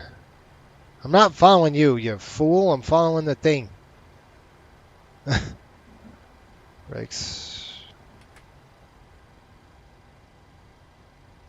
All right, we got a 738. I'm not looking at this dude. I'm looking at the park job over here. I don't know why this dude's here. Shouldn't be. Oh, too far. I don't care. All right, that's good. Brakes. On, off, belts. Who does our ground handling? United Bill asked that question. It's going to be between Atlantic, Menzie, and I think ASIG, if I'm not mistaken. That's kind of who, it depends on the airport, right? So sometimes we have to go through like a jet center or something like that. All right. Welcome to Salt Lake. Let's go and get the aircraft configured and ready and shut down, and then we're done. Okay, we're going to go ahead and request air conditioning cart. Also, we're going to request deplaning. Deboarding. Request deboarding. Get off my plane. Seatbelts off. There we go. Overhead, lights coming on. Wake up, flight crew. Woo! Off. Off. Oh, man. Coming down here. Those are off. Power is on. Ground power is on the bus. Fuel pumps off. And all of our lights. Everything's off there. Seatbelts. I thought I did turn those off. Must have. Alright, packs off. Alright, we've got lighting. Yeah, Salt Lake City traffic, Riptide 11, runway 34 left, coming in hot. I put some spikes on the runway for you. Appreciate it. That's right. Oh, crap. Well, folks, we made it. Holy smokes. Crazy, right? That was nutsy cuckoo. Well, that was a successful run, I think. Right? Shoot. Let's see what time it was. We got to get our fuel load and all that stuff, and then we'll shut this thing down for good. All right, I'm in at 1857. Gate, Bravo 18. I just realized what you say. I don't want to be changing all those tires.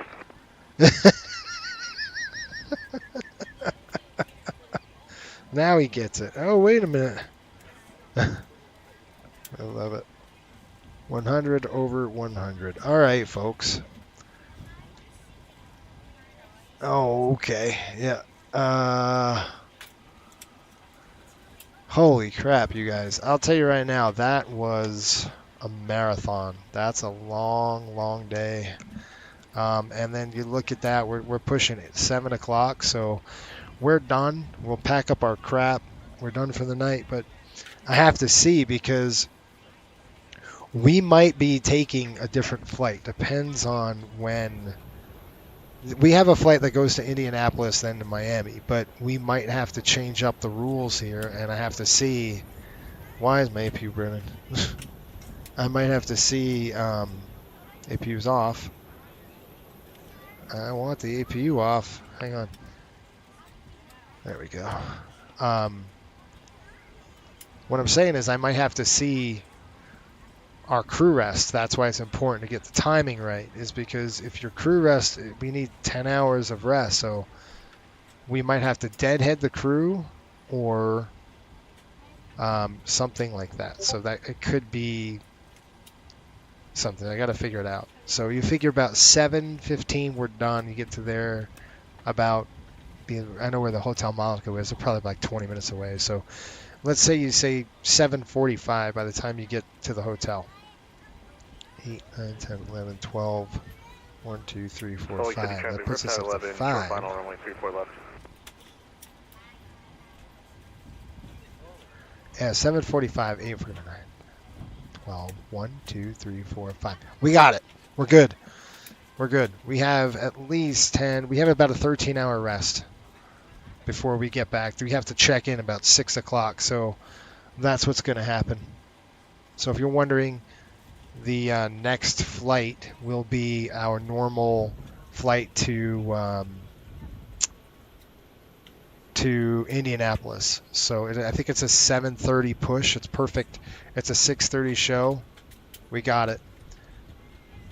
So 11 hours would put us right at 6 hours. So, you know, it's a late night here, but it's an early morning start. I wouldn't say late night. It's 7 o'clock. Still, you know. Anyway, that's what we got, folks. I hope you enjoyed the content, really. We try to give you good value at this channel. We try to provide entertainment, yet we try to do it in a professional way. I hope you enjoyed this. I am absolutely shot. And I know we all are. So, emergency exit lights coming off. What's going to do this really quick? Throw that puppy to the off position. You would shut these lights off. Local lights, strobes are off. Everything else is there. Is good to go. I'm going to come over the overhead here. That's good. That's good.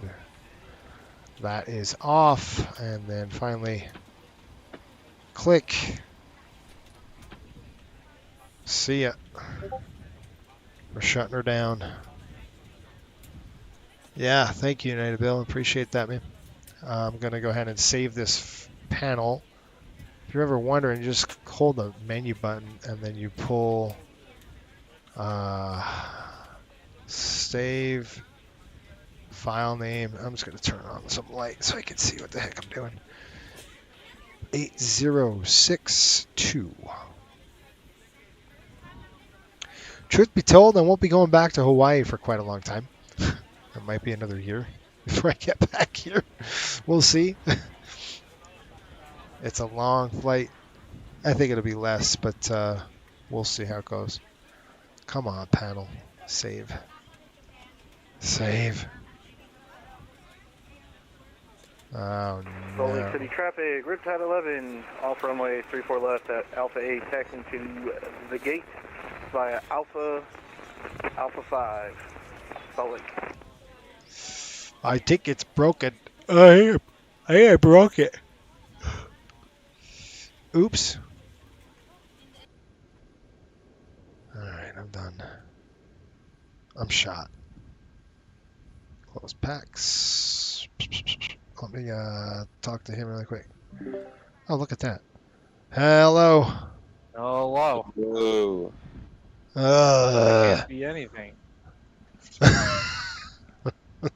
There we go. I'm so tired right now, dude. Ah, dude, I'm We all are. shot. Yeah, well, it's Where the freaking heck like, are it's you? like 10 for you, Mr. Alaskan boy. Yeah, dude. I'm so tired. It's like an average time for you out there in Alaska. Alright, folks. Everything is completed, by the way, Jace. Everything is done? Yeah, I submitted everything. Good job, brother. Good man. Turn off terrain radar so I don't fry the ground camera crews cream. Before I forget, get all the way to the gate and realize, oh crap. Well, that was a fun flight, wasn't it? Shoot. Alright, chillin'. My favorite part Well, was when John was like, uh-oh, when it's stream crashed or it's the sim crash. Let redo. You know, at this point, I won't even be mad if it froze now. Oh, it didn't. It froze. It'd be a blessing, right? Yeah, That'd be a blessing. yes. Like, oh, sweet. You can do this now? Yeah. All right, gentlemen. Where the heck are you, John? I'm coming. Should we go take the drone out and go see him? Where is this guy? Next. Where are you? Alpha about to hit Alpha 5. Or I just passed Alpha 6. There he is. I'm doing a southwest good old taxi. Yeah, that's what I pretty much screamed in there. I